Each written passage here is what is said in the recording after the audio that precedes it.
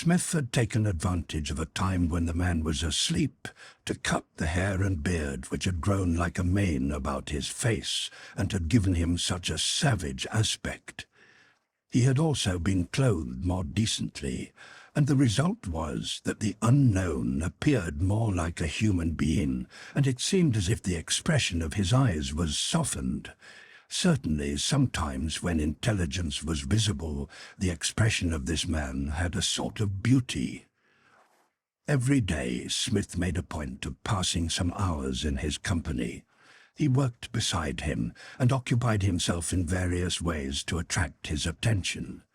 It would suffice if a single ray of light illuminated his reason, if a single remembrance crossed his mind.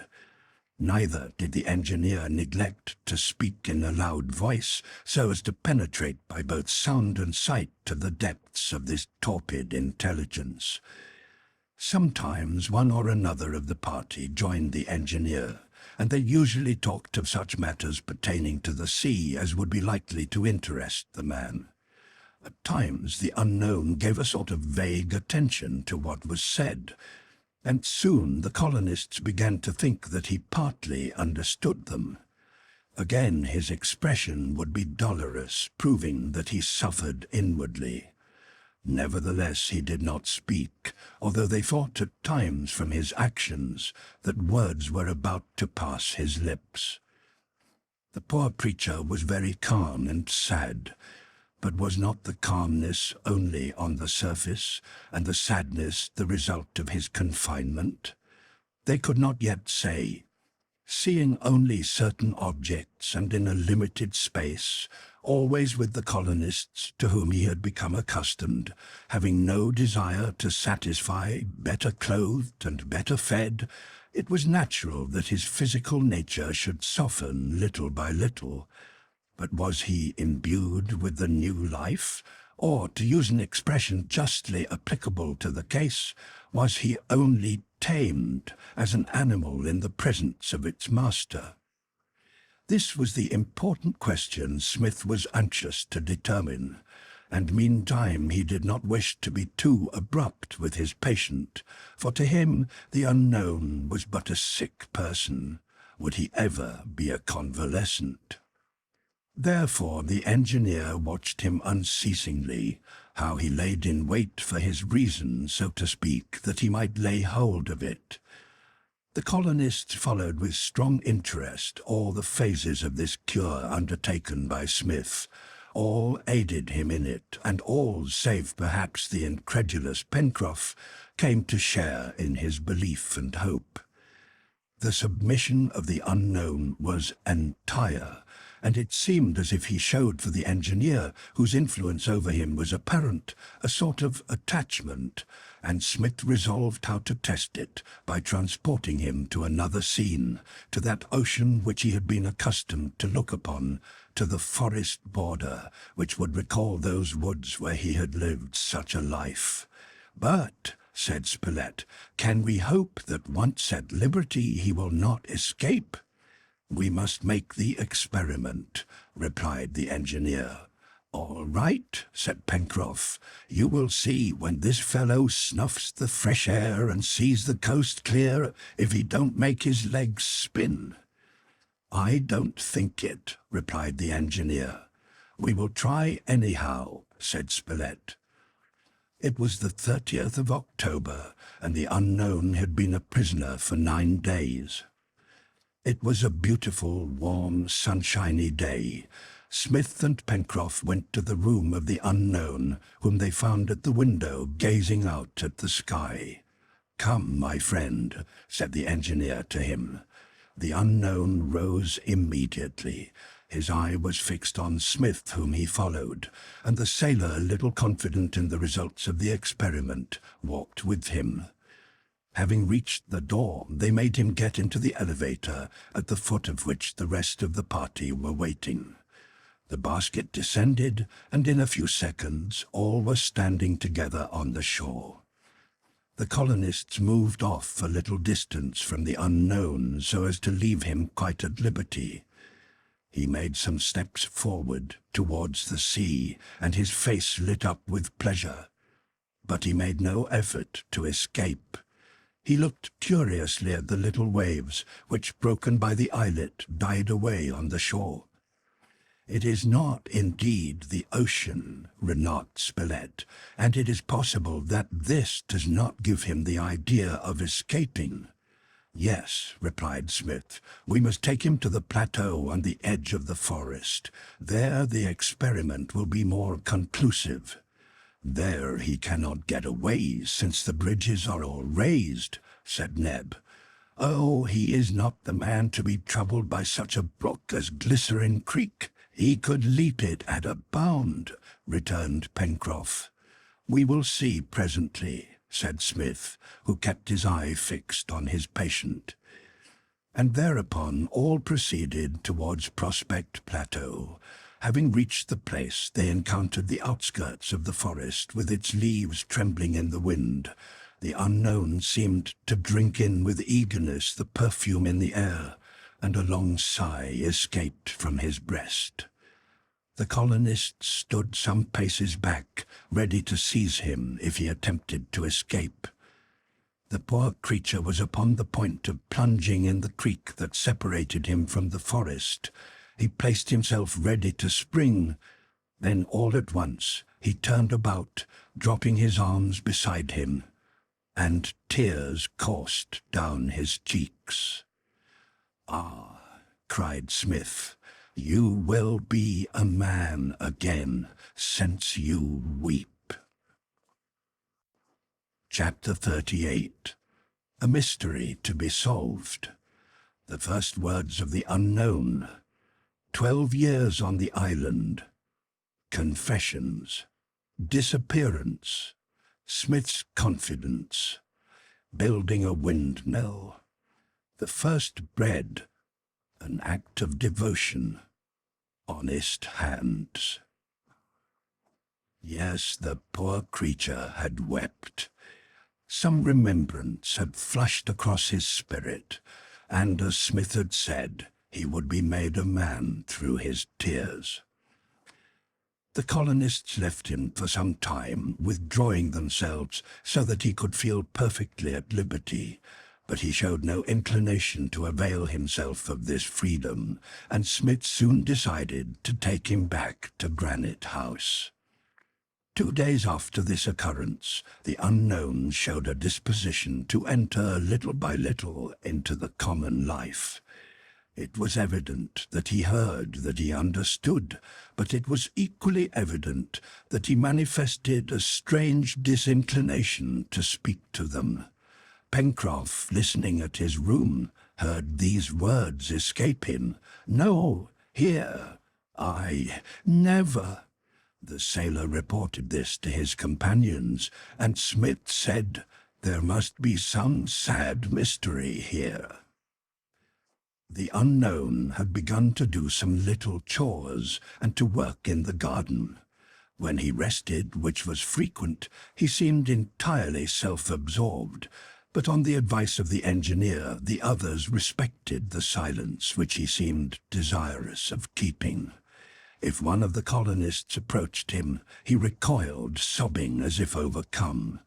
Could it be by remorse, or was it, as Spilett once suggested, "If he does not speak, I believe it is because he has something on his mind too terrible to mention"? Some days later, the unknown was working on the plantation, when of a sudden he stopped and let his spade fall, and Smith, who was watching him from a distance, saw that he was weeping again. An irresistible pity drew the engineer to the poor fellow's side, and touching his arm lightly, "My friend," said he. The unknown tried to look away, and when Smith sought to take his hand, he drew back quickly. "My friend," said Smith with decision, "I wish you to look at me." The unknown obeyed, raising his eyes and regarding the other as one does who is under the influence of magnetism. At first he wished to break away, then his whole expression changed, his eyes flashed, and unable longer to contain himself, he muttered some incoherent words. Suddenly He crossed his arms, and in a hollow voice, "Who are you?" he demanded. "Men shipwrecked as you have been," replied the engineer, greatly moved. "We have brought you here among your kindred." "My kindred? I have none." "You are among friends." "Friends? I friends?" cried the unknown, hiding his face in his hands. "Oh, no, never! Leave me! Leave me!" And he rushed to the brink of the plateau overlooking the sea, and stood there motionless for a long time. Smith had rejoined his companions and had related to them what had happened. "There certainly is a mystery in this man's life," said Spilett, "and it seems as if his first human sensation was remorse. I don't understand what kind of a man we have brought back," says the sailor. "He has secrets, which we will respect," answered the engineer quickly. "If he has committed some fault, he has cruelly expiated it, and in our sight it is absolved." For 2 hours the unknown remained upon the shore, evidently under the influence of remembrances which brought back to him all his past, a past which doubtless was hateful enough, and the colonists, though keeping watch upon him, respected his desire to be alone. Suddenly he seemed to have taken a resolution, and he returned to the engineer. His eyes were red with the traces of tears, and his face wore an expression of deep humility. He seemed apprehensive, ashamed, humiliated, and his looks were fixed on the ground. "Sir," said he, "are you and your companions English?" "No," replied Smith, "we are Americans." "Ah," murmured the unknown, "I am glad of that." "And what are you, my friend?" asked the engineer. "English," he responded, as if these few words had cost him a great effort. He rushed to the shore and traversed its length to the mouth of the Mersey in a state of extreme agitation. Having at one place met Harbert, he stopped, and in a choking voice accosted him. "What month is it?" "November," replied the lad. "And what year?" 1866. 12 years! 12 years! he cried, and then turned quickly away. Harbert related this incident to the others. "The poor creature knew neither the month nor the year," remarked Spilett. "And he had been 12 years on the island when we found him." 12 years, said Smith. 12 years of isolation, after a wicked life perhaps, that would indeed affect a man's reason. "I cannot help thinking," observed Pencroff, "that this man was not wrecked on that island, but that he has been left there for some crime." "You may be right, Pencroff," replied the reporter, "and if that is the case, it is not impossible that whoever left him there may return for him some day." "And they would not find him," said Harbert. "But then," exclaimed Pencroff, "he would want to go back, and—" "My friends," interrupted Smith, "do not let us discuss this question till we know what we are talking about. I believe that this unhappy man has suffered, and that he has paid bitterly for his faults, whatever they may have been, and that he is struggling with the need of opening his heart to someone. Do not provoke him to speak. He will tell us of his own accord some day, and when we have learned all, we will see what course it will be necessary to follow.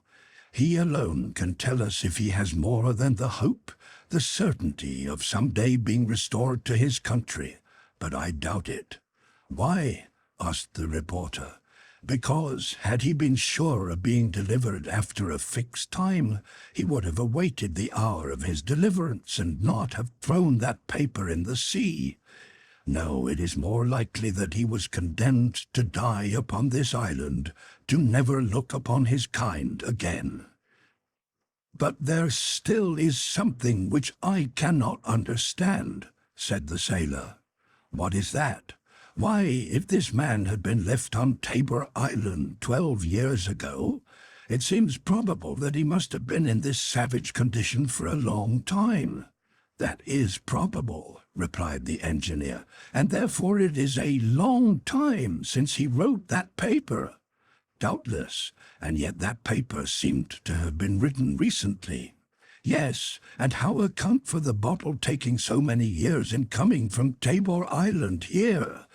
It is not absolutely impossible, responded the reporter. Could not it have been in the neighborhood of the island for a long time, and have remained floating? No, answered the sailor, for sooner or later it would have been dashed to pieces on the rocks. It would indeed, said Smith thoughtfully. And moreover, continued the sailor, if the paper had been enclosed in the bottle for a long time, it would have been injured by the moisture, whereas it was not damaged in the least.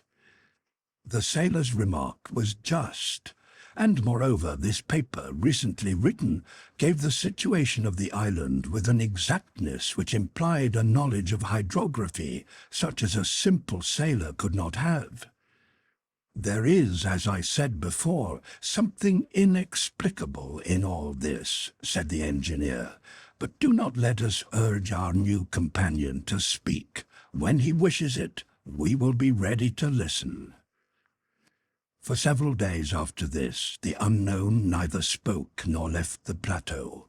He worked incessantly, digging in the garden apart from the colonists, and at mealtimes, although he was often asked to join them, he remained alone, eating but a few uncooked vegetables.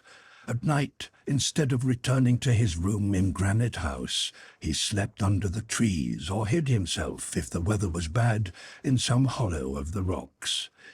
Thus he returned again to that manner of life in which he had lived when he had no other shelter than the forests of Tabor Island, and all endeavor to make him modify this life having proved fruitless, the colonists waited patiently.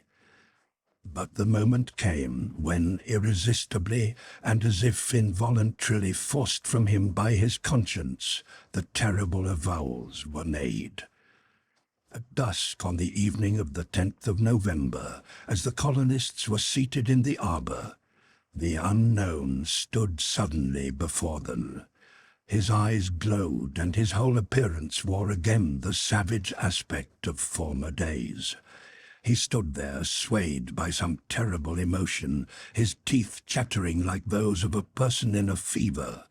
The colonists were astounded. What was the matter with him? Was the sight of his fellow creatures unendurable? Had he had enough of this honest life? Was he homesick for his brutish life?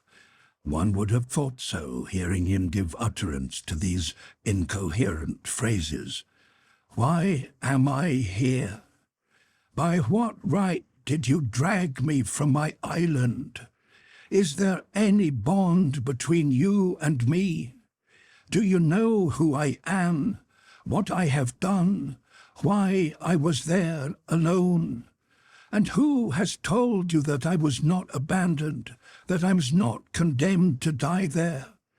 Do you know my past? Do you know whether I have not robbed, murdered, if I am not a miserable, a wicked being, fit to live like a wild beast, far from all? Say, do you know? The colonists listened silently to the unhappy creature, from whom these half-avowals came in spite of himself. Smith, wishing to soothe him, would have gone to him, but the unknown drew back quickly. "No, no," he cried. "One word only. Am I free?" "You are free," replied the engineer. "Then goodbye," he cried, rushing off. Neb, Pencroff, and Harbert ran to the border of the wood, but they returned alone. "We must let him have his own way," said the engineer. "He will never come back," exclaimed Pencroff. "He will return," replied the engineer. And after that conversation many days passed, but Smith, was it a presentiment, persisted in the fixed idea that the unhappy man would return sooner or later. It is the last struggle of this rude nature which is touched by remorse, and which would be terrified by a new isolation. In the meantime, work of all kinds was continued both on Prospect Plateau and at the corral, where Smith proposed to make a farm. It is needless to say that the seeds brought from Tabor Island had been carefully sown. The plateau was a great kitchen garden, well laid out and enclosed, which kept the colonists always busy. As the plants multiplied, it was necessary to increase the size of the beds, which threatened to become fields and to take the place of the grassland. But as forage abounded in other parts of the island, there was no fear of the onagers having to be placed on rations, and it was also better to make Prospect Plateau, defended by its belt of creeks, a garden of this kind, and to extend the fields which required no protection beyond the belt. On the 15th of November, they made their third harvest. Here was a field which had indeed increased in the 18 months since the first grain of corn had been sown. The second crop of 600,000 grains produced this time 4,000 bushels, or more than 500 million grains. The colonists were therefore rich in corn, as it was only necessary to sow a dozen bushels each year in order to have a supply sufficient for the nourishment of man and beast. After harvesting, they gave up the last fortnight in the month to bread-making. They had the grain but not the flour, and a mill was therefore necessary. Smith could have used the other waterfall which fell into the Mersey, but after discussing the question, it was decided to build a simple windmill on the summit of the plateau. Its construction would be no more difficult than a watermill, and they would be sure of always having a breeze on this open elevation. "Without counting," said Pencroff, "the fine aspect a windmill will give to the landscape."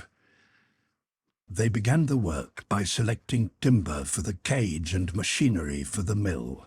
Some large sandstones which the colonists found to the north of the lake were readily made into millstones, and the inexhaustible envelope of the balloon furnished the cloth necessary for the sails.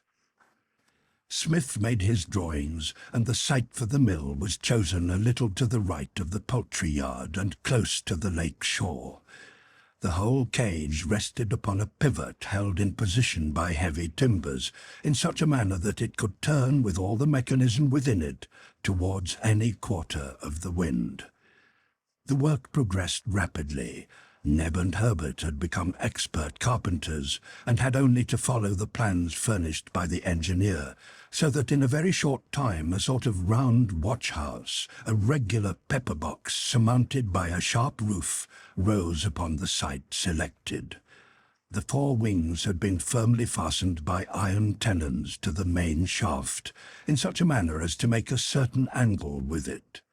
As for the various parts of the interior mechanism, the two millstones, the runner and the feeder, the hopper, a sort of huge square trough, large above and small below, permitting the grains to fall upon the millstones, the oscillating bucket, designed to regulate the passage of the grain, and finally the bolter, which by the operation of the sieve separated the bran from the flour.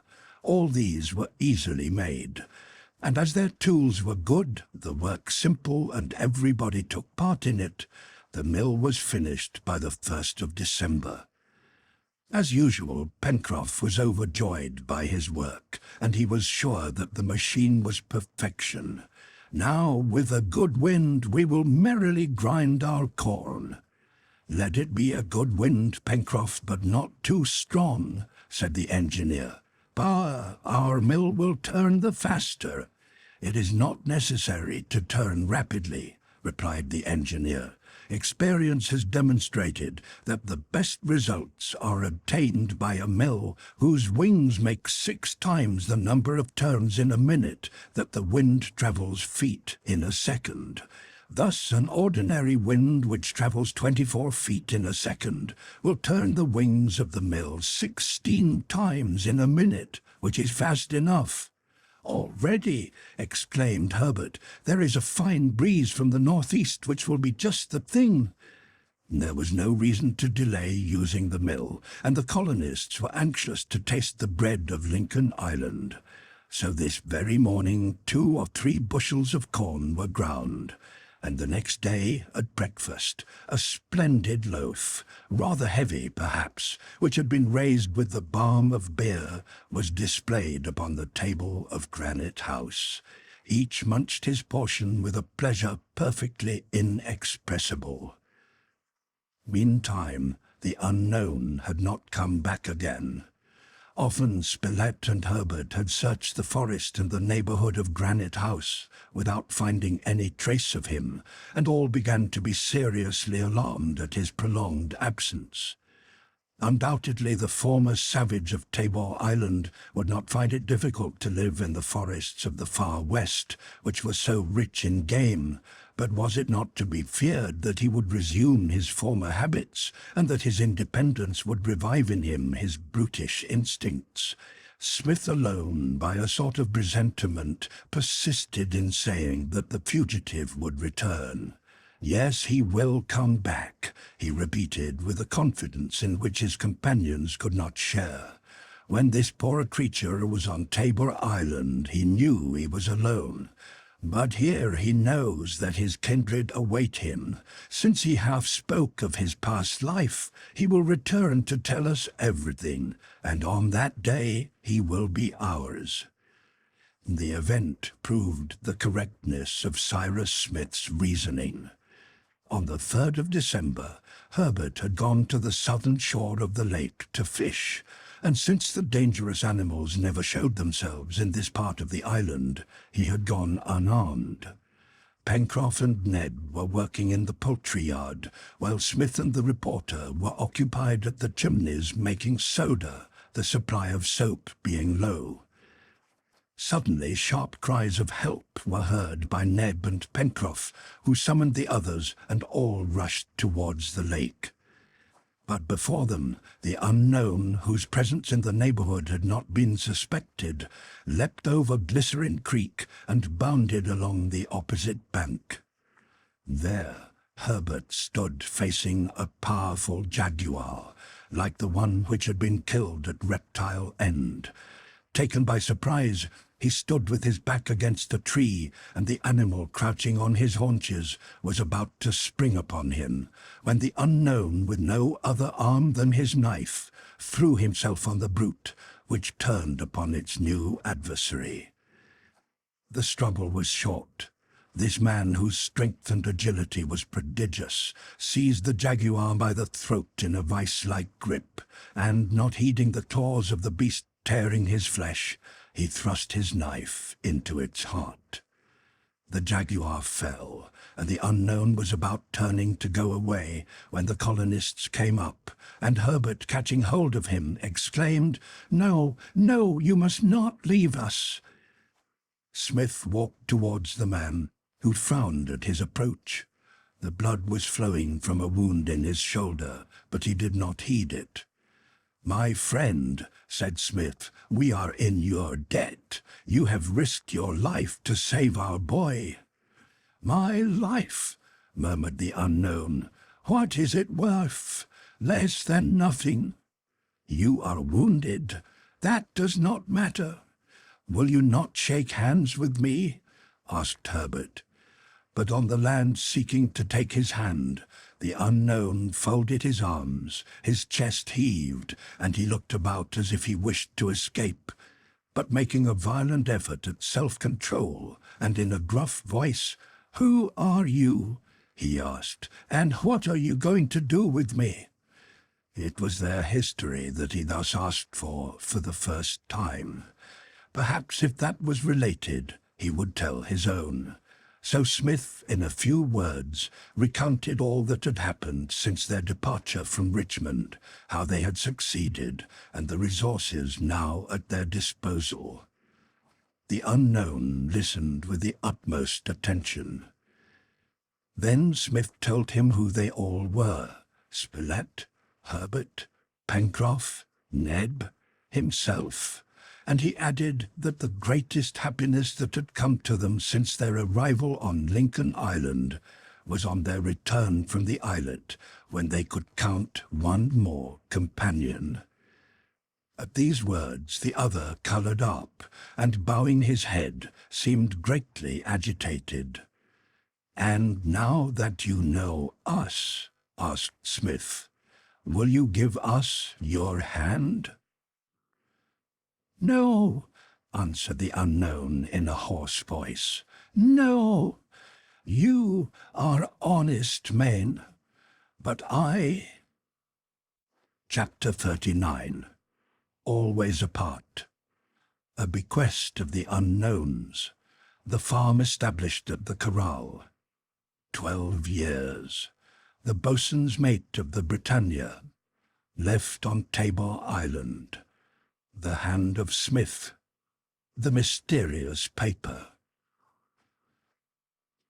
These last events justified the presentiments of the colonists. There was some terrible past in the life of this man, expiated perhaps in the eyes of men, but which his conscience still held unabsolved. At any rate, he felt remorse. He had repented, and his new friends would have cordially grasped that hand, but he did not feel himself worthy to offer it to honest men. Nevertheless, after the struggle with the jaguar, he did not go back to the forest, but remained within the bounds of Granite House. What was the mystery of this life? Would he speak of it some day?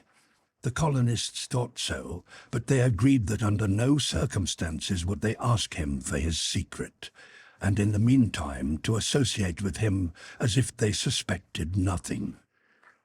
For some days everything went on as usual. Smith and Spilett worked together, sometimes as chemists, sometimes as physicists, the reporter never leaving the engineer, except to hunt with Harbert, as it was not prudent to allow the young lad to traverse the forest alone. As to Neb and Pencroff, the work in the stables and poultry yard or at the corral, besides the chores about Granite House, kept them busy. The unknown worked apart from the others. He had gone back to his former habit of taking no share in the meals, of sleeping under the trees, of having nothing to do with his companions. It seemed, indeed, as if the society of those who had saved him was intolerable. "But why, then," asked Pencroff, "did he seek succour from his fellow creatures? Why did he throw this paper in the sea?" "He will tell us everything," was Smith's invariable answer. "But when? Perhaps sooner than you think, Pencroff." And indeed, on the 10th of December, a week after his return to Granite House, the unknown accosted the engineer, and in a quiet, humble voice said, "Sir, I have a request to make." "Speak," replied the engineer. "But first let me ask you a question." At these words the unknown coloured and drew back. Smith saw what was passing in the mind of the culprit, who feared doubtless that the engineer would question him upon his past. Smith took him by the hand. "Comrade," said he, "we are not only companions, we are friends. I wanted to say this to you first. Now I will listen." The unknown covered his eyes with his hand. A sort of tremor seized him, and for some moments he was unable to articulate a word. "Sir," said he at length, "I came to implore a favour from you." "What is it?" "You have 4 or 5 miles from here, at the foot of the mountain, a corral for your animals. These require looking after. Will you permit me to live over there with them?" Smith regarded the unhappy man for some time with deep commiseration. Then, "My friend," said he, "the corral has nothing but sheds, only fit for the animals. It will be good enough for me, sir." "My friend," replied Smith, "we will never thwart you in anything. If you wish to live in the corral, you may. Nevertheless, you will always be welcome at Granite House. But since you desire to stay at the corral, we will do what is necessary to make you comfortable. Never mind about that. I will get along well enough." "My friend," responded Smith, who persisted in the use of this cordial title, "you must let us be the judges in that matter." The unknown thanked the engineer and went away, and Smith, having told his companions of the proposition that had been made, they decided to build a log house at the corral and to make it as comfortable as possible. The same day, the colonists went with the necessary tools to the place, and before the week was out, the house was ready for its guest. It was built 20 feet from the sheds at a place where the herd of mouflons, now numbering 24 animals, could be easily overlooked.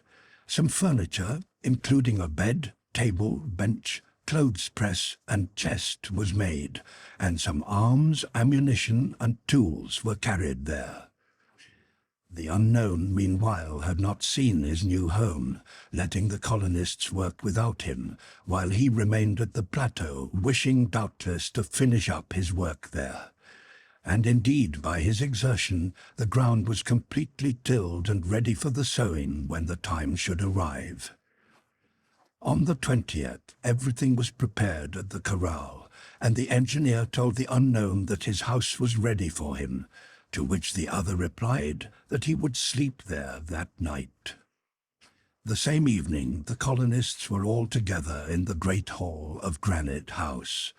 It was 8 o'clock, the time of their companion's departure, and not wishing by their presence to impose on him the leave-taking which would perhaps have cost him an effort, they had left him alone and gone up into Granite House. They had been conversing together in the hall for some minutes when there was a light knock on the door. The unknown entered, and without further introduction, "Before I leave you, sirs," said he, "it is well that you should know my history. This is it." These simple words greatly affected Smith and companions. The engineer started up.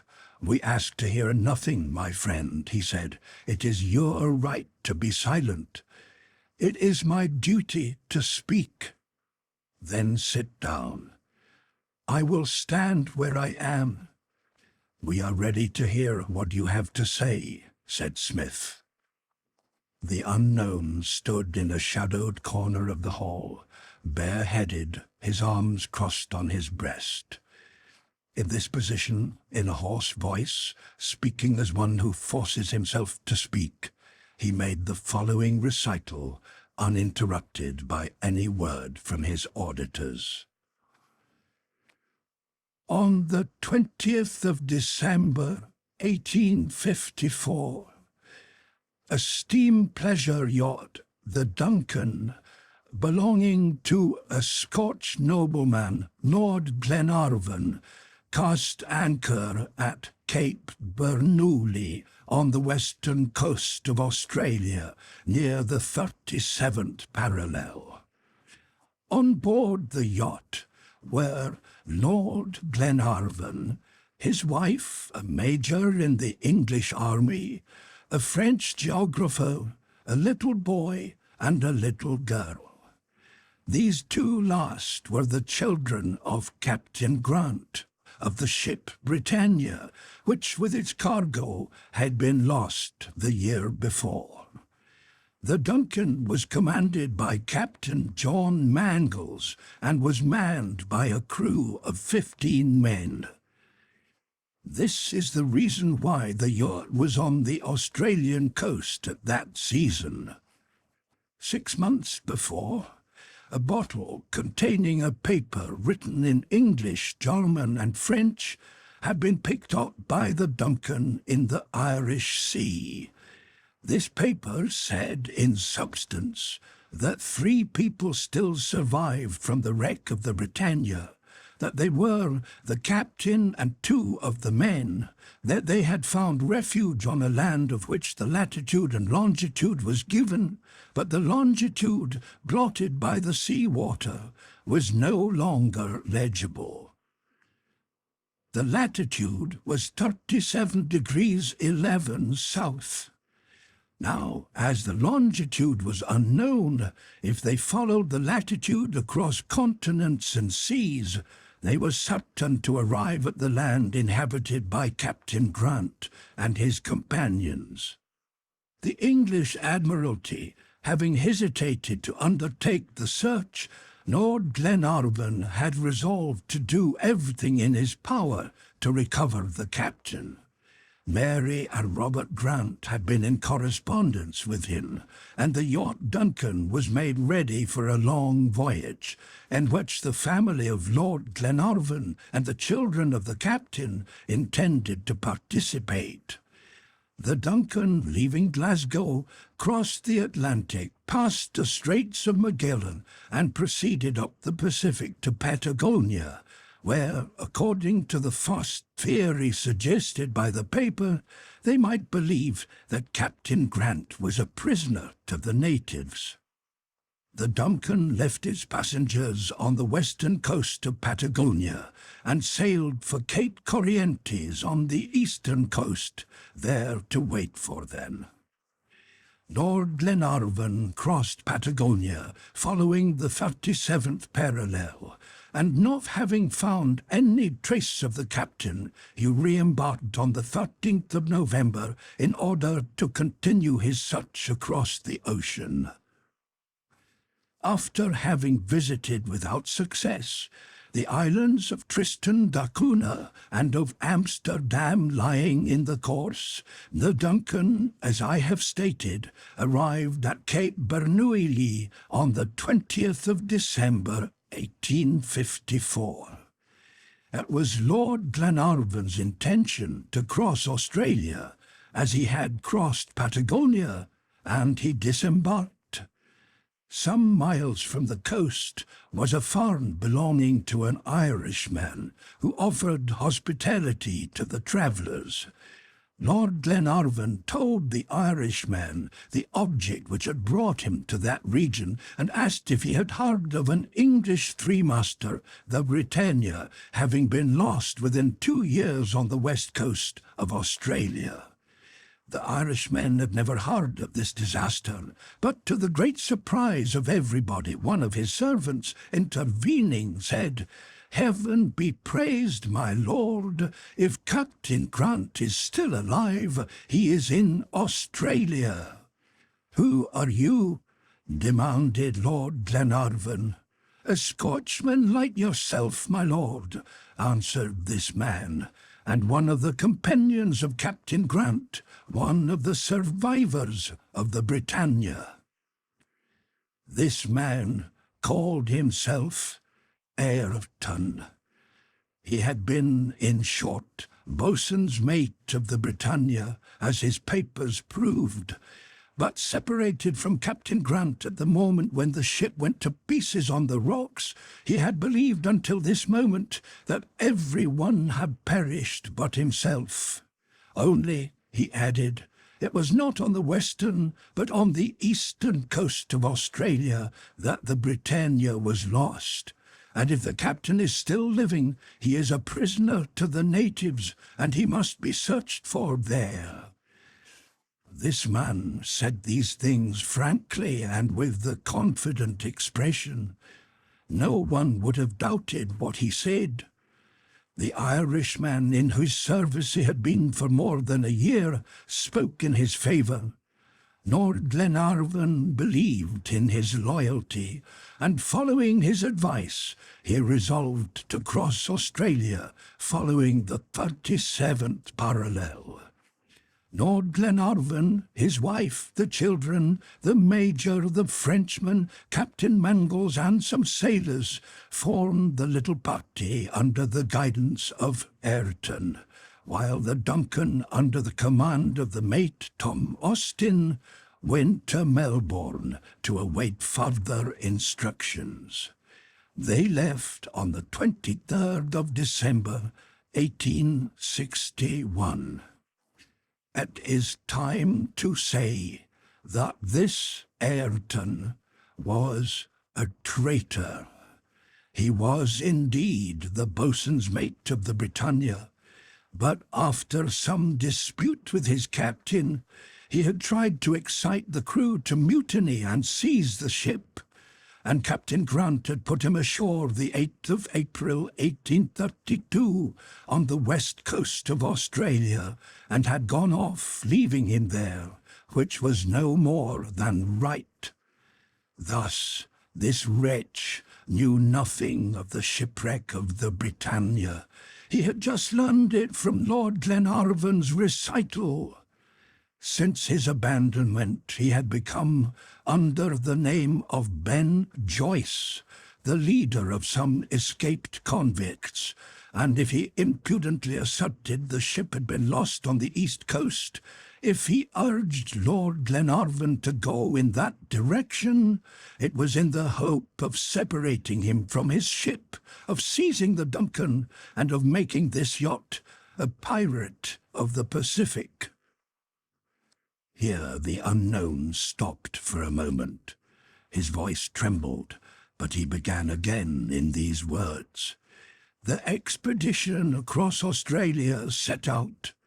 It was naturally unfortunate, since Ayrton, or Ben Joyce, whichever you wish, led it, sometimes preceded, sometimes followed by the band of convicts who had been informed of the plot. Meanwhile, the Duncan had been taken to Melbourne to await instructions. It was therefore necessary to persuade Lord Glenarvan to order her to leave Melbourne and to proceed to the east coast of Australia, where it would be easy to seize her. After having led the expedition sufficiently near this coast, into the midst of vast forests, where all resources were wanting, Ayrton obtained a letter which he was ordered to deliver to the mate of the Duncan, a letter which gave the order directing the yacht to proceed immediately to the east coast, to Twofold Bay, a place some days' journey from the spot where the expedition had halted. It was at this place that Ayrton had given the rendezvous to his accomplices. At the moment when this letter was to have been sent, the traitor was unmasked and was obliged to flee. But this letter giving him the Duncan must be had at any cost. Ayrton succeeded in getting hold of it, and in 2 days afterwards he was in Melbourne. So far, the criminal had succeeded in his odious projects. He could take the Duncan to this Twofold Bay, where it would be easy for the convicts to seize her, and her crew massacred. Ben Joyce would be master of the sea. Heaven stalked in the consummation of these dark designs. Ayrton, having reached Melbourne, and gave the letter to the mate, Tom Austin, who made ready to execute the order. But one can judge of the disappointment and the rage of Ayrton when, the second day out, he learned that the mate was taking the ship not to Twofold Bay on the east coast of Australia, but to the east coast of New Zealand. He wished to oppose this, but the mate showed him his order, and in truth, by a providential error of the French geographer who had written this letter, the eastern coast of New Zealand had been named as their place of destination. All the plans of Ayrton had miscarried. He tried to mutiny. They put him in irons, and he was taken to the coast of New Zealand, unaware of what had become of his accomplices or of Lord Glenarvan. The Duncan remained on this coast until the 3rd of March. On that day, Ayrton heard firing. It was a salute from the Duncan, and very soon Lord Glenarvan and all his party came on board. This is what had happened. After innumerable fatigues and dangers, Lord Glenarvan had been able to accomplish his journey and arrived at Twofold Bay. The Duncan was not there. He telegraphed to Melbourne and received a reply. Duncan sailed on the 18th. Destination unknown. Lord Glenarvan could think of but one explanation. That was that the good yacht had fallen into the hands of Ben Joyce and had become a pirate ship. Nevertheless, Lord Glenarvan did not wish to give up his undertaking. He was an intrepid and a generous man. He embarked on a merchant vessel which took him to the west coast of New Zealand, and he crossed the country, following the 37th parallel, without finding any trace of Captain Grant. But on the other coast, to his great surprise, and by the bounty of heaven, he found the Duncan, commanded by the mate, which had been waiting for him for 5 weeks. It was the 3rd of March, 1855.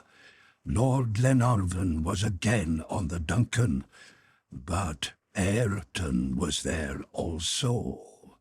He was brought before his lordship, who wished to get from this bandit all that he knew concerning Captain Grant. Ayrton refused to speak.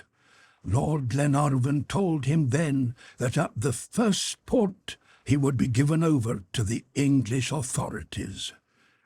Ayrton remained silent. The Duncan continued along the 37th parallel. Meanwhile, Lady Glenarvan undertook to overcome the obstinacy of the bandit, and finally her influence conquered him. Ayrton, in exchange for what he would tell, proposed to Lord Glenarvan to leave him upon one of the islands in the Pacific, instead of giving him up to the English authorities.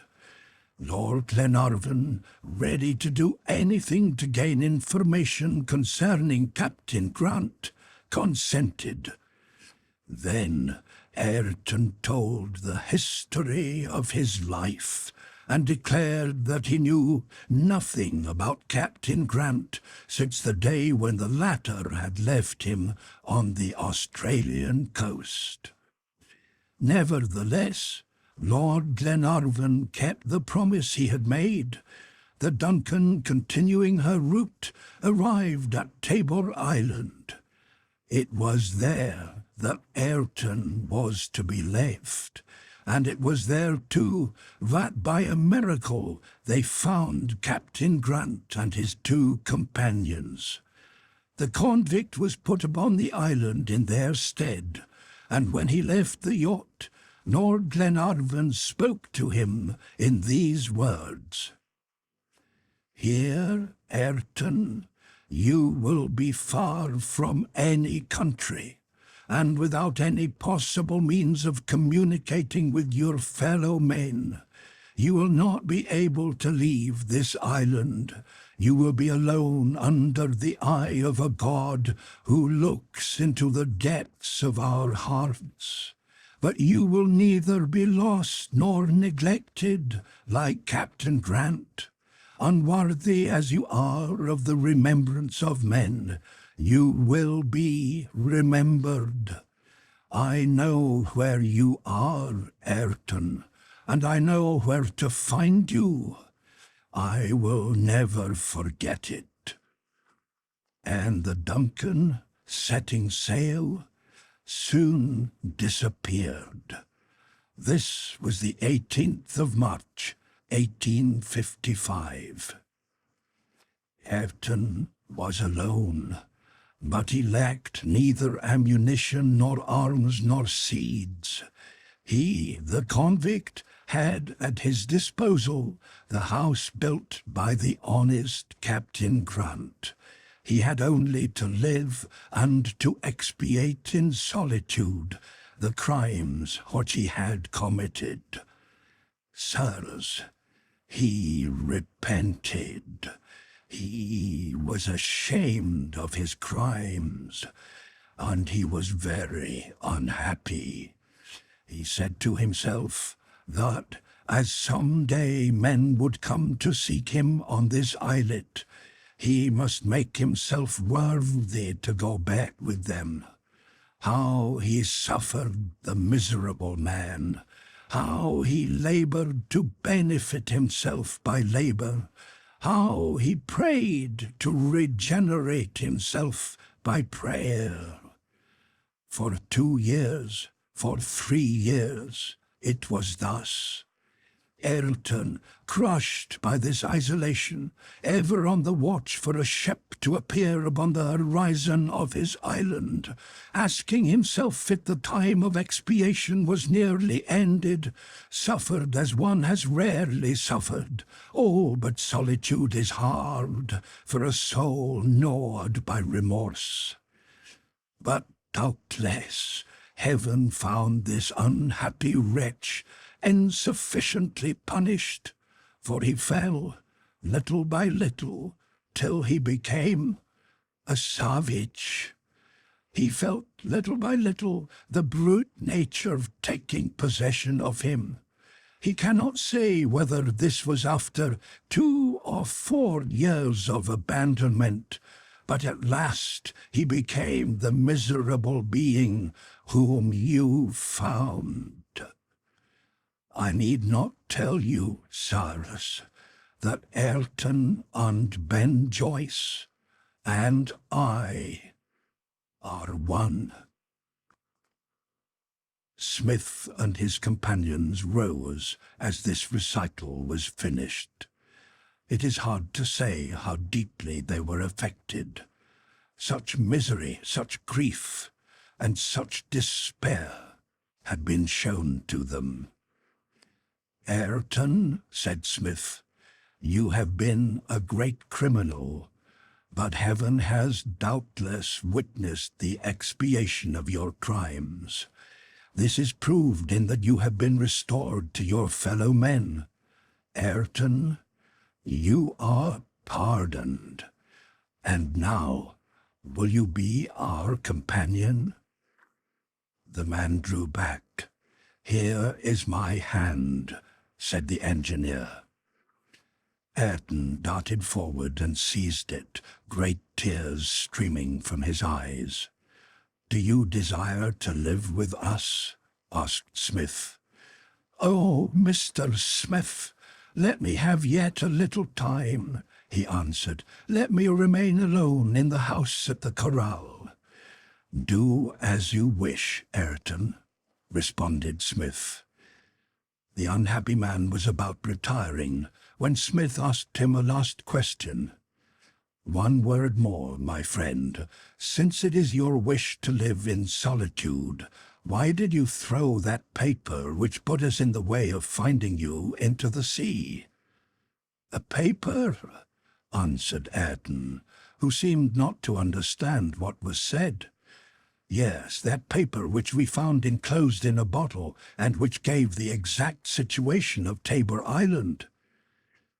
The man put his hand to his forehead, and after some reflection said, I never threw any paper into the sea.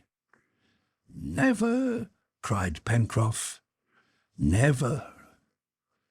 And then, inclining his head, Ayrton left the room. Chapter 40. A Talk. Smith and Spilett. The engineer's idea. The electric telegraph. The wires. The battery. The alphabet. Fine weather. The prosperity of the colony.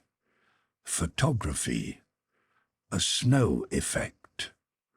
2 years on Lincoln Island. "The poor man," said Harbert, returning from the door after having watched Ayrton slide down the rope of the elevator and disappear in the darkness. "He will come back," said Smith. "What does it mean," exclaimed Pencroff, "that he had not thrown this bottle into the sea? Then who did it?"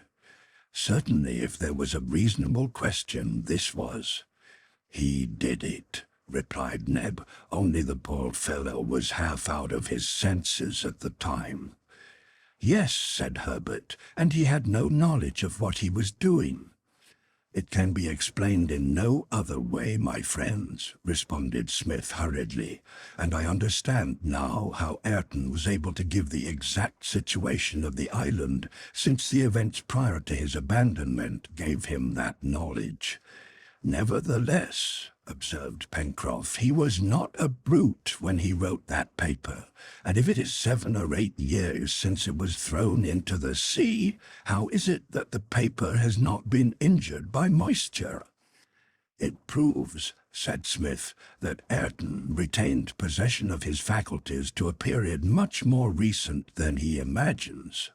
"That must be it," replied Pencroff, "for otherwise the thing would be inexplicable." "Inexplicable indeed," answered the engineer, who seemed not to wish to prolong this talk. "Has Ayrton told the truth?" questioned the sailor. "Yes," answered the reporter, "the history he has related is true in every particular. I remember perfectly well that the papers reported Lord Glenarvan's undertaking and its result."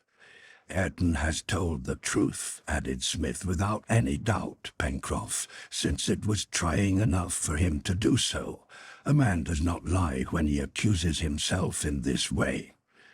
The next day, the 21st, the colonists went down to the beach and then clambered up to the plateau, but they saw nothing of Ayrton. The man had gone to his house the night before, and they judged it best not to intrude upon him.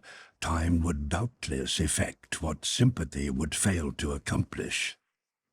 Herbert, Pencroff, and Neb resumed their accustomed occupations, and it happened that their work brought Smith and Spilett together at the Chimneys.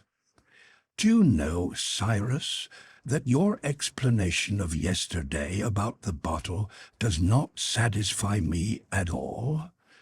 It is impossible to suppose that this unhappy creature could have written that paper and thrown the bottle into the sea without remembering anything about it.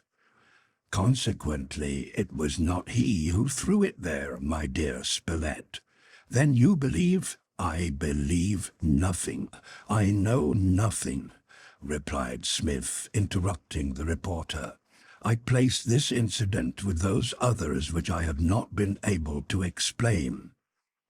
"In truth, Cyrus," said Spilett, "these things are incredible.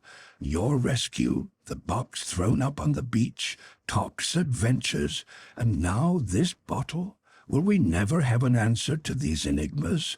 Yes," answered the engineer earnestly, "yes, when I shall have penetrated the bowels of this island. Chance will perhaps give us the key to this mystery. Chance, Spilett. I do not believe in chance any more than I believe in mystery in this world. There is a cause for everything, however inexplicable, which has happened here, and I will discover it. But while waiting, let us watch and work." January arrived, and the year 1867 began. The works had been pushed forward vigorously. One day, Herbert and Spilett, passing the corral, ascertained that Ayrton had taken possession of his abode. He occupied himself with the large herd confided to his care, and thus saved his companions the necessity of visiting it 2 or 3 times a week. Nevertheless, in order not to leave Ayrton too much alone, they frequently went there. It was just as well, owing to certain suspicions shared by Smith and Spilett, that this part of the island should be under a certain supervision, and Ayrton, if anything happened, would not fail to let the inhabitants of Granite House know of it. Possibly some sudden event might happen which it would be important to communicate to the engineer without delay, and, aside from whatever might be connected with the mystery of the island, other things requiring the prompt intervention of the colonists might occur, as, for example, the discovering of a ship in the offing and in sight of the west coast, a wreck on that shore, the possible arrival of pirates, etc. So Smith determined to place the coral in instant communication with Granite House. It was the 10th of January when he told his project to his companions. "How are you going to do such a thing as that, Mr. Smith?" asked Pencroff. "Maybe you propose to erect a telegraph?" "That is precisely what I propose to do." "Electric?" exclaimed Harbert. "Electric," responded Smith. "We have everything necessary for making a battery, and the most difficult part will be to make the wires, but I think we can succeed." "Well, after this," replied the sailor, "I expect some day to see us riding along on a railway." They entered upon the work at once, beginning with the most difficult part, that is to say the manufacture of the wires, since if that failed it would be useless to make the battery and other accessories. The iron of Lincoln Island was, as we know, of excellent quality, and therefore well adapted to the purpose. Smith began by making the steel plate pierced with conical holes of different sizes, which would bring the wire to the desired size.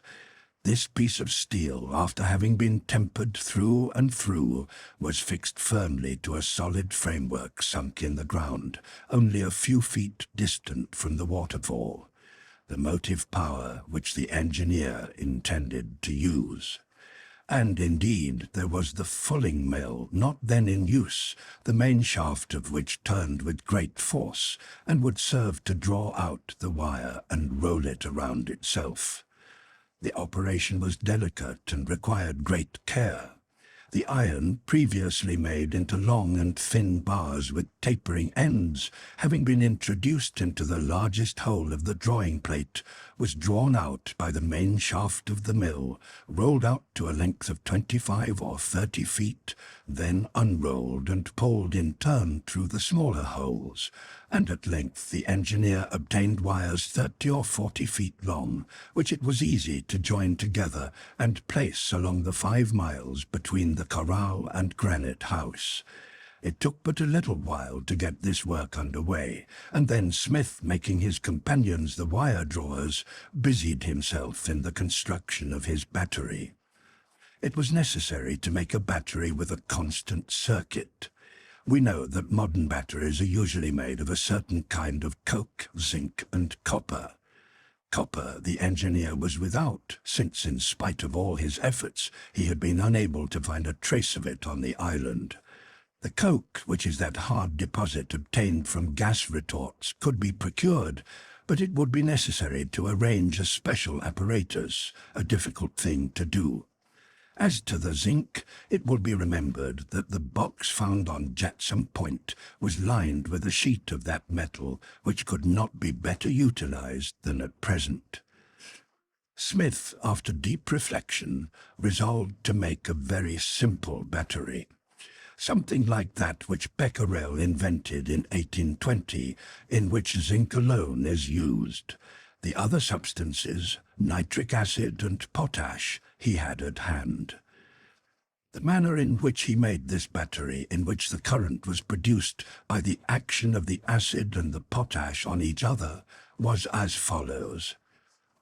A certain number of glass vessels were made and filled with nitric acid. They were corked with perforated corks containing glass tubes reaching into the acid and stopped with clay plugs connected with threads. Into these tubes the engineer poured a solution of potash obtained from burnt plants, and thus the acid and the potash reacted on each other through the clay. Then Smith plunged 2 plates of zinc, the one in the nitric acid, the other in the solution, and thus produced a circuit between the tube and jar. And as these plates had been connected by a bit of wire, the one in the tube became the positive and the other the negative pole of the apparatus. Each jar produced its currents, which together were sufficient to cause all the phenomena of the electric telegraph. On the 6th of February, they began to erect the poles furnished with glass insulators, and some days later the wire was stretched, ready to produce the electric current, which travels with the speed of 100,000 kilometers a second. 2 batteries had been made, one for Granite House and the other for the corral, as if the corral had to communicate with Granite House, it might also be needful for Granite House to communicate with the corral. As to the indicator and manipulator, they were very simple. At both stations, the wire was wrapped around an electromagnet of soft iron. Communication was established between the 2 poles. The current, leaving the positive pole, traversed the wire, passed into the electromagnet, and returned underground to the negative pole. The current closed, the attraction of the electromagnet ceased. It was therefore sufficient to place a plate of soft iron before the electromagnet, which, attracted while the current is passing, falls when it is interrupted. The movement of the plate thus obtained, Smith easily fastened to it a needle pointing to a dial which bore the letters of the alphabet upon its face. Everything was finished by the 12th of February. On that day, Smith, having turned on the current, asked if everything was all right at the corral, and received in a few moments a satisfactory reply from Ayrton. Pencroff was beside himself with delight, and every morning and evening he sent a telegraph to the corral, which never remained unanswered. This method of communication presented evident advantages, both in informing the colonists of Ayrton's presence at the corral and in preventing his complete isolation. Moreover, Smith never allowed a week to pass without visiting him, and Ayrton came occasionally to Granite House, where he always found a kind reception. Continuing their accustomed work, the fine weather passed away, and the resources of the colony, particularly in vegetables and cereals, increased from day to day, and the plants brought from Tabor Island had been perfectly acclimated. The plateau presented a most attractive appearance.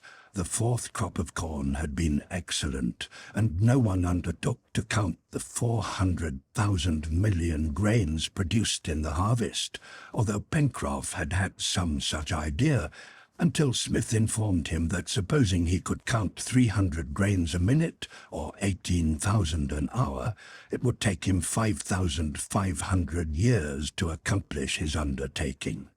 The weather was superb, though somewhat warm during the day, but in the evening the sea breeze sprung up, tempering the air and giving refreshing nights to the inhabitants of Granite House. Still, there were some storms which, although not long continued, fell upon Lincoln Island with extraordinary violence. For several hours at a time the lightning never ceased illuminating the heavens, and the thunder roared without cessation. This was a season of great prosperity to the little colony. The denizens of the poultry yard increased rapidly, and the colonists lived on this increase as it was necessary to keep the population within certain limits. The pigs had littered, and Pencroff and Neb's attention to these animals absorbed a great part of their time. There were 2 young onagers, and their parents were often ridden by Spilett and Harbert, or hitched to the cart to drag wood or bring the minerals which the engineer made use of. Many explorations were made about this time into the depths of the far west. The explorers did not suffer from the heat, as the sun's rays could not penetrate the leafy roof above them. Thus they visited all that part to the left of the Mersey, bordering on the route from the corral to the mouth of Fall River. But during these excursions the colonists took care to be well armed, as they often encountered exceedingly savage and ferocious wild boars. They also waged war against the jaguars, for which animals Spilett had a special hatred, and his pupil Harbert seconded him well.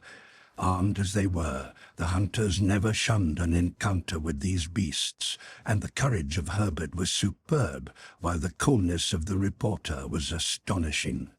20 magnificent skins already ornamented the hall at Granite House, and at this rate the jaguars would soon be exterminated. Sometimes the engineer took part in explorations of the unknown portions of the island, which he observed with minute attention. There were other traces than those of animals which he sought for in the thickest places in the forests, but not once did anything suspicious appear. Top and Jup, who accompanied him, showed by their action that there was nothing there, and yet the dog had growled more than once again above that pit which the engineer had explored without result. During this season, Spilett, assisted by Harbert, took numerous views of the most picturesque portions of the island by means of the photographic apparatus which had not been used until now. This apparatus, furnished with a powerful lens, was very complete. All the substances necessary in photographic work were there. The nitrate of silver, the hyposulfate of soda, the chloride of ammonium, the acetate of soda, and the chloride of gold. Even the paper was there, all prepared, so that all that was necessary in order to use it was to steep it for a few moments in diluted nitrate of silver.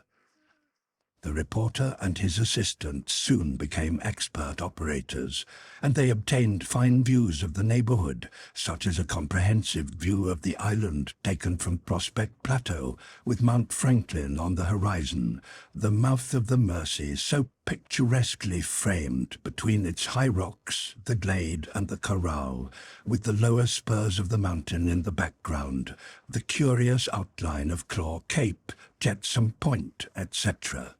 Neither did the photographers forget to take portraits of all the inhabitants of the island without exception. "Its people," as Pencroff expressed it. And the sailor was charmed to see his likeness faithfully reproduced, ornamenting the walls of Granite House, and he stood before this display as pleased as if he had been gazing in one of the richest show windows on Broadway.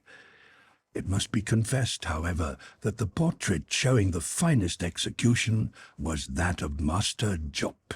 Master Jup has posed with a gravity impossible to describe, and his picture was a speaking likeness. "One would say he was laughing," exclaimed Pencroff, "and if Jup had not been satisfied, he must have been hard to please.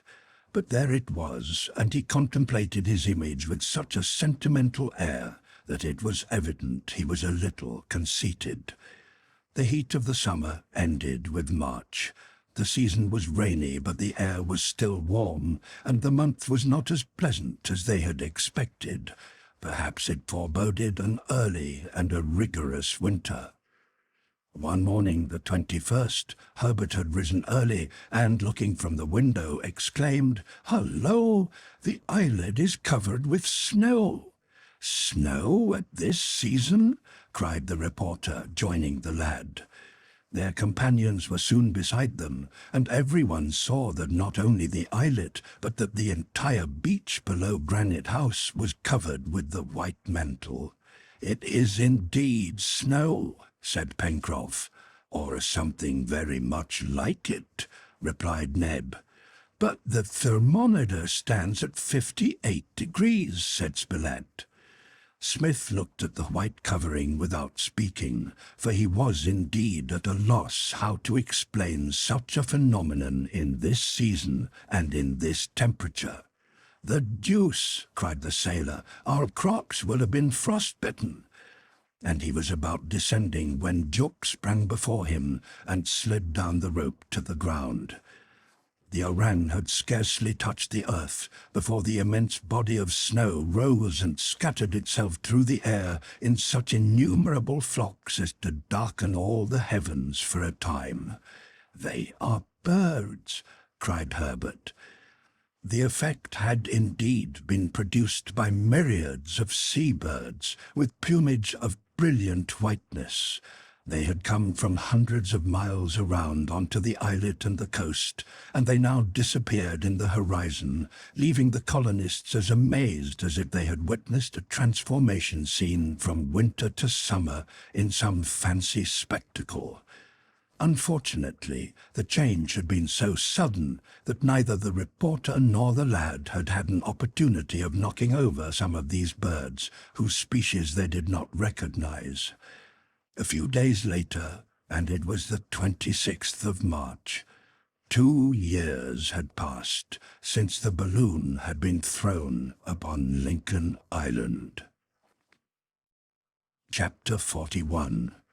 Thoughts of home, chances of return, plan to explore the coast, the departure of the 16th of April, Serpentine Peninsula seen from sea, the basaltic cliffs of the western coast, bad weather, night, a new incident. 2 years already. For 2 years the colonists had had no communication with their fellows.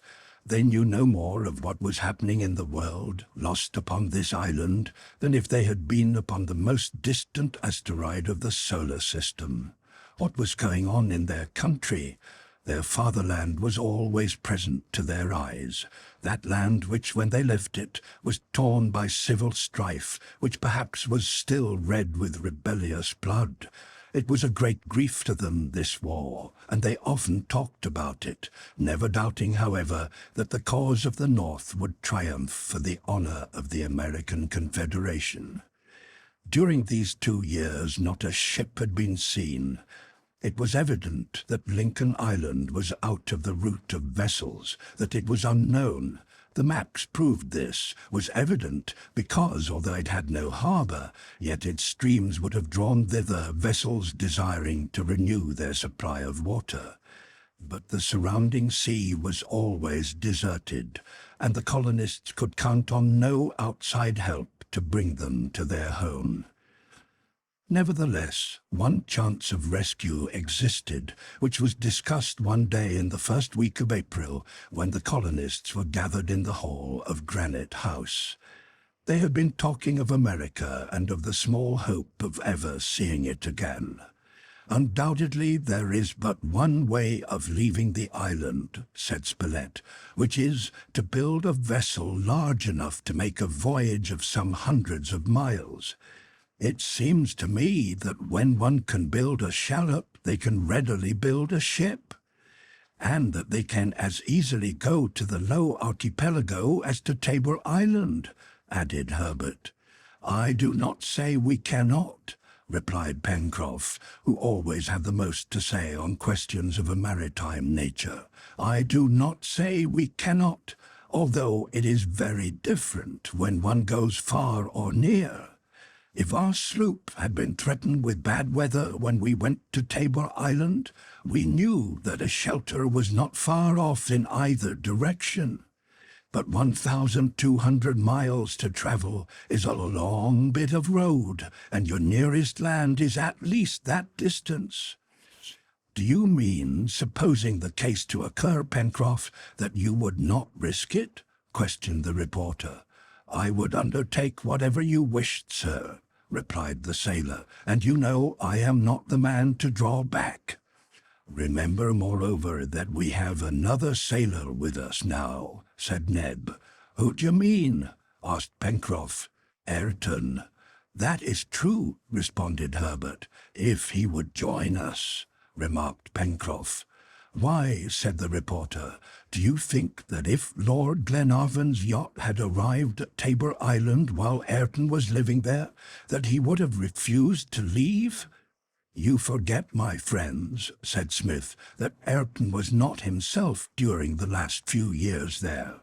But that is not the question. It is important to know whether we can count on the return of this Scotch vessel as among our chances for rescue. Now, Lord Glenarvan promised Ayrton that he would return to Tabor Island when he judged his crimes sufficiently punished, and I believe that he will return." "Yes," said the reporter, "and moreover I think he will return soon, as already Ayrton has been here 12 years. "I also think this lord will come back, and probably very soon. But where will he come to? Not here, but to Tabor Island. "That is as sure as that Lincoln Island is not on the maps," said Herbert. "Therefore, my friends," replied Smith, "we must take the necessary precautions to have Ayrton's and our presence on Lincoln Island advertised on Tabor Island." "Evidently," said the reporter, "and nothing can be easier than to place in Captain Grant's cabin a notice giving the situation of our island." "It is nevertheless annoying," rejoined the sailor, "that we forgot to do that on our first voyage to the place." "Why should we have done so?" replied Herbert. "We knew nothing about Ayrton at that time, and when we learned his history, the season was too far advanced to allow of our going back there." "Yes," answered Smith, "it was too late then, and we had to postpone the voyage until spring." "But supposing the yacht comes in the meantime?" asked Pencroff. "It is not likely," replied the engineer, "as Lord Glenarvan would not choose the winter season to adventure into these distant seas. Either it has already been to the island in the 5 months that Ayrton has been with us, or it will come later, and it will be time enough, in the first fine weather of October, to go to Tabor Island and leave a notice there." "It would indeed be unfortunate," said Neb, "if the Duncan has been to and left these seas within a few months." "I hope that it is not so," answered Smith, "and that heaven has not deprived us of this last remaining chance." "I think," observed the reporter, "that at least we will know what our chances are when we have visited the island, for those stockmen would necessarily leave some trace of their visit had they been there." "Doubtless," answered the engineer, "and my friends, since we have this chance of rescue, let us wait patiently, and if we find it has been taken from us, we will see then what to do." "At any rate," said Pencroff, "it is agreed that if we do leave the island by some way or another, it will not be on account of ill treatment." "No, indeed, Pencroff," replied the reporter. "It will be because we are far from everything which a man loves in this world, his family, his friends, his country." Everything having been thus arranged, there was no longer any question of building a ship, and the colonists occupied themselves in preparing for their 3rd winter in Granite House. But they determined, before the bad weather set in, to make a voyage in the sloop around the island. The exploration of the coast had never been completed, and the colonists had only an imperfect idea of its western and northern portions from the mouth of Fall River to the Mandible Capes, and of the narrow bay between them. Pencroff had proposed this excursion, and Smith had gladly agreed to it, as he wished to see for himself all that part of his domain. The weather was still unsettled, but the barometer made no rapid changes, and they might expect fair days. So in the first week of April, after a very low barometer, its rise was followed by a strong west wind, which lasted for 5 or 6 weeks. Then the needle of the instrument became stationary at a high figure, and everything seemed propitious for the exploration. The day of departure was set for the 16th, and the Good Luck, moored in Balloon Harbour, was provisioned for a long cruise. Smith told Ayrton of the excursion and proposed to him to take part in it, but as Ayrton preferred to remain on shore, it was decided that he should come to Granite House while his companions were absent. Jup was left to keep him company and made no objection. On the morning of the 16th, all the colonists, including Top, went on board the Good Luck. The breeze blew fresh from the southwest, so that from Balloon Harbour they had to beat up against the wind in order to make Reptile End. The distance between these 2 points following the coast was 20 miles. As the wind was dead ahead and they had had on starting but 2 hours of the ebb, it took all day to reach the promontory, and it was night before the point was doubled. Pencroff proposed to the engineer that they should keep on slowly sailing under a double reef, but Smith preferred mooring some cable lengths from shore in order to survey this part of the coast by daylight. And it was agreed that henceforth, as a minute exploration of the island was to be made, they would not sail at night, but cast anchor every evening at the most available point. The wind fell as night approached, and the silence was unbroken. The little party, excepting Pencroff, slept less comfortably than in their beds at Granite House, but still they slept. And at daylight the next morning the sailor raised anchor and with a free wind skirted the shore. The colonists knew this magnificently wooded border, as they had traversed it formerly on foot, but its appearance excited renewed admiration. They ran as close in as possible and moderated their speed in order to observe it carefully.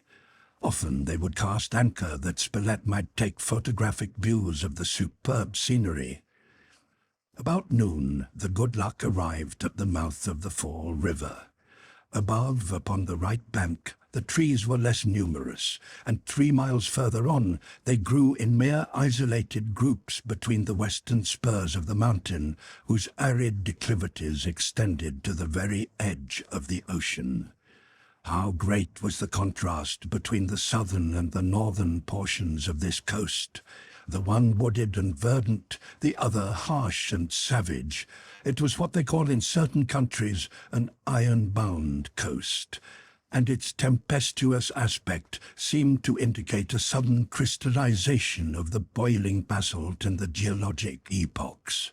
How appalling would this hideous mass have been to the colonists if they had chanced to have been thrown on this part of the island!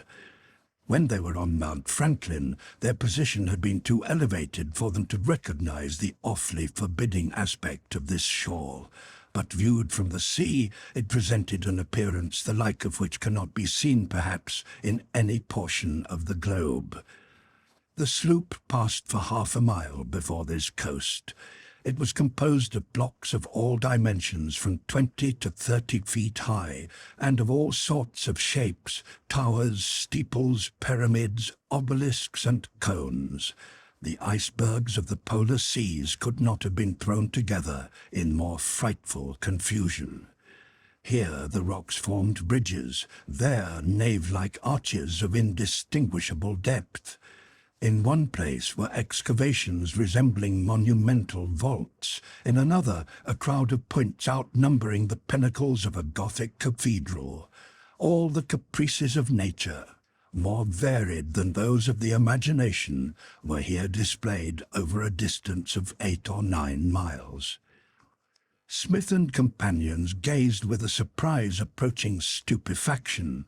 But though they rested mute, Top kept up an incessant barking which awoke 1,000 echoes. The engineer noticed the same strangeness in the dog's action as he showed at the mouth of the well in Granite House. "Go alongside," said Smith, and the Good Luck ran in as close to the rocks as possible. Perhaps there was some cavern here which it would be well to explore. But Smith saw nothing, not even a hollow which could serve as a retreat for any living thing, and the base of the rocks was washed by the surf of the sea. After a time, the dog stopped barking, and the sloop kept off again at some cable lengths from the shore. In the northwest portion of the island, the shore became flat and sandy.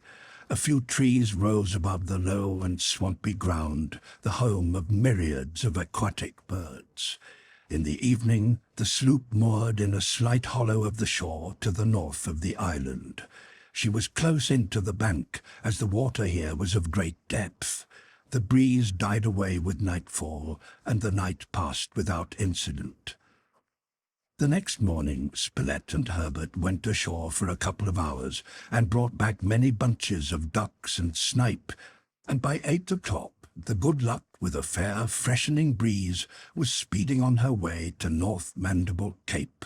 "I should not be surprised," said Pencroff, "if we had a squall. Yesterday the sun set red, and this morning the cat's tails foreboded no good." These cat's tails were slender cirri scattered high above in the zenith. These feathery messengers usually announced the near disturbance of the elements. "Very well, then," said Smith, "crowd on all sail and make for Shark Gulf. There, I think, the sloop will be safe." "Perfectly," replied the sailor, "and, moreover, the north coast is nothing but uninteresting downs." "I shall not regret," added the engineer, "passing not only the night but also tomorrow in that bay which deserves to be explored with care." "I guess we'll have to, whether we want to or no," replied Pencroff, "as it is beginning to be threatening in the west. See how dirty it looks." "Anyhow, we have a good wind to make Mandible Cape," observed the reporter. "First rate, but we will have to tack to get into the Gulf, and I would rather have clear weather in those parts which I know nothing about." "Parts which are sown with reefs," added Harbert, "if I may judge from what we have seen of the coast to the south of the Gulf." "Pencroff," said Smith, "do whatever you think best. We leave everything to you." "Rest assured, sir," responded the sailor, "I will not run any unnecessary risk. I would rather have a knife in my vitals than that my good luck should run on a rock." "What time is it?" asked Pencroff. 10 o'clock. "And how far is it to the Cape?" "About 15 miles. That will take 2 hours and a half. Unfortunately, the tide then will be going down, and it will be a hard matter to enter the Gulf with wind and tide against us." "Moreover," said Harbert, "it is full moon today, and these April tides are very strong." "But, Pencroff," asked Smith, "cannot you anchor at the Cape?" "Anchor close to land with bad weather coming on?" cried the sailor. "That would be to run ourselves ashore." "Then what will you do?" "Keep off, if possible, until the tide turns, which will be about 1 o'clock, and if there's any daylight left, try to enter the Gulf. If not, we will beat on and off until daylight." "I have said, Pencroff, that we will leave everything to your judgment." "Ah," said Pencroff, "if only there was a lighthouse on this coast, it would be easier for sailors."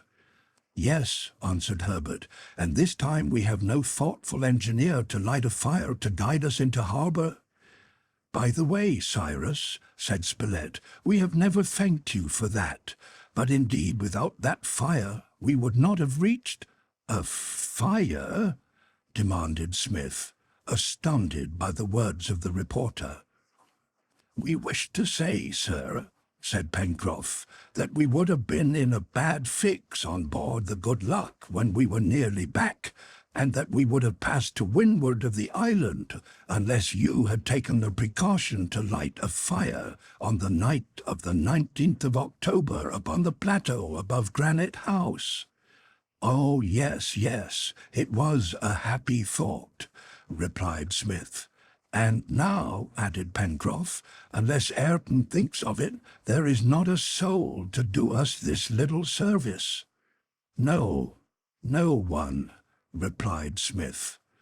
And a moment or two later, being alone with Spilett, the engineer whispered to him, "If there is anything sure in this world, Spilett, It is that I never lit a fire on that night, either on the plateau or anywhere else. Chapter 42. Night at Sea, Shark Gulf, Confidences, Preparations for Winter, Early Advent of Bad Weather, Cold, Indoor Work, 6 months later, A Speck on the Photograph, An Unexpected Event. The sailors' predictions were well founded. The breeze changed to a strong blow, such as would have caused a ship in the open sea to have lowered her topmasts and sailed under close reefs. The sloop was opposite the Gulf at 6 o'clock, but the tide was running out, so all that Pencroff could do was to bend the jib down to the mainmast as a staysail and lie to with the bows of the Good Luck pointing on shore. Fortunately, although the wind was strong, the ocean protected by the coast was not very rough, and there was no danger from heavy seas, which would have tried the staunchness of the little craft. Pencroff, although he had every confidence in his boat, waited anxiously for daylight. During the night, Smith and Spilett had not another opportunity to talk alone, although the whispered words of the engineer made the reporter anxious to discuss with him again the mysterious influence which seemed to pervade Lincoln Island. Spilett could not rid himself of the thought of this new and inexplicable incident. He and his companions also had certainly seen this light, and yet Smith declared that he knew nothing about it. He determined to return to this subject as soon as they returned home, and to urge Smith to inform their companions of these strange events. Perhaps then they would decide to make altogether a thorough search into every part of the island. Whatever it was, no light appeared upon these unknown shores during this night, and at daylight the wind, which had moderated somewhat, shifted a couple of points, and permitted Pencroff to enter the gulf without difficulty. About 7 o'clock, the Good Luck passed into these waters, enclosed in a grotesque frame of lava. "Here," said Pencroff, "is a fine roadstead, where fleets could ride at ease."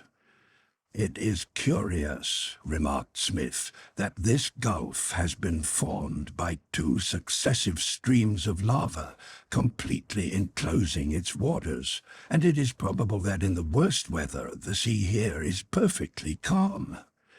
"It is a little too large for the Good Luck," remarked the reporter.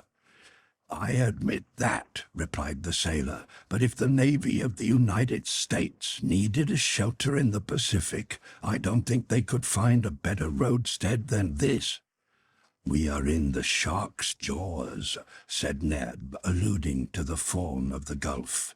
"We are indeed," replied Harbert. "But, Neb, you are not afraid that they will close on us?" "No, sir, not that. And yet I don't like the looks of the place. It has a wicked aspect." "So Neb begins running down my roadstead, just as I was thinking to offer it to the United States," cried Pencroff. "But are its waters deep enough?" asked the engineer. "That is easily seen," answered the sailor, taking the sounding line, which measured 50 fathoms, and letting it down. It unrolled to the end without touching bottom. "There," said Pencroff, "our ironclads could come here without running aground." "In truth," said Smith, "this gulf is an abyss, but when we remember the plutonic origin of the island, that is not extraordinary." "One might think," said Harbert, "that these walls had been cut with an instrument, and I believe that at their very base, even with a line 6 times as long, we could not reach the bottom." "All this is very well," said the reporter, "but I would suggest that Pencroff's roadstead lacks one important element." "What is that?" "A cut or pathway of some kind, by which one could go inland. I do not see a place where there is even a foothold." And indeed, these steep lava walls afforded no landing place on all their circumference. The good luck, skirting within touching distance of the lava, found no place where the passengers could disembark. Pencroff consoled himself by saying that they could blow up the wall if they wanted to, and then, as there was certainly nothing to be done here, he turned towards the narrow opening which was past at 2 o'clock. Neb gave a long sigh of relief. It was evident that the brave negro had not been comfortable in those enormous jaws. The sloop was now headed for Granite House, 8 miles distant, and with a fair wind coasted along within a mile of the shore. The enormous lava rocks were soon succeeded by the oddly disposed downs, among which the engineer had been so singularly discovered, and the place was covered with sea-birds. Towards 4 o'clock, Pencroff, leaving the islet to the left, entered the channel separating it from the island, and an hour later cast anchor in the Mersey. The colonists had been absent 3 days. Ayrton was waiting for them on the shore, and Jup came joyously to welcome them, grinning with satisfaction. The entire exploration of the coast had been made, and nothing suspicious had been seen, so that if any mysterious being resided on the island, it must be under cover of the impenetrable woods on Serpentine Peninsula, which the colonists had not as yet investigated. Spilett talked the matter over with the engineer, and it was agreed that they should call their comrades' attention to these strange events, the last one of which was the most inexplicable of all. "Are you sure you saw it, Spilett?" asked Smith for the 20th time. "Was it not a partial eruption of the volcano or some meteor?" "No, Cyrus, it was certainly a fire lit by the hand of man. For that matter, question Pencroff and Harbert. They saw it also, and they will confirm my words." So, some evenings later, on the 26th of April, when all the colonists were gathered together on Prospect Plateau, Smith began. "My friends, I want to call your attention to certain things which are happening in our island, and to a subject on which I am anxious to have your advice. These things are almost supernatural." "Supernatural!" exclaimed the sailor, puffing his pipe. "Can anything be supernatural?"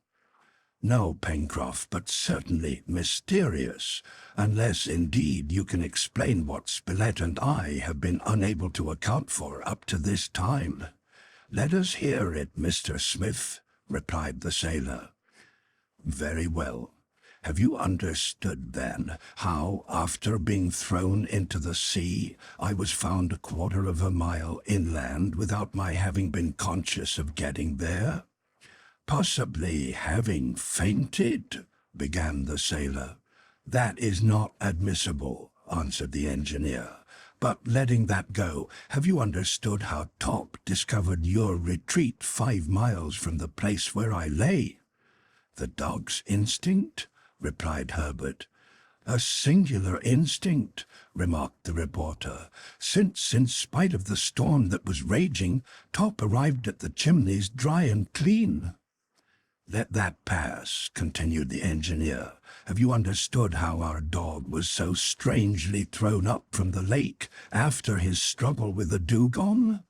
"No, that I avow," replied Pencroff. "And the wound in the dugong, which seemed to have been made by some sharp instrument, I don't understand that at all." "Let us pass on again," replied Smith. "Have you understood, my friends, how that leaden bullet was in the body of the peccary? How that box was so fortunately thrown ashore without any trace of a shipwreck? How that bottle enclosing the paper was found so opportunely? How our canoe, having broken its rope, floated down the Mersey to us at the very moment when we needed it? How, after the invasion of the monkeys, the ladder was let down from Granite House? how finally the document which Ayrton pretends not to have written came into our hands. Smith had thus enumerated, without forgetting one, the strange events that had happened on the island. Herbert, Pencroff, and Neb looked at each other, not knowing what to say, as this succession of events, thus grouped together, gave them the greatest surprise.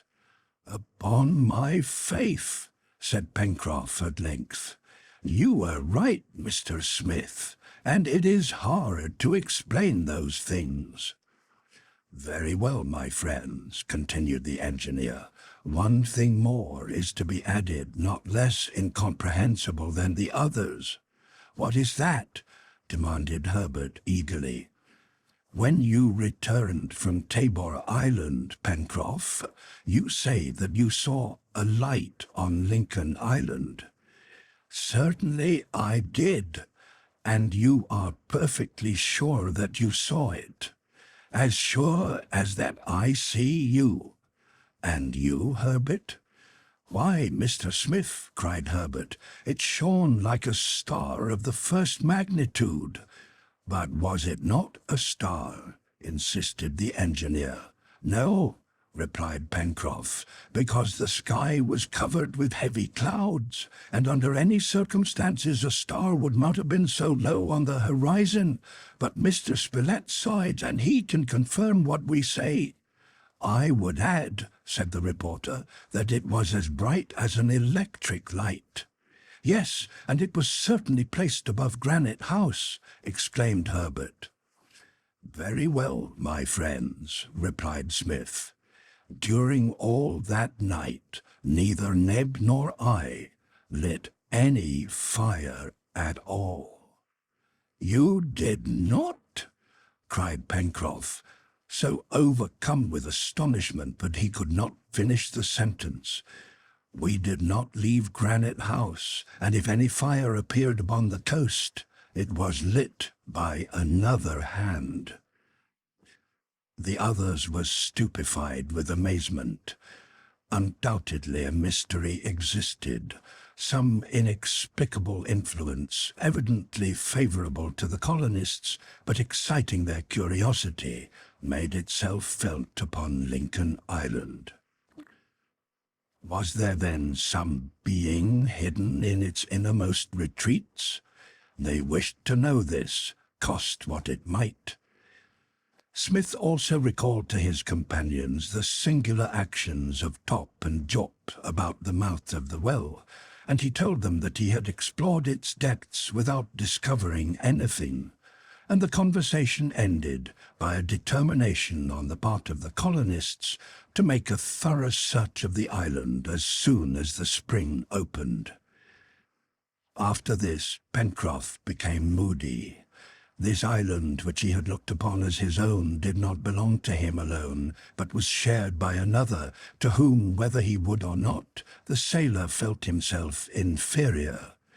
Neb and he often discussed these inexplicable circumstances, and readily concluded that Lincoln Island was subject to some supernatural influence.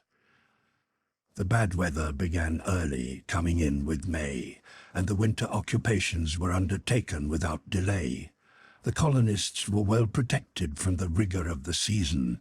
They had plenty of felt clothing, and the mouflons had furnished a quantity of wool for its further manufacture.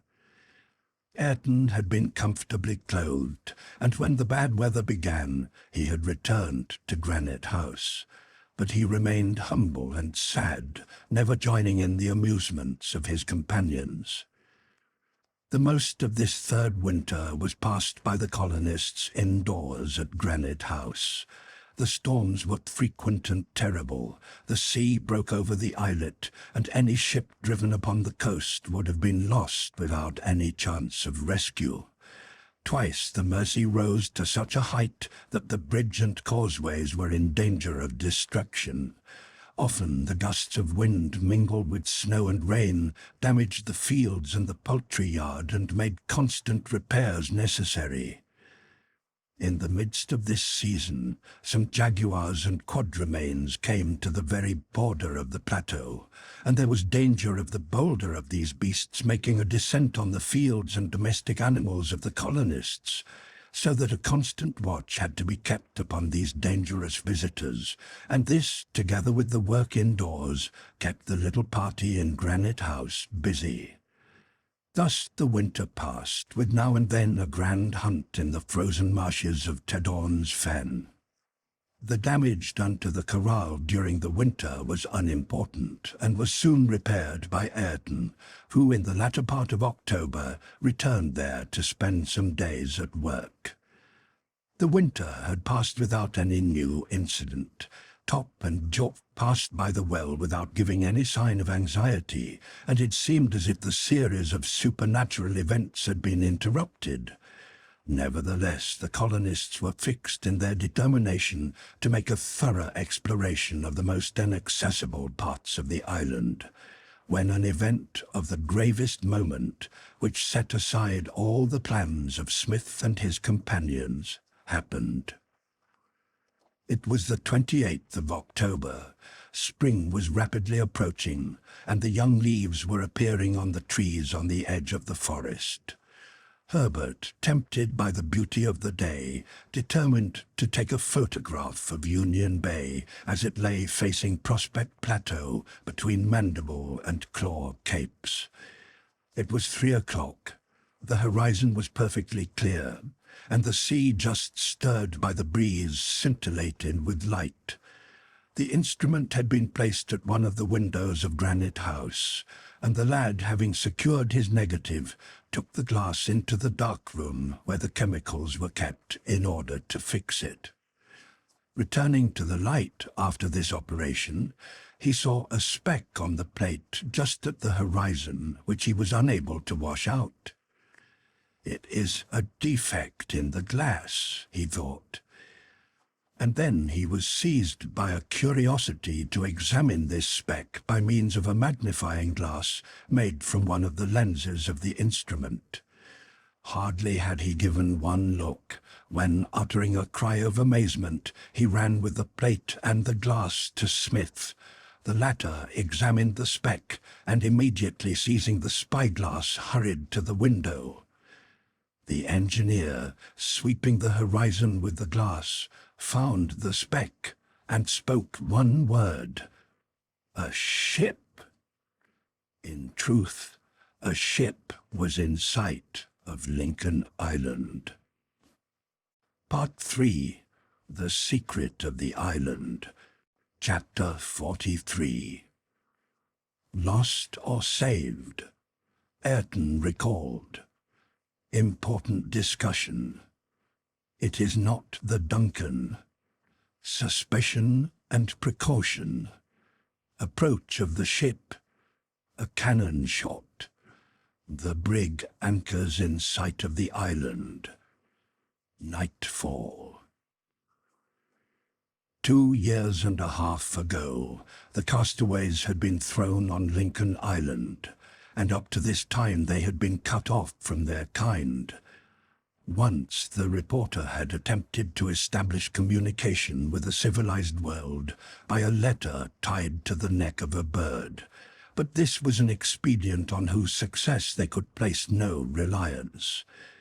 Ayrton, indeed, under the circumstances which have been related, had joined the little colony, and now, on the 17th of October, other men had appeared within sight of the island on that desert sea. There could be no doubt of it. There was a ship, but would she sail away into the offing or put in shore? The question would soon be decided. Smith and Harbert hastened to call the others into the great hall of Granite House and inform them of what had been observed. Pencroff seized the spyglass and swept the horizon till his gaze fell upon the point indicated. "No doubt of it, she's a ship," said he in a tone of no great pleasure. "Is she coming towards us?" asked Spilett. "Impossible to say yet," replied Pencroff, "for only her sails are visible. Her hull is below the horizon." "What must we do?" said the boy. "We must wait," said Smith. And for a time which seemed interminable, the colonists remained in silence, moved alternately by fear and hope. They were not in the situation of castaways upon a desert island, constantly struggling with niggardly nature for the barest means of living and always longing to get back to their fellow men. Pencroff and Neb especially would have quitted the island with great regret. They were made, in truth, for the new life which they were living in a region civilized by their own exertions. Still, this ship would bring them news of the continent. Perhaps it was an American vessel. Assuredly it carried men of their own race, and their hearts beat high at the thought. From time to time, Pencroff went to the window with the glass. From thence he examined the ship carefully. She was still 20 miles to the east, and they had no means of communication with her. Neither flag nor fire would have been seen, nor would the report of a gun be heard. Yet the island, with Mount Franklin towering high above it, must be visible to the lookout men on the ship. But why should the vessel land there? Was it not mere chance which brought it into that part of the Pacific, out of the usual track, and when Tabor Island was the only land indicated on the maps? But here a suggestion came from Harbert. "May it not be the Duncan?" cried he. The Duncan, as our readers will remember, was Lord Glenarvan's yacht, which had abandoned Ayrton on the islet and was one day to come back for him. Now the islet was not so far from Lincoln Island but that a ship steering for one might pass within sight of the other.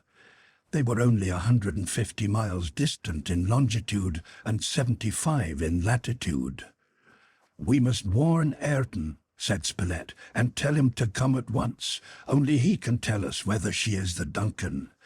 This was everyone's opinion, and the reporter, going to the telegraph apparatus which communicated with the corral, telegraphed, "Come at once."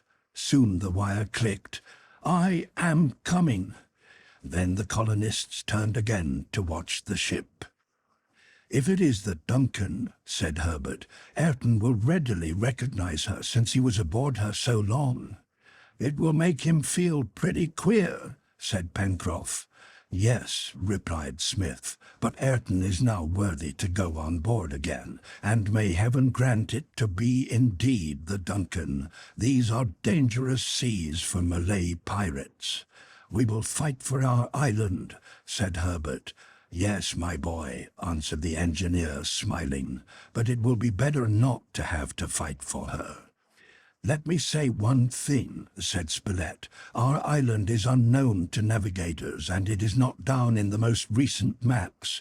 Now, is not that a good reason for a ship which unexpectedly sighted it to try to run inshore?"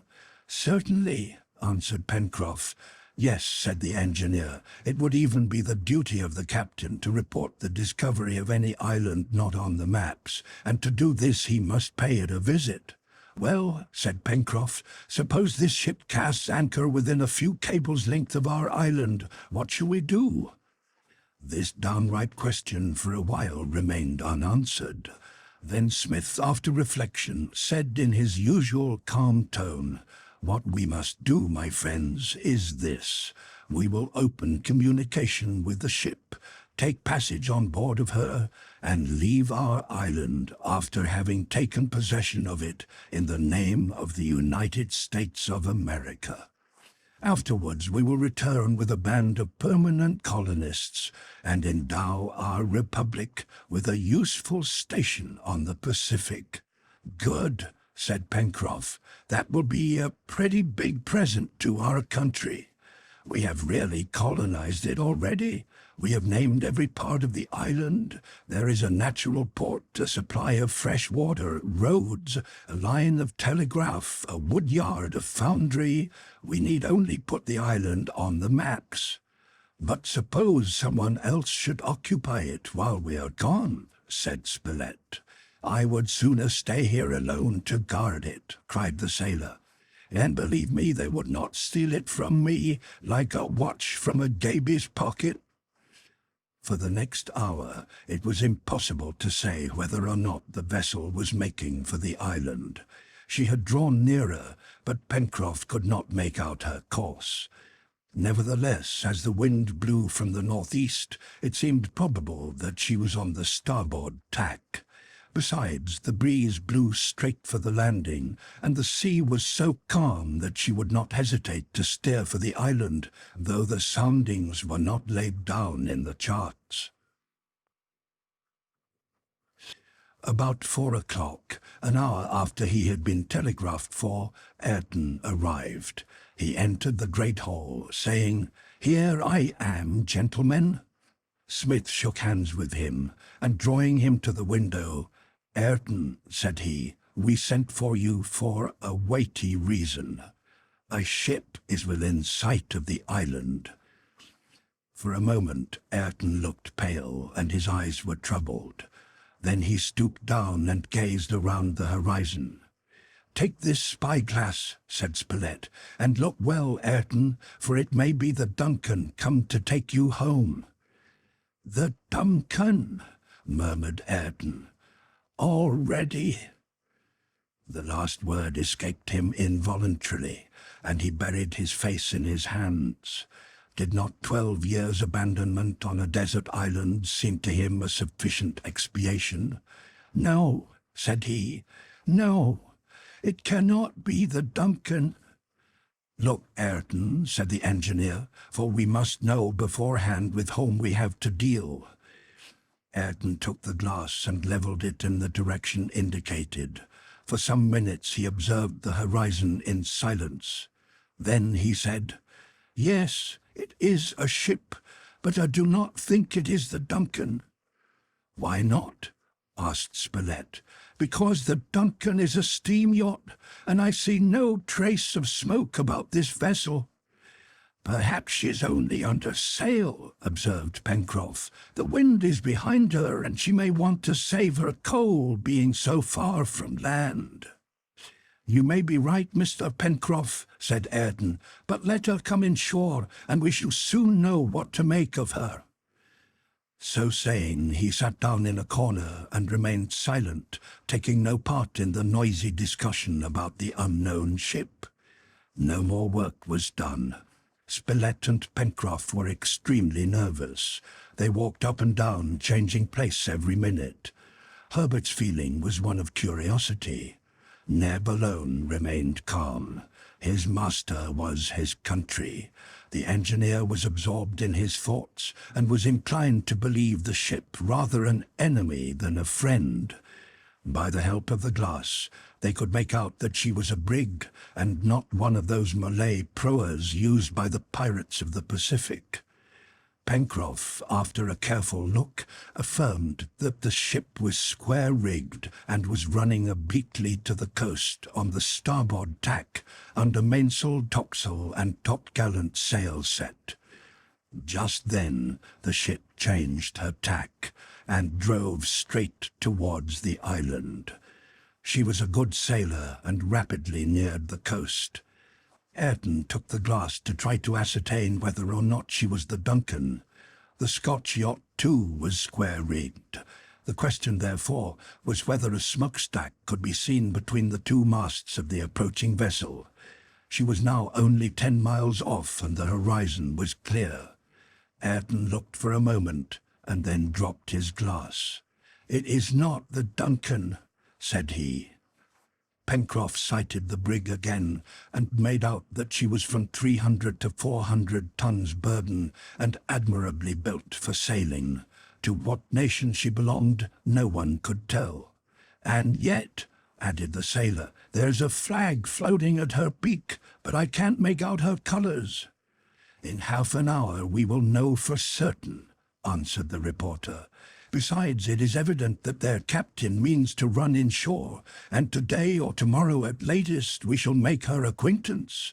"No matter," said Pencroff, "we ought to know with whom we have to deal, and I shall be glad to make out those colours." And he kept the glass steadily at his eye.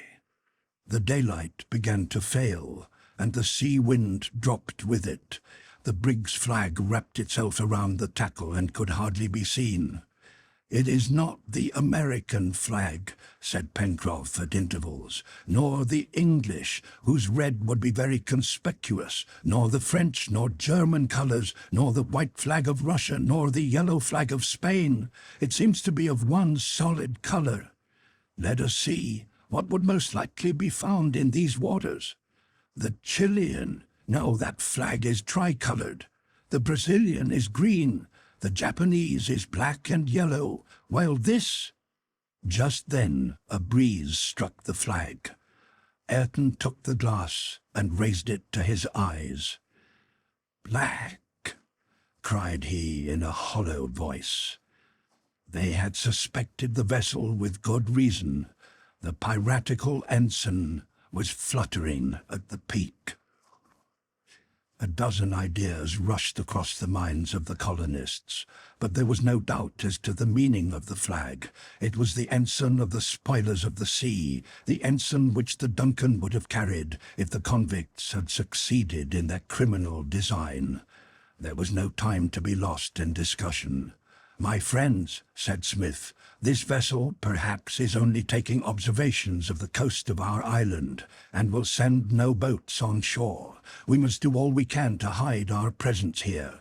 The mill on Prospect Plateau is too conspicuous. Let Ayrton and Ned go at once and take down its fans. We must cover the windows of Granite House under thicker branches. Let the fires be put out, and nothing be left to betray the existence of man." "And her sloop?" said Harbert. "Oh," said Pencroff, "she is safe in port in Balloon Harbour, and I defy the rascals to find her there." The engineer's orders were instantly carried out. Neb and Ayrton went up to the plateau and concealed every trace of human habitation. Meanwhile, their companions went to Jacamar Woods and brought back a great quantity of branches and climbing plants, which could not from a distance be distinguished from a natural foliation, and would hide well enough the windows in the rock. At the same time, their arms and munitions were piled ready at hand in case of a sudden attack. When all these precautions had been taken, Smith turned to his comrades. "My friends," said he in a voice full of emotion, "if these wretches try to get possession of the island, we will defend it, will we not?" "Yes, Cyrus," answered the reporter, "and if need be, we will die in its defence." And they shook hands upon it. Ayrton alone remained seated in his corner. Perhaps he, who had been a convict himself once, still deemed himself unworthy. Smith understood what was passing in his mind, and stepping towards him asked, "And what will you do, Ayrton?" "My duty," replied Ayrton. Then he went to the window, and his eager gaze sought to penetrate the foliage. It was then 7:30. The sun had set behind Granite House 20 minutes before, and the eastern horizon was darkening. The brig was nearing Union Bay. She was now about 8 miles away and just abreast of Prospect Plateau, for having tacked off Claw Cape, she had been carried in by the rising tide. In fact, she was already in the bay, for a straight line drawn from Claw Cape to Mandible Cape would have passed to the other side of her. Was the brig going to run into the bay? And if so, would she anchor there? Perhaps they would be satisfied with taking an observation. They could do nothing but wait. Smith was profoundly anxious. Had the pirates been on the island before, since they hoisted their colours on approaching it? Might they not have effected a descent once before? And might not some accomplice be now concealed in the unexplored part of the island? They were determined to resist to the last extremity. All depended on the arms and the number of the pirates. Night had come. The new moon had set a few moments after the sun. Profound darkness enveloped land and sea. Thick masses of clouds were spread over the sky. The wind had entirely died away. Nothing could be seen of the vessel, for all her lights were hidden, and they could tell nothing of her whereabouts. "Who knows?" said Pencroff. "Perhaps the confounded ship will be off by morning." His speech was answered by a brilliant flash from the offing and the sound of a gun. The ship was there, and she had artillery. 6 seconds had elapsed between the flash and the report. The brig, therefore, was about 1.25 miles from the shore. Just then they heard the noise of chain cables grinding across the hawse holes. The vessel was coming to anchor in sight of Granite House. Chapter 44. Discussions, Presentiments, Ayrton's Proposal. It is accepted. Ayrton and Pencroff on Safety Islet. Norfolk convicts. Their projects. Heroic attempt of Ayrton. His return. 6 against 50. There was no longer room for doubt as to the pirates' intentions.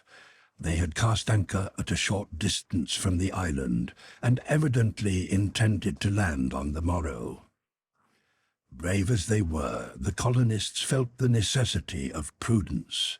Perhaps their presence could yet be concealed in case the pirates were contented with landing on the coast without going up into the interior. The latter, in fact, might have nothing else in view than a supply of fresh water, and the bridge, 1.5 miles upstream, might well escape their eye.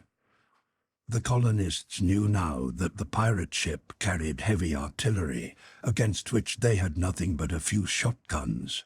"Still," said Smith, "our situation is impregnable. The enemy cannot discover the opening in the weir so thickly as it covered with reeds and grass, and consequently cannot penetrate into Granite House." "But our plantations, our poultry yard, our corral, in short, everything," cried Pencroff, stamping his foot. "They can destroy everything in a few hours." "Everything, Pencroff," answered Smith, "and we have no needs of preventing them?" "Are there many of them?" said the reporter. "That's the question. If there are only a dozen, we can stop them, but 40 or 50 or more." "Mr. Smith," said Ayrton, coming up to the engineer, "will you grant me one request?"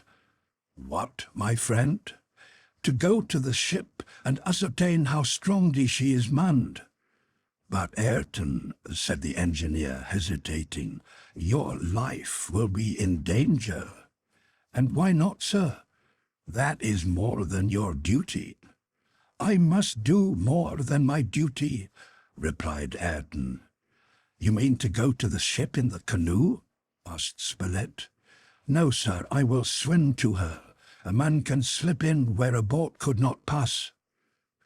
"Do you know that the brig is 1.5 miles from the coast?" said Harbert. "I am a good swimmer, sir." "I repeat to you that you are risking your life," resumed the engineer. "No matter," answered Ayrton. "Mr. Smith, I ask it as a favour. It may raise me in my own estimation." "Go, Ayrton," said the engineer, who knew how deeply a refusal would affect the ex-convict, now become an honest man. "I will go with you," said Pencroff. "You distrust me?" said Ayrton quickly. Then he added more humbly, "And it is just." "No, no," cried Smith eagerly. "Pencroff has no such feeling. You have misunderstood him." "Just so," answered the sailor. "I am proposing to Ayrton to accompany him only as far as the islet. One of these rascals may possibly have gone on shore there, and if so, it will take 2 men to prevent him from giving the alarm. I will wait for Ayrton on the islet."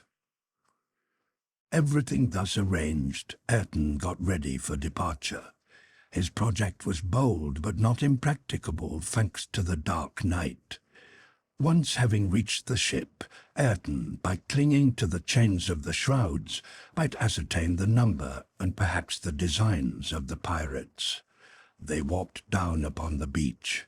Ayrton stripped himself and rubbed himself with grease, the better to endure the chill of the water, for he might have to be in it several hours.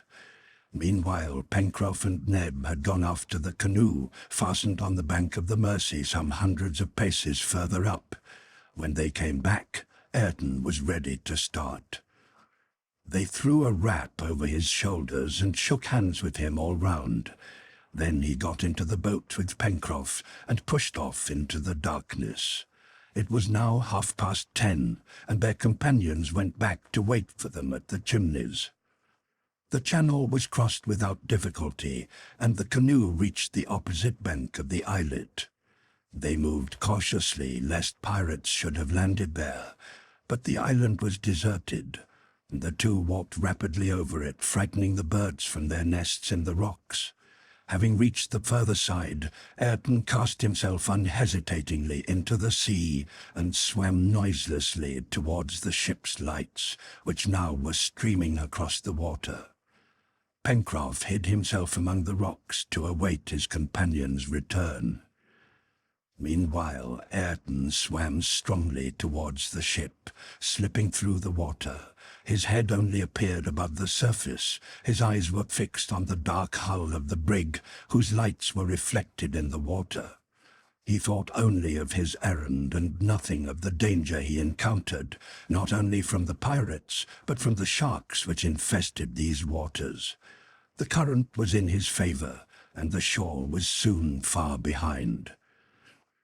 Half an hour afterwards, Ayrton, without having been perceived by anyone, dived under the ship and clung with one hand to the bowsprit.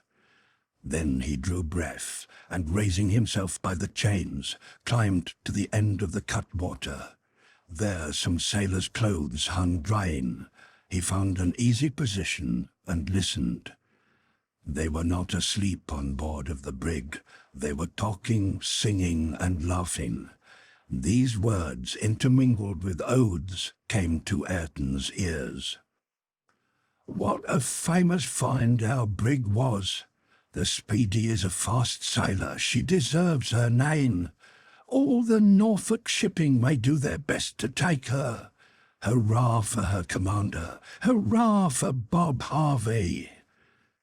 Our readers will understand what emotion was excited in Ayrton by this name, when they learned that Bob Harvey was one of his old companions in Australia, who had followed out his criminal projects by getting possession off Norfolk Island of this brig, charged with arms, ammunition, utensils, and tools of all kinds, destined for one of the Sandwich Islands.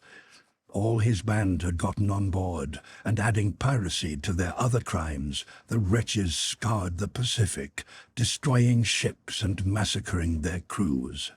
They were drinking deep and talking loudly over their exploits, and Ayrton gathered the following facts. The crew were composed entirely of English convicts, escaped from Norfolk Island. In 29 degrees 2 south latitude and 165 degrees 42 east longitude to the east of Australia is a little island about 6 leagues in circumference, with Mount Pitt rising in the midst, 1,100 feet above the level of the sea. It is Norfolk Island, the seat of an establishment where are crowded together the most dangerous of the transported English convicts. There are 500 of them. They undergo a rigid discipline with severe punishment for disobedience, and are guarded by 150 soldiers and 150 civil servants under the authority of a governor. A worse set of villains cannot be imagined. Sometimes, though rarely, in spite of the extreme precautions of their jailers, some of them contrive to escape by seizing a ship and become the pest of the Polynesian archipelagos. Thus had done Harvey and his companions. Thus had Ayrton formerly wished to do. Harvey had seized the Speedy, which was anchored within sight of Norfolk Island, had massacred the crew, and for a year had made the brig the terror of the Pacific. The convicts were most of them gathered on the poop in the after part of the ship, but a few were lying on deck talking in loud voices. The conversation went on amid noise and drunkenness. Ayrton gathered that chance only had brought them within sight of Lincoln Island. Harvey had never set foot there, but as Smith had foreseen, coming upon an island not in the maps, he had determined to go on shore, and, if the land suited him, to make it the Speedy's headquarters. The black flag and the cannon shot were a mere freak of the pirates, to imitate a ship of war running up her colours. The colonists were in very serious danger. The island, with its easy water supply, its little harbour, its varied resources so well turned to account by the colonists, its secret recesses of Granite House, all these would be just what the convicts wanted. In their hands the island would become an excellent place of refuge, and the fact of its being unknown would add to their security. Of course, the colonists would instantly be put to death. They could not even escape to the interior, for the convicts would make the island their headquarters, and if they went on an expedition would leave some of the crew behind. It would be a struggle for life and death with these wretches, every one of whom must be destroyed before the colonists would be safe. Those were Ayrton's thoughts, and he knew that Smith would agree with him. But was a successful resistance possible? Everything depended on the caliber of the brig's guns and the number of her men. These were facts which Ayrton must know at any cost. An hour after he had reached the brig, the noise began to subside, and most of the convicts lay plunged in a drunken sleep. Ayrton determined to risk himself on the ship's deck, which the extinguished lanterns left in profound darkness. He got in the chains by the cutwater, and by means of the bowsprit climbed to the brig's forecastle. Creeping quietly through the sleeping crew, who lay stretched here and there on the deck, he walked completely around the vessel and ascertained that the Speedy carried 4 guns from 8 to 10-pounders. He discovered also that the guns were breech-loading of modern make, easily worked and capable of doing great damage. There were about 10 men lying on deck, but it might be that others were asleep in the hold. Moreover, Ayrton had gathered from the conversation that there were some 50 on board, rather an overmatch for the 6 colonists. But at least the latter would not be surprised. Thanks to Ayrton's devotion, they would know their adversary's force and would make their dispositions accordingly. Nothing remained for Ayrton but to go back to his comrades with the information he had gathered, and he began walking towards the forecastle to let himself down into the sea. And now to this man who wished to do more than his duty, there came a heroic thought. The thought of sacrificing his life for the safety of his comrades. Smith could not, of course, resist 50 well-armed marauders who would either overcome him or starve him out. Ayrton pictured to himself his preservers who had made a man of him, and an honest man to whom he owed everything, pitilessly murdered, their labours brought to nothing, their island changed to a den of pirates. He said to himself that he, Ayrton, was the first cause of these disasters, since his old companion Harvey had only carried out Ayrton's projects, and a feeling of horror came over him. Then came the irresistible desire to blow up the brig with all on board. He would perish in the explosion, but he would have done his duty. He did not hesitate. It was easy to reach the powder magazine, which is always in the after part of the ship. Powder must be plenty on board such a vessel, and a spark would bring destruction. Ayrton lowered himself carefully between decks, where he found many of the pirates lying about, overcome rather by drunkenness than sleep. A ship's lantern was lighted at the foot of the mainmast, from which hung a rack full of all sorts of firearms. Ayrton took from the rack a revolver and made sure that it was loaded and capped. It was all that he needed to accomplish the work of destruction. Then he glided back to the poop where the powder magazine would be. Between decks it was dark, and he could hardly step without knocking against some half-asleep convict and meeting with an oath or a blow. More than once he had to stop short, but at length he reached the partition separating the after compartment and found the door of the magazine. This he had to force, and it was a difficult matter to accomplish without noise, as he had to break a padlock. But at last, under his vigorous hand, the padlock fell apart, and the door opened. Just then, a hand was laid upon his shoulder. "What are you doing there?" said a harsh voice, and a tall form rose from the shadow and turned the light of a lantern full on Ayrton's face. Ayrton turned around sharply. By a quick flash from the lantern he saw his old accomplice, Harvey, but the latter, believing Ayrton as he did to be dead, failed to recognize him. "What are you doing there?" said Harvey, seizing Ayrton by the strap of his trousers. Ayrton made no answer but a vigorous push, and sprang forward to the magazine. One shot into those tons of powder, and all would have been over. "Help, lads!" cried Harvey. 2 or 3 pirates, roused by his voice, threw themselves upon Ayrton and strove to drag him to the ground. He rid himself of them with 2 shots from his revolver, but received in so doing a wound from a knife in the fleshy part of the shoulder. He saw in a moment that his project was no longer feasible. Harvey had shut the door of the magazine, and a dozen pirates were half awake. He must save himself for the sake of his comrades. 4 barrels were left. He discharged 2 of them right and left, one at Harvey, though without effect, and then, profiting by his enemy's momentary recoil, rushed towards the ladder which led to the deck of the brig. As he passed the lantern, he knocked it down with a blow from the butt end of his pistol, and left everything in darkness.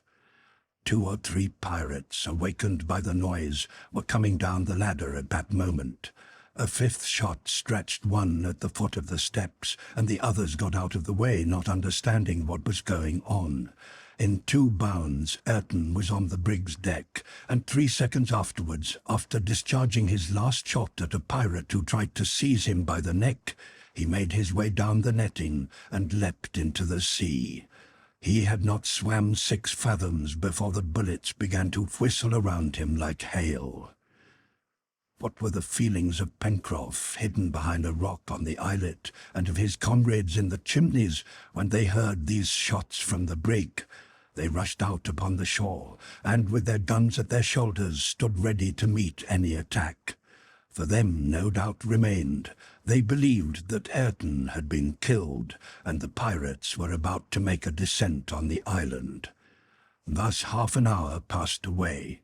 They suffered torments of anxiety.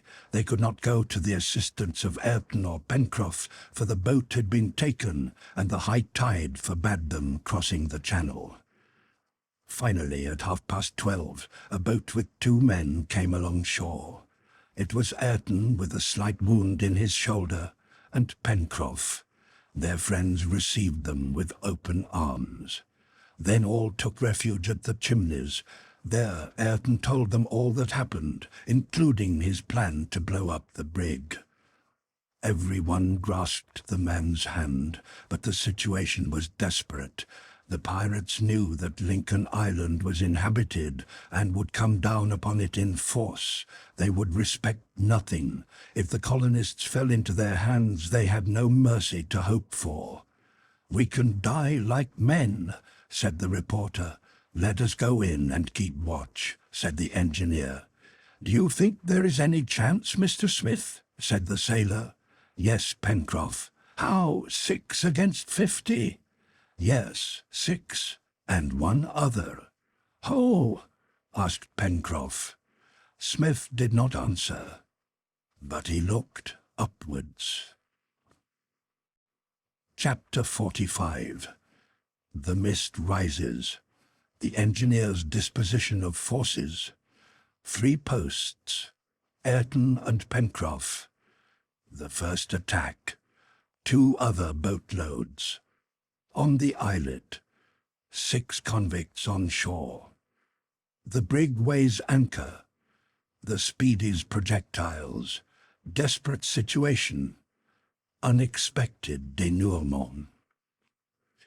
The night passed without incident. The colonists were still at the Chimneys, keeping a constant lookout. The pirates made no attempt at landing. Since the last shots fired at Ayrton, not a sound betrayed the presence of the brig in the bay. They might have supposed she had weighed anchor and gone off in the night.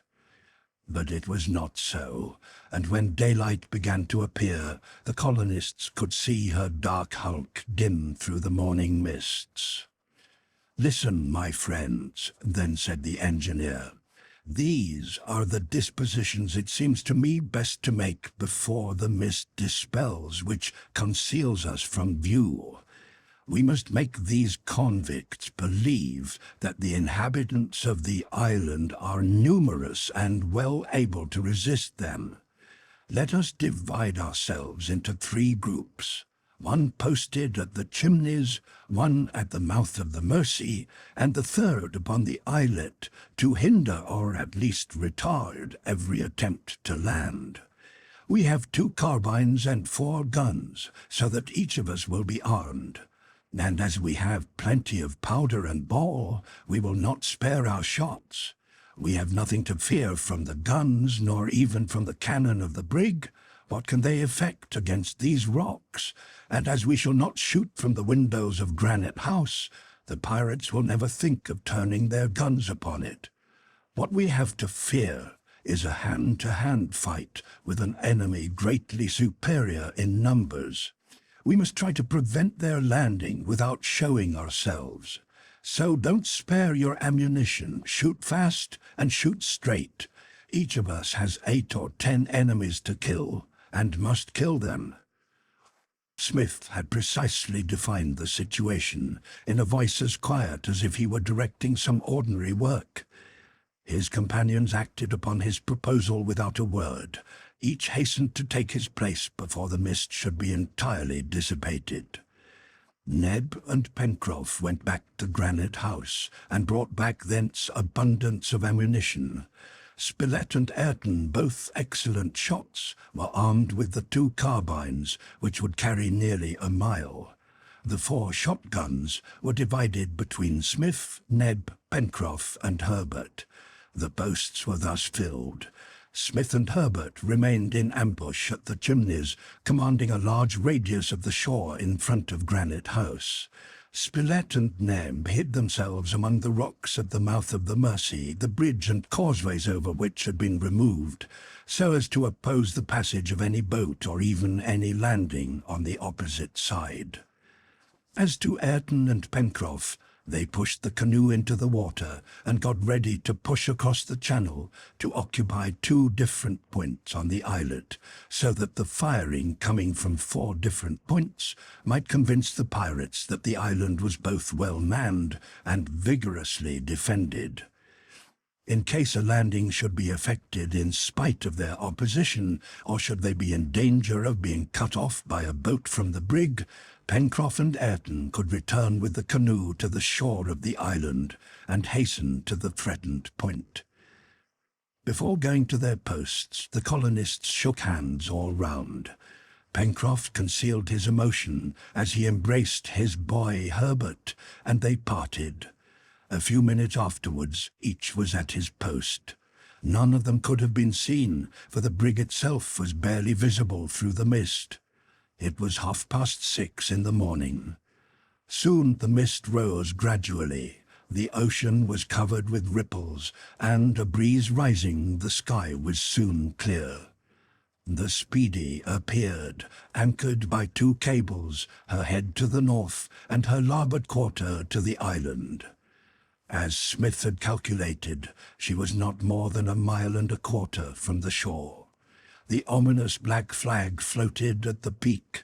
The engineer could see with his glass that the 4 guns of the ship had been trained on the island, ready to be fired at the first signal. But so far there was no sound. Full 30 pirates could be seen coming and going on the deck. Some were on the poop, 2 on the transoms of the main topmast were examining the island with spyglasses. In fact, Harvey and his crew must have been exceedingly puzzled by the adventure of the night, and especially by Ayrton's attempt upon the powder magazine. But they could not doubt that the island before them was inhabited by a colony ready to defend it. Yet no one could be seen either on the shore or the high ground. For an hour and a half there was no sign of attack from the brig. Evidently Harvey was hesitating. But about 8 o'clock there was a movement on board. They were hauling at the tackle, and a boat was being let down into the sea. 7 men jumped into it, their guns in their hands. 1 was at the tiller, 4 at the oars, and the 2 others, squatting in the bow ready to shoot, examined the island. No doubt their intention was to make a reconnaissance and not to land, or they would have come in greater number. The pirates, perched on the rigging of the topmast, had evidently perceived that an islet concealed the shore, lying about half a mile away. The boat was apparently not running for the channel, but was making for the islet as the most prudent beginning of the reconnaissance. Pencroff and Ayrton, lying hidden among the rocks, saw it coming down upon them, and even waiting for it to get within good reach. It came on with extreme caution. The oars fell at considerable intervals. One of the convicts seated in front had a sounding line in his hand, with which he was feeling for the increased depth of water caused by the current of the Mercy.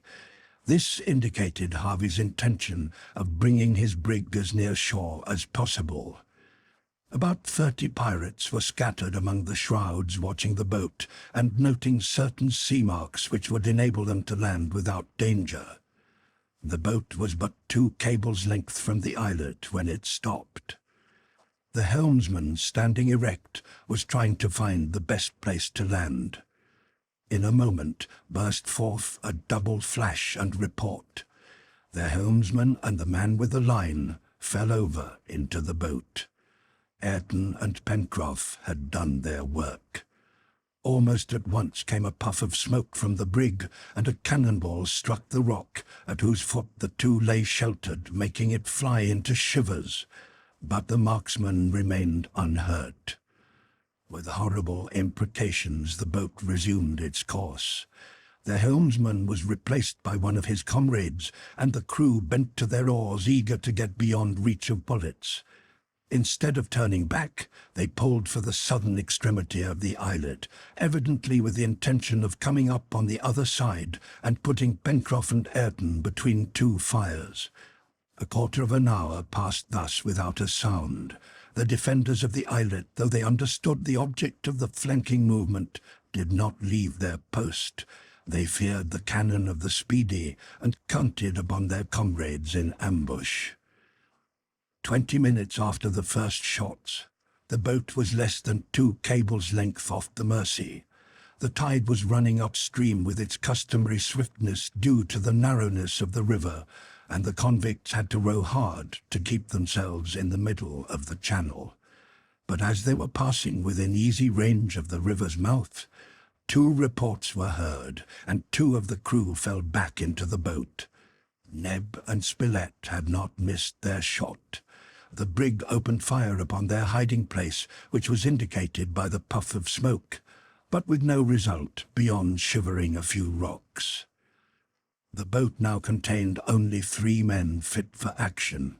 Getting into the current, it shot up the channel like an arrow, past Smith and Harbert, who feared to waste a shot upon it, and turned the northern point of the islet, whence the 2 remaining oarsmen pulled across to the brig.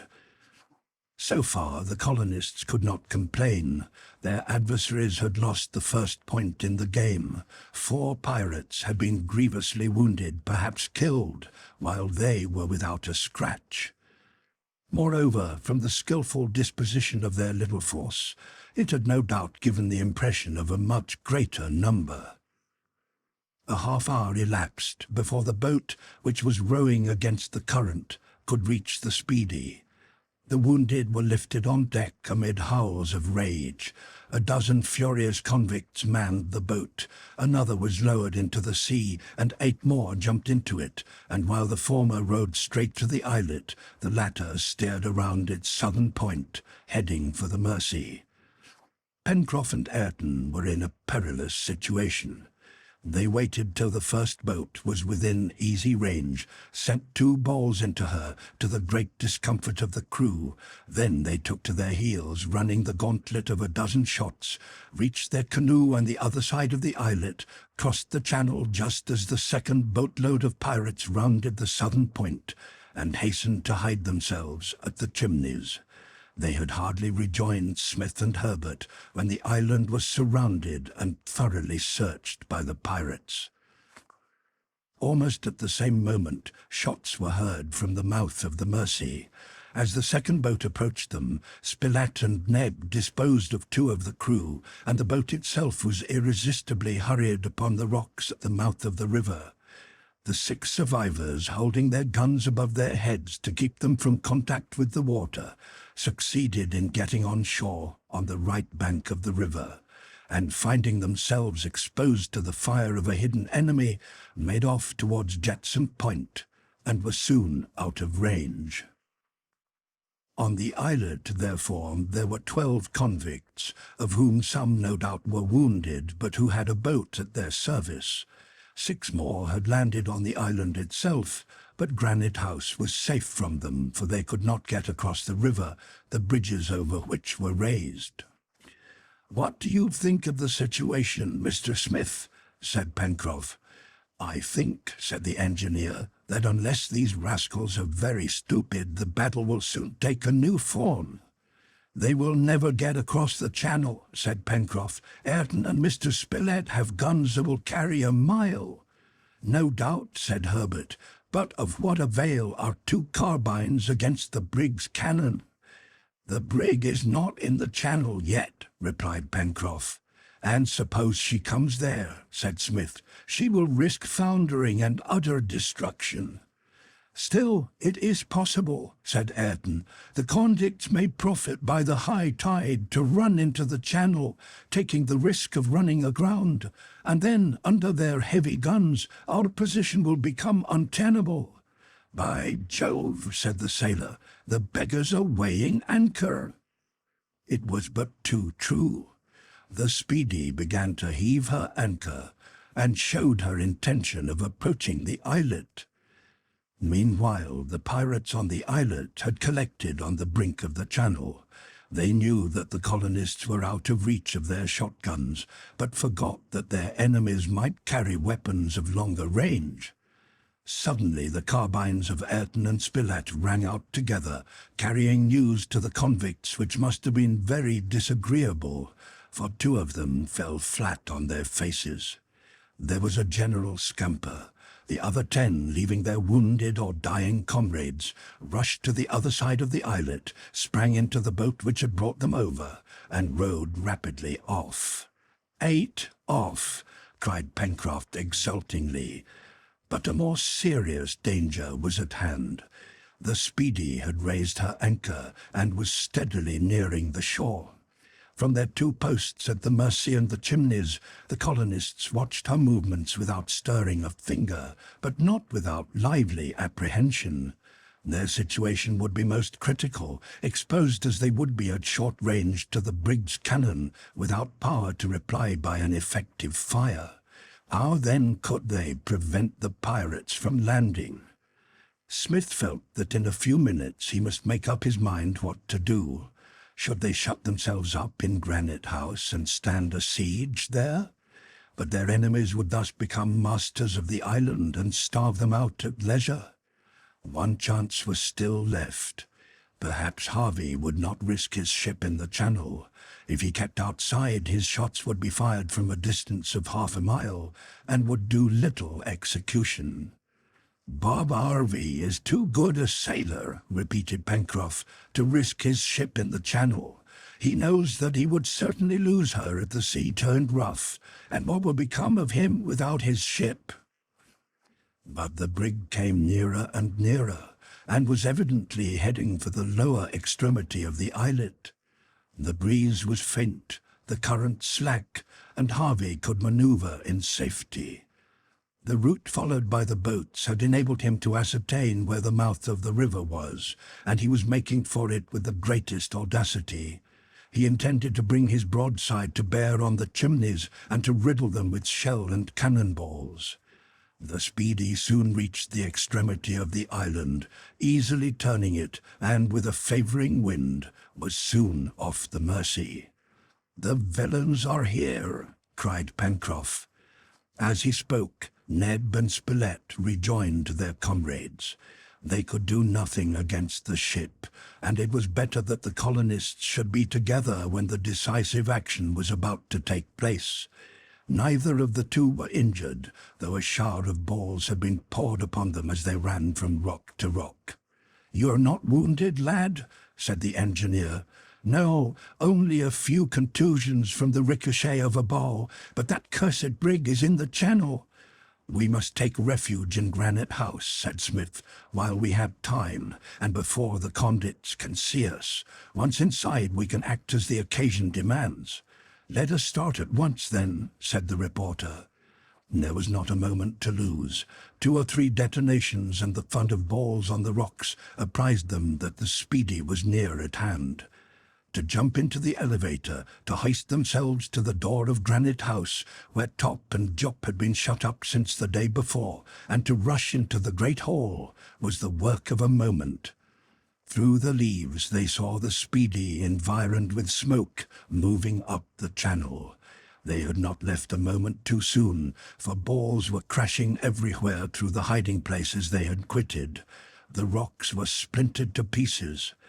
Still they hoped that Granite House would escape notice behind its leafy covering, when suddenly a ball passed through the doorway and penetrated into the corridor. "The devil! We are discovered!" cried Pencroff. But perhaps the colonists had not been seen, and Harvey had only suspected that something lay behind the leafy screen of the rock. And soon another ball, tearing apart the foliage, exposed the opening in the granite. The situation of the colonists was now desperate. They could make no answer to the fire under which the rock was crashing around them. Nothing remained but to take refuge in the upper corridor of Granite House, giving up their abode to devastation, when a hollow sound was heard, followed by dreadful shrieks. Smith and his comrades rushed to the window. The brig, lifted on the summit of a sort of water-spout, had just split in half, and in less than 10 seconds she went to the bottom with her wicked crew. Chapter 46. The colonists on the beach. Ayrton and Pencroff as salvors. Talk at breakfast. Pencroff's reasoning. Exploration of the brig's hull in detail. The magazine uninjured. New riches. A discovery. A piece of a broken cylinder. "They have blown up!" cried Harbert. "Yes, blown up as if Ayrton had fired the magazine," answered Pencroff, jumping into the elevator with Neb and the boy. "But what has happened?" said Spilett, still stupefied at the unexpected issue. "Ah, this time we shall find out," said the engineer. "What shall we find out? All in time. The chief thing is that the pirates have been disposed of." And they rejoined the rest of the party on the beach. Not a sign of the brig could be seen, not even the masts. After having been upheaved by the water-spout, it had fallen back upon its side and had sunk in this position, doubtless owing to some enormous leak. As the channel here was only 20 feet deep, the masts of the brig would certainly reappear at low tide. Some waifs were floating on the surface of the sea. There was a whole float made up of masts and spare yards, chicken cooks with the fowls still living, casks and barrels, which little by little rose to the surface, having escaped by the traps. But no debris was adrift, no flooring of the deck, no plankage of the hull, and the sudden sinking of the Speedy seemed still more inexplicable. However, the two masts, which had been broken some feet above the partner, after having snapped their stays and shrouds, soon rose to the surface of the channel, with their sails attached, some of them furled and some unfurled. But they could not wait for low tide to carry away all their riches, and Ayrton and Pencroff jumped into the canoe for the purpose of lashing these waifs either to the shore of the island or of the islet. But just as they were about to start, they were stopped by a word from Spilett. "And the 6 convicts who landed on the right bank of the Mersey?" said he. In fact, it was as well to remember the 6 men who had landed at Jetsam Point when their boat was wrecked off the rocks. They looked in that direction, but the fugitives were not to be seen. Very likely, when they saw the brig go down, they had taken flight into the interior of the island. "We will see after them later," said Smith. "They may still be dangerous, for they are armed, but with 6 to 6 we have an even chance. Now we have more urgent work on hand." Ayrton and Pencroff jumped into the canoe and pulled vigorously out to the wreck. The sea was quiet now and very high, for the moon was only 2 days old. It would be a full hour before the hull of the brig would appear above the water of the channel. Ayrton and Pencroff had time enough to lash together the masts and spars by means of ropes, whose other end was carried along the shore to Granite House, where the united efforts of the colonists succeeded in hauling them in. Then the canoe picked up the chicken coops, barrels, and casks which were floating in the water, and brought them to the Chimneys. A few dead bodies were also floating on the surface. Among them, Ayrton recognized that of Bob Harvey, and pointed it out to his companions, saying with emotion, "That's what I was, Pencroff, but what you are no longer, my worthy fellow," replied the sailor. It was a curious thing that so few bodies could be seen floating on the surface. They could count only 5 or 6, which the current was already carrying out to sea. Very likely the convicts, taken by surprise, had not had time to escape, and the ship having sunk on its side, the greater part of the crew were left entangled under the nettings. So the end which was carrying the bodies of these wretches out to sea would spare the colonists the unpleasant task of burying them on the island. For 2 hours, Smith and his companions were wholly occupied with hauling the spars up on the sands, and in unfurling the sails, which were entirely uninjured, and spreading them out to dry. The work was so absorbing that they talked but little, but they had time for thought. What a fortune was the possession of the brig, or rather of the brig's contents. A ship is a miniature world, and the colonists could add to their stock a host of useful articles. It was a repetition on a large scale of the chest found on Jetsam Point. "Moreover," thought Pencroff, "why should it be impossible to get this brig afloat? If she has only one leak, a leak can be stopped up, and a ship of 300 or 400 tons is a real ship compared to our good luck. We would go where we pleased in her. We must look into this matter. It is well worth the trouble." In fact, if the brig could be repaired, their chance of getting home again would be very much greater. But in order to decide this important question, they must wait until the tide was at its lowest, so that the brig's hull could be examined in every part. After their prizes had been secured upon the beach, Smith and his companions, who were nearly famished, allowed themselves a few minutes for breakfast. Fortunately, the kitchen was not far off, and Ned could cook them a good breakfast in a jiffy. They took this meal at the Chimneys, and one can well suppose that they talked of nothing during the repast but the miraculous deliverance of the colony. "Miraculous is the word," repeated Pencroff, "for we must own that these blackguards were blown up just in time. Granite House was becoming rather uncomfortable." "Can you imagine, Pencroff, how it happened that the brig blew up?" asked the reporter. "Certainly, Mr. Spilett, nothing is more simple," replied Pencroff. "A pirate is not under the same discipline as a ship of war.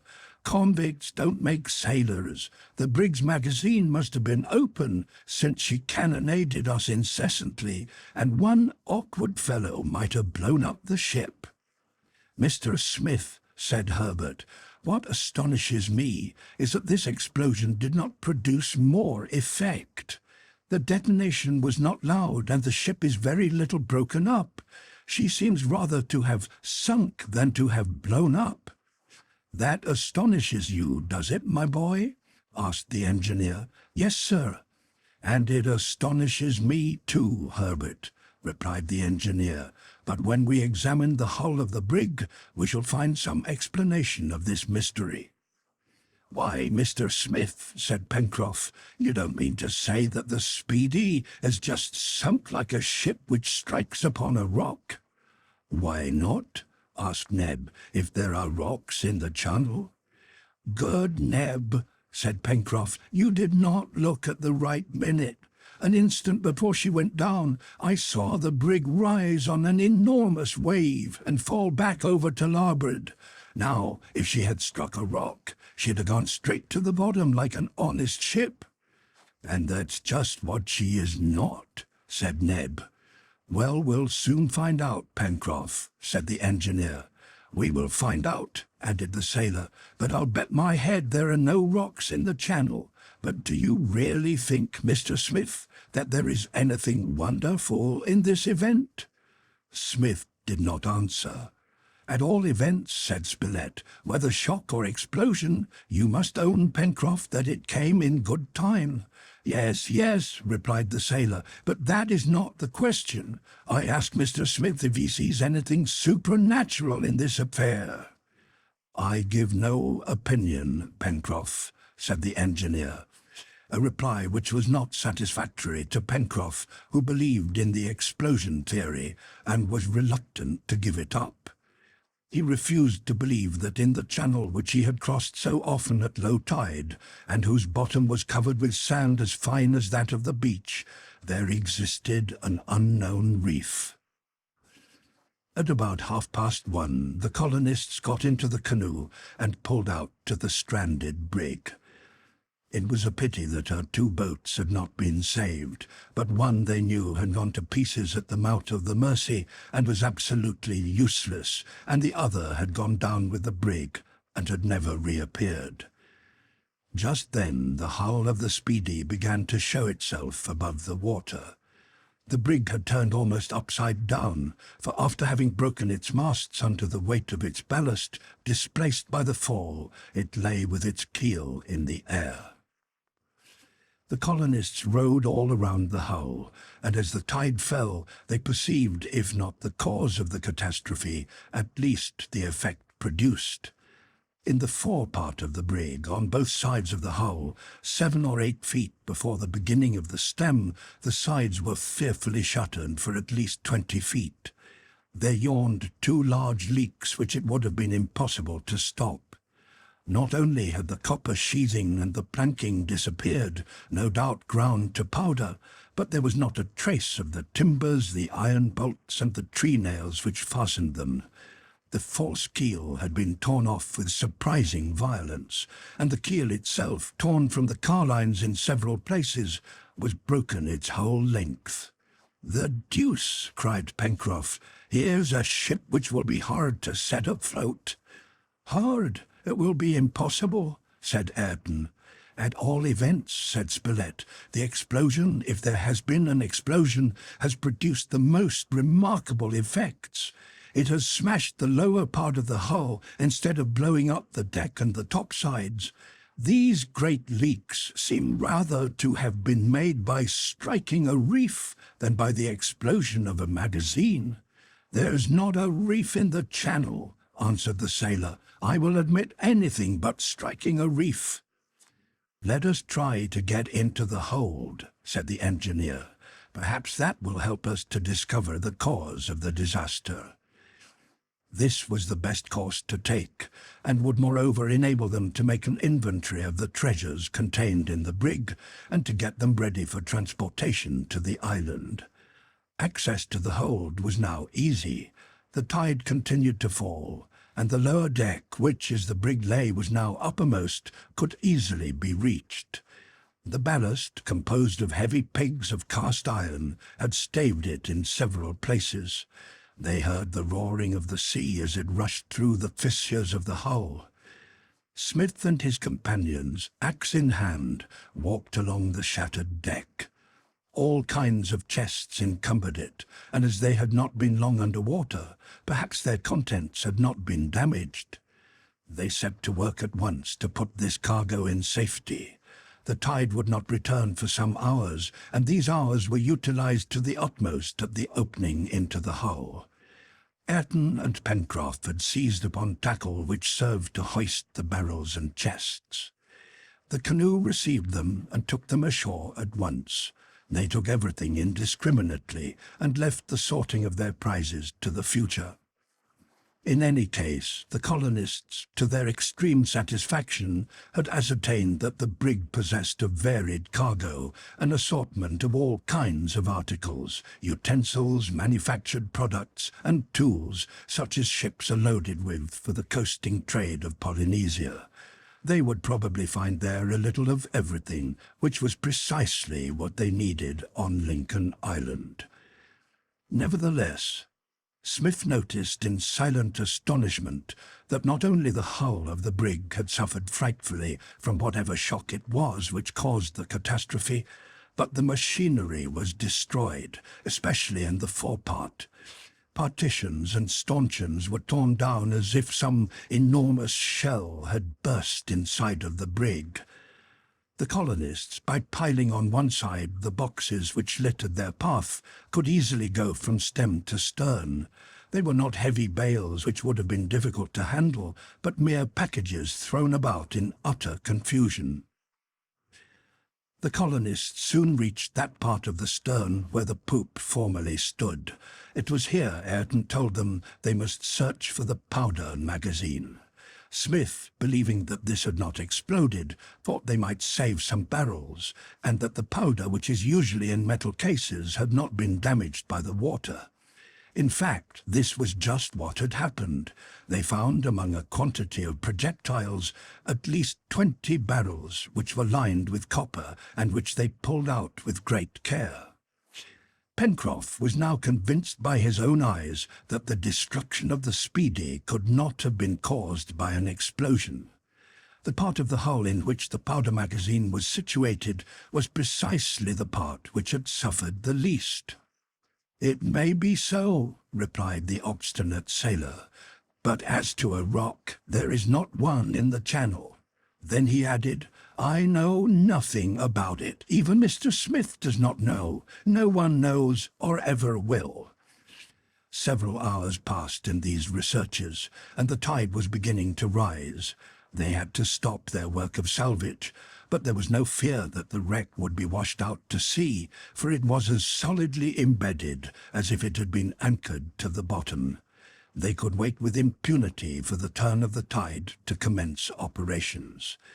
As to the ship itself, it was of no use, but they must hasten to save the debris of the hull, which would not take long to disappear in the shifting sands of the channel. It was 5 o'clock in the afternoon. The day had been a hard one, and they sat down to their dinner with great appetite. But afterwards, notwithstanding their fatigue, they could not resist the desire of examining some of the chests. Most of them contained ready-made clothes, which, as may be imagined, were very welcome. There was enough to clothe the whole colony, linen of every description, boots of all sizes. "Now we are too rich," cried Pencroff. "What shall we do with all these things?" Every moment the sailor uttered exclamations of joy as he came upon barrels of molasses and rum, hogsheads of tobacco, muskets and sidearms, bales of cotton, agricultural implements, carpenters' and smiths' tools, and packages of seeds of every kind, uninjured by their short sojourn in the water. 2 years before, how these things would have come in season! But even now that the industrious colonists were so well supplied, these riches would be put to use. There was plenty of storage room in Granite House, but time failed them now to put everything in safety. They must not forget that 6 survivors of the Speedy's crew were now on the island, scoundrels of the deepest dye against whom they must be on their guard. Although the bridge over the Mersey and the culverts had been raised, the convicts would make little account of a river or a brook, and urged by despair, these rascals would be formidable. Later, the colonists could decide what course to take with regard to them. In the meantime, the chests and packages piled up near the chimneys must be watched over, and to this they devoted themselves during the night. The night passed, however, without any attack from the convicts. Master Jup and Top of the Granite House Guard would have been quick to give notice. The 3 days which followed, the 19th, 20th and 21st of October, were employed in carrying on shore everything of value either in the cargo or in the rigging. At low tide they cleaned out the hold, and at high tide stowed away their prizes. A great part of the copper sheathing could be wrenched from the hull, which every day sank deeper.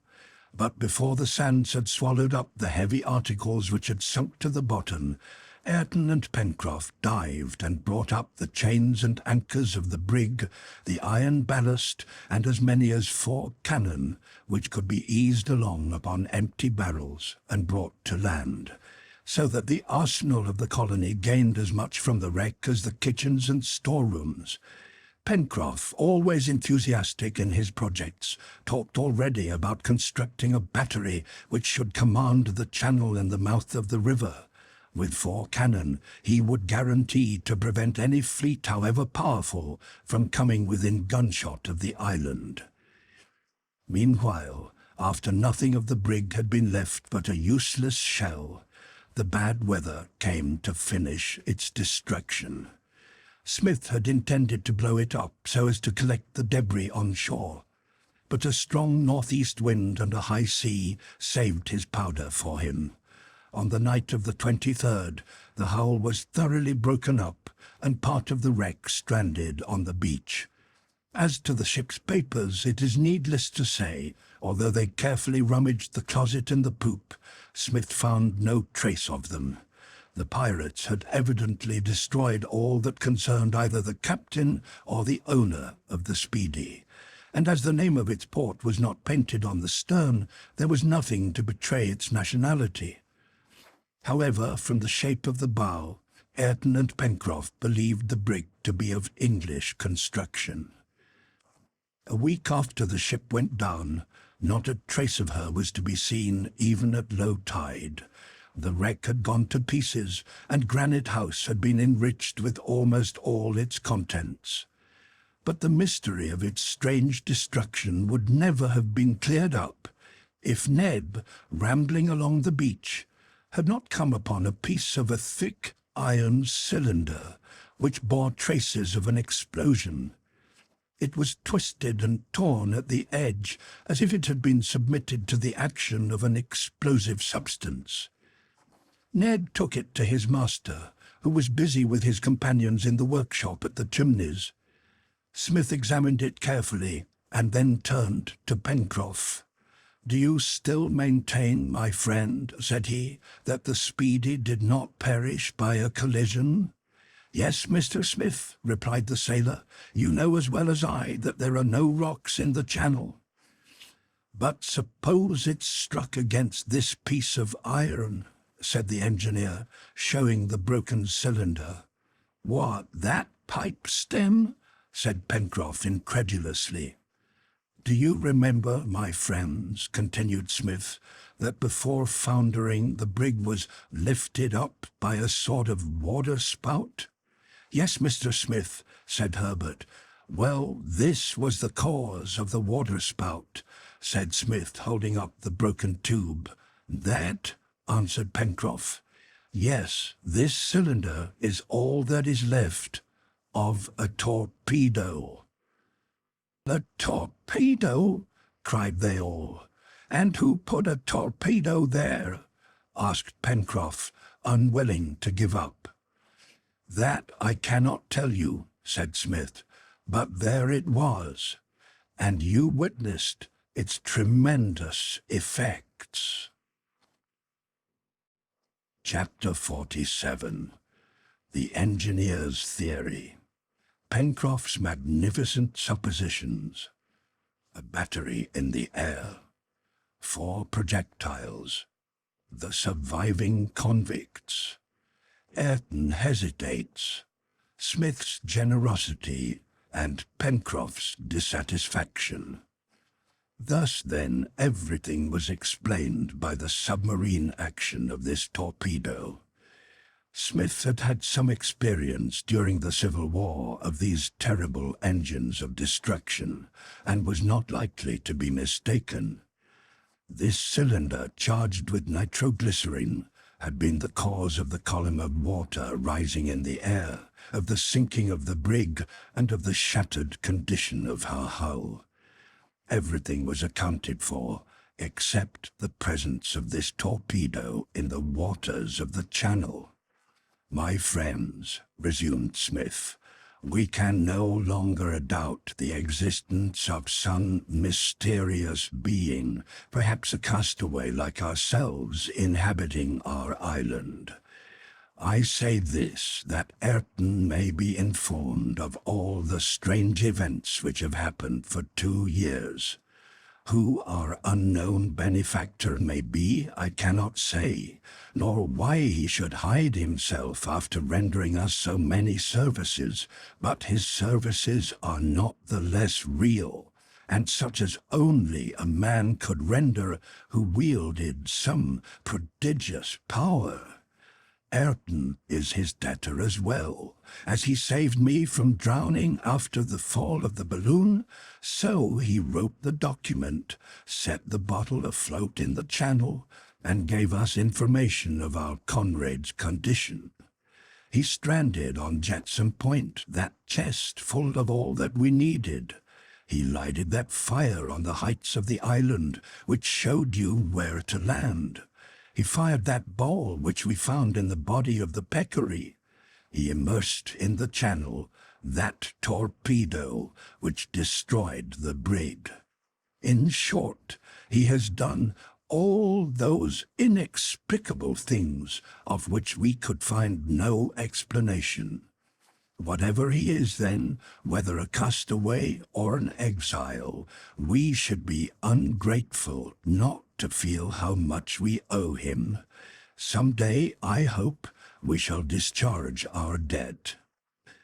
We may add, replied Spilett, that this unknown friend has a way of doing things which seems supernatural. If he did all these wonderful things, he possesses a power which makes him master of the elements. Yes, said Smith, there is a mystery here, but if we discover the man, we shall discover the mystery also. The question is this: shall we respect the incognito of this generous being, or should we try to find him? What do you think? Master, said Neb, I have an idea that we may hunt for him as long as we please, but that we shall only find him when he chooses to make himself known. There's something in that, Neb, said Pencroff. I agree with you, Neb, said Spilett, but that is no reason for not making the attempt.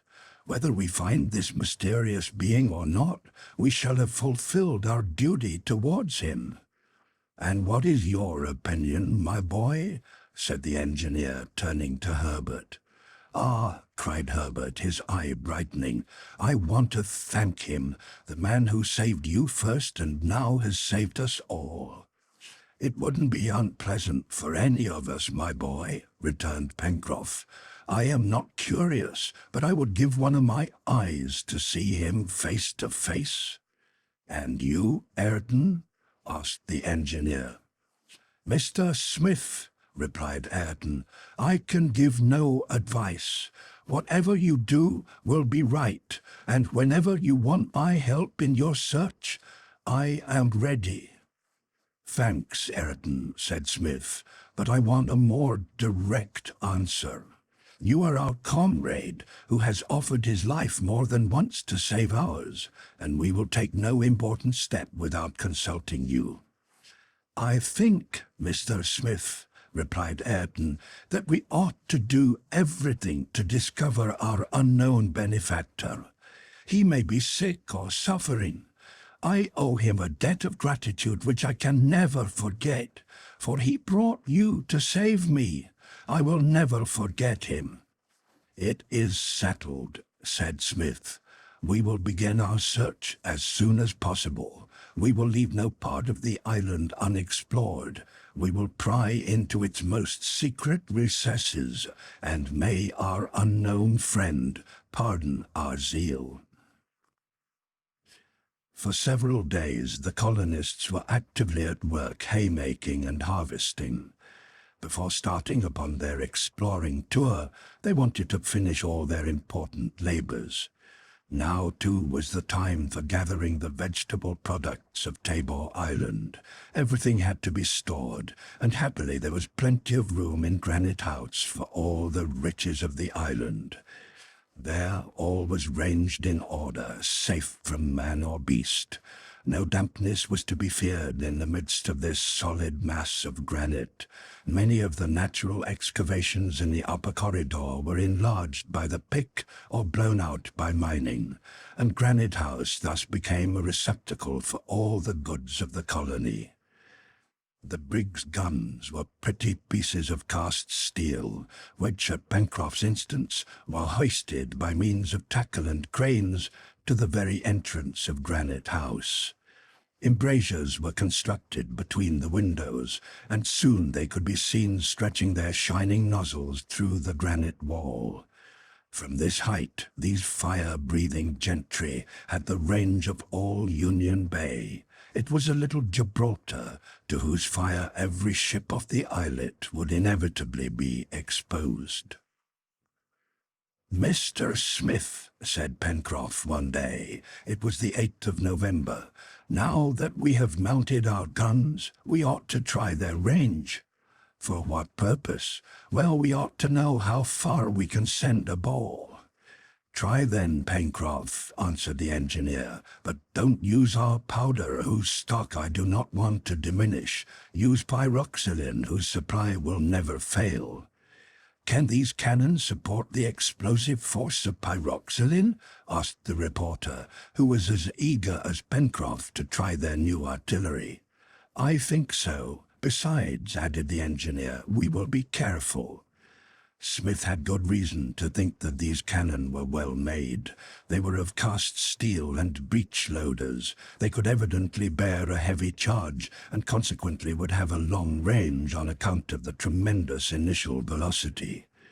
"Now," said Smith, "the initial velocity being a question of the amount of powder in the charge, everything depends upon the resisting power of the metal, and steel is undeniably the best metal in this respect, so that I have great hope of our battery." The 4 cannon were in perfect condition. Ever since they had been taken out of the water, Pencroff had made it his business to give them a polish. How many hours had been spent in rubbing them, oiling them, and cleaning the separate parts. By this time they shone as if they had been on board of a United States frigate. That very day, in the presence of all the colony, including Jup and Top, the new guns were successively tried. They were charged with pyroxylin, which, as we have said, has an explosive force 4-fold that of gunpowder. The projectile was cylindro-conical in shape. Pencroff, holding the fuse, stood ready to touch them off. Upon a word from Smith, the shot was fired. The ball, directed seaward, passed over the islet and was lost in the offing at a distance which could not be computed. The second cannon was trained upon the rocks terminating Jetsam Point, and the projectile, striking a sharp boulder nearly 3 miles from Granite House, made it fly into shivers. Harbert had aimed and fired the shot, and was quite proud of his success. But Pencroff was prouder of it even than he, such a feather in his boy's cap. The third projectile, aimed at the downs which formed the upper coast of Union Bay, struck the sand about 4 miles away, then ricocheted into the water.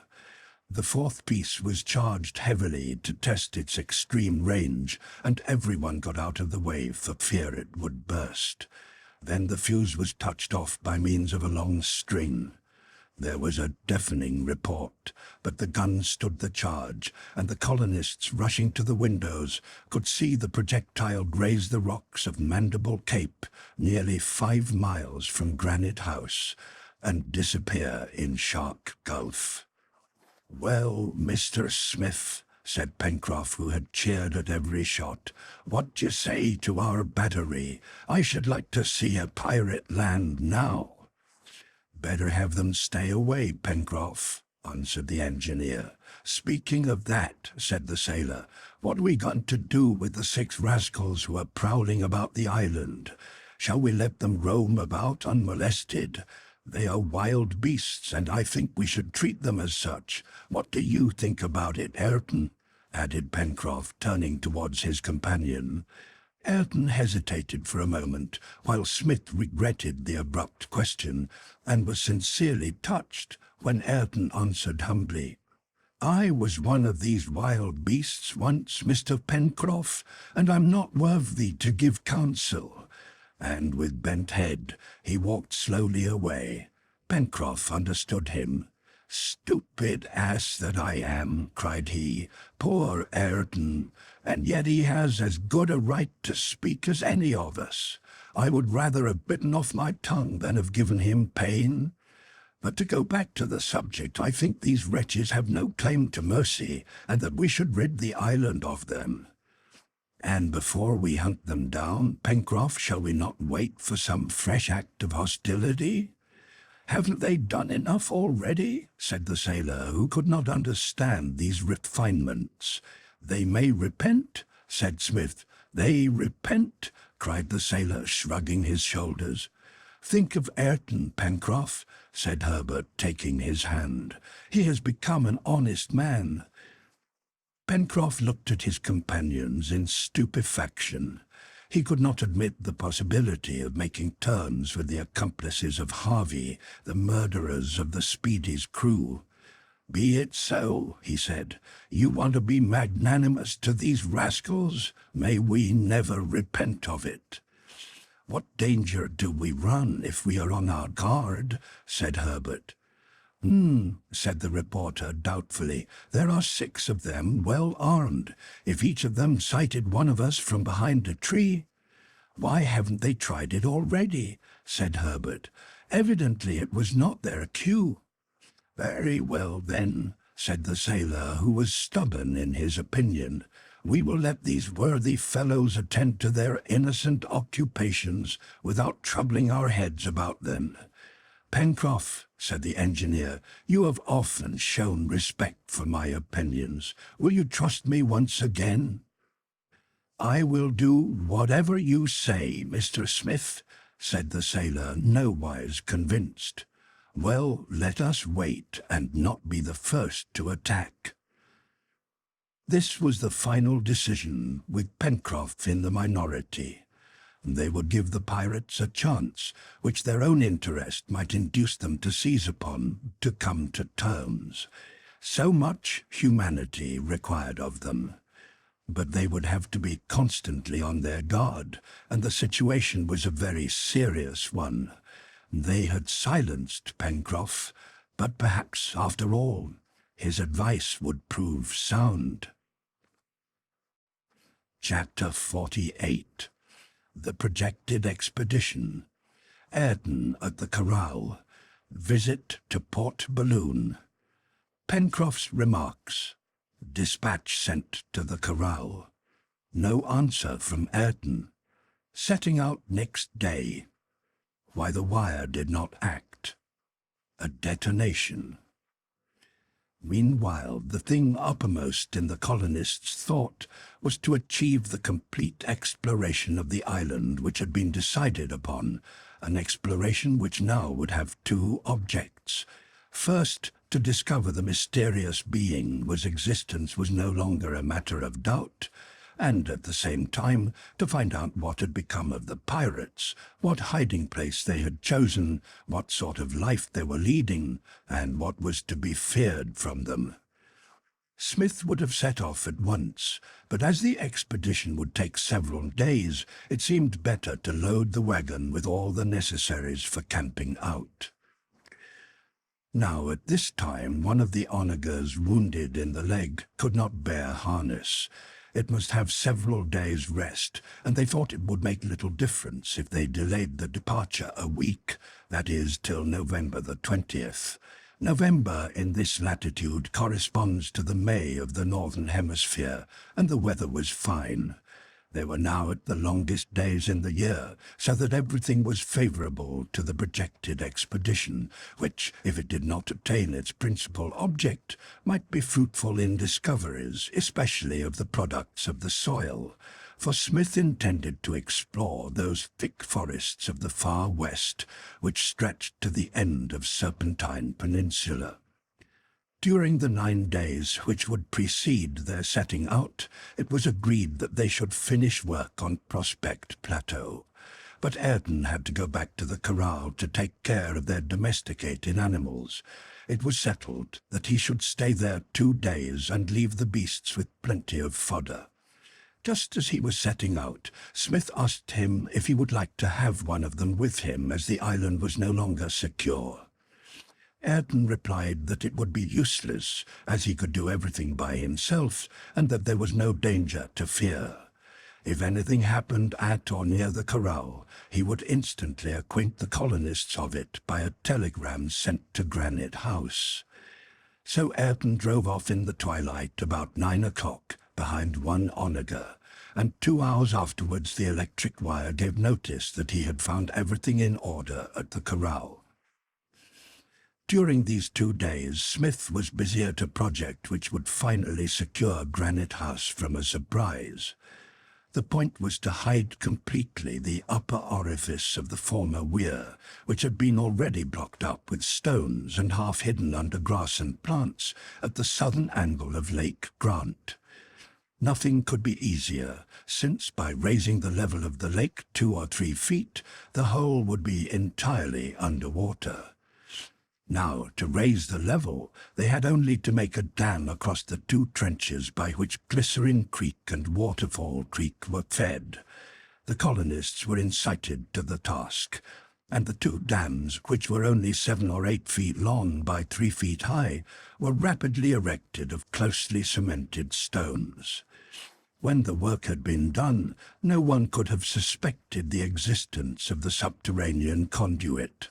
The little stream which served to feed the reservoir at Granite House and to work the elevator had been suffered to flow in its channel so that water might never be wanting.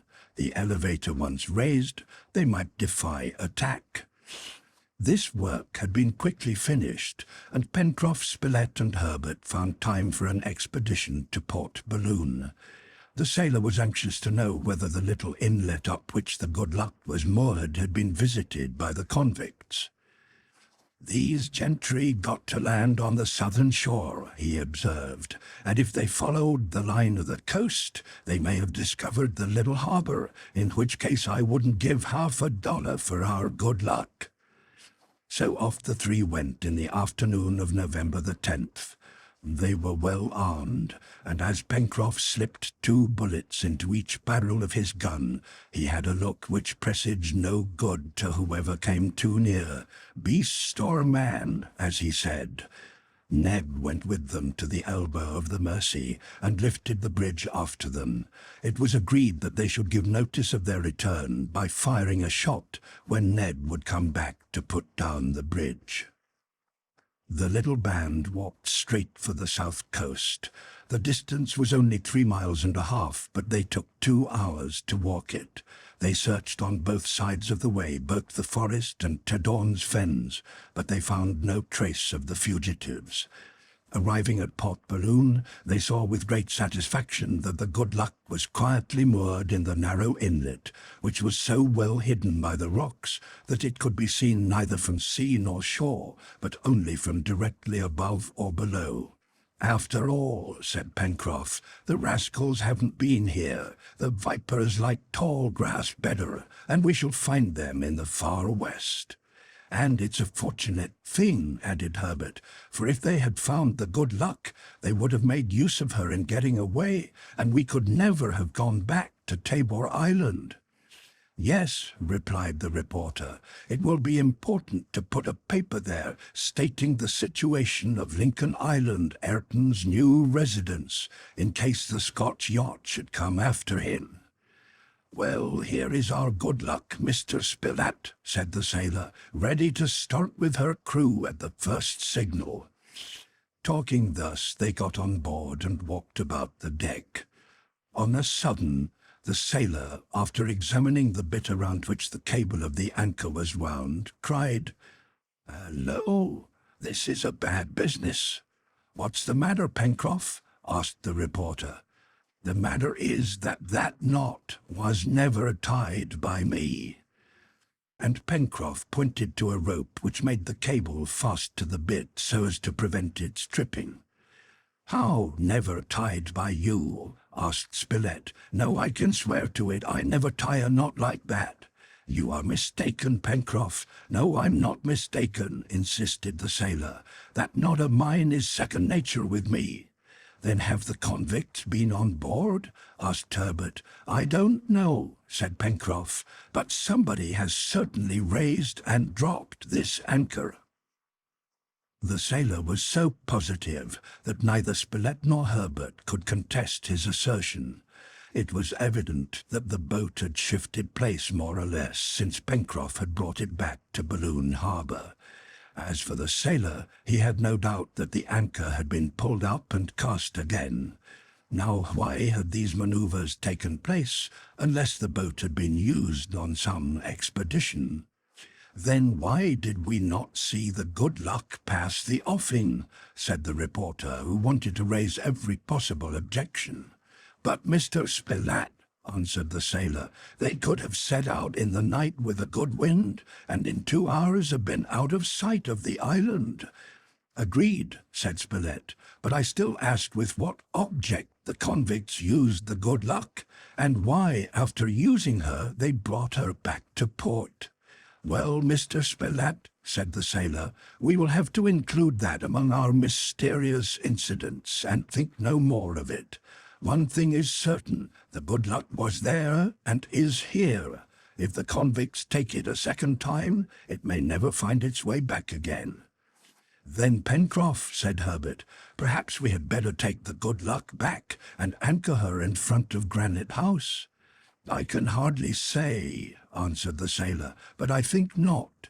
The mouth of the Mersey is a bad place for a ship. The sea is very heavy there. But by hauling it over the sand to the foot of the Chimneys, well, perhaps," answered Pencroff. "In any case, as we have to leave Granite House for a long expedition, I believe the Good Luck will be safer here during our absence, and we will do well to leave her here until the island is rid of these rascals." "That is my opinion, too," said the reporter. "At least in case of bad weather she will not be exposed as she would be at the mouth of the Mersey." "But if the convicts should pay her another visit," said Harbert. "Well, my boy," said Pencroff, "if they do not find the boat here, they will search until they do find her. And in our absence there is nothing to prevent their carrying her off from the front of Granite House. I agree with Mr. Spilett that we had better leave her at Balloon Harbour. But if we have not rid the island of these wretches by the time we come back, it will be more prudent to take our ship back to Granite House until we have nothing more to fear from our enemies." "All right," said Spilett. "Let us go back now." When they returned to Granite House, they told Smith what had happened, and the latter approved their present and future plans. He even promised Pencroff he would examine that part of the channel situated between the island and the coast, so as to see if it would be possible to make an artificial harbour by means of a dam. In this way, the Good Luck would be always within reach, in sight of the colonists, and locked up if necessary. On the same evening, they sent a telegram to Ayrton, asking him to bring back from the corral a couple of goats, which Neb wished to acclimatize on the plateau. Strange to say, Ayrton did not acknowledge the receipt of this dispatch, as was his custom to do. This surprised the engineer, but he concluded that Ayrton was not at the corral at the moment, and perhaps had started on his way back to Granite House. In fact, 2 days had elapsed since his departure, and it had been agreed that on the evening of the 10th or the morning of the 11th at latest, he would return. The colonists were now waiting to see Ayrton on Prospect Plateau. Neb and Harbert both looked after the approach by way of the bridge, so as to let it down when their companion should appear. But when 6 o'clock in the evening came and there was no sign of Ayrton, they agreed to send another dispatch, asking for an immediate answer. The wire at Granite House remained silent. The uneasiness of the colonists was now extreme. What had happened? Was Ayrton not at the corral? Or if there, had he not power over his own movements? Ought they to go in search of him on this dark night? They discussed the point. Some were for going, and others for waiting. "But," said Harbert, "perhaps some accident has happened to the wires which prevents their working." "That may be," said the reporter. "Let us wait until tomorrow," said Smith. "It is just possible that either Ayrton has not received our dispatch, or we have missed his." They waited, as may be imagined, with much anxiety. At daylight on the 11th of November, Smith sent a message across the wires, but received no answer, again with the same result. "Let us set off at once for the corral," said he. "And well armed," added Pencroff. It was agreed that Granite House must not be deserted, so Ned was left behind to take charge. After accompanying his companions to Glycerine Creek, he put up the bridge again and hid behind a tree to wait either for their return or for that of Ayrton. In case the pirates should appear and should attempt to force the passage, he would try to defend it with his gun, and in the last resort he would take refuge in Granite House, where, the elevator once drawn up, he would be in perfect safety. The others were to go direct to the corral, and failing to find Ayrton there, were to scour the neighbouring woods. At 6 o'clock in the morning, the engineer and his 3 companions had crossed Glycerine Creek, and Ned posted himself behind a low cliff crowned by some large dragon trees on the left side of the brook. The colonists, after leaving Prospect Plateau, took the direct route to the corral. They carried their guns on their shoulders, ready to fire at the first sign of hostility. The 2 rifles and the 2 guns had been carefully loaded. On either side of the path was a dense thicket, which might easily hide enemies who, as they were armed, would be indeed formidable. The colonists walked on rapidly without a word.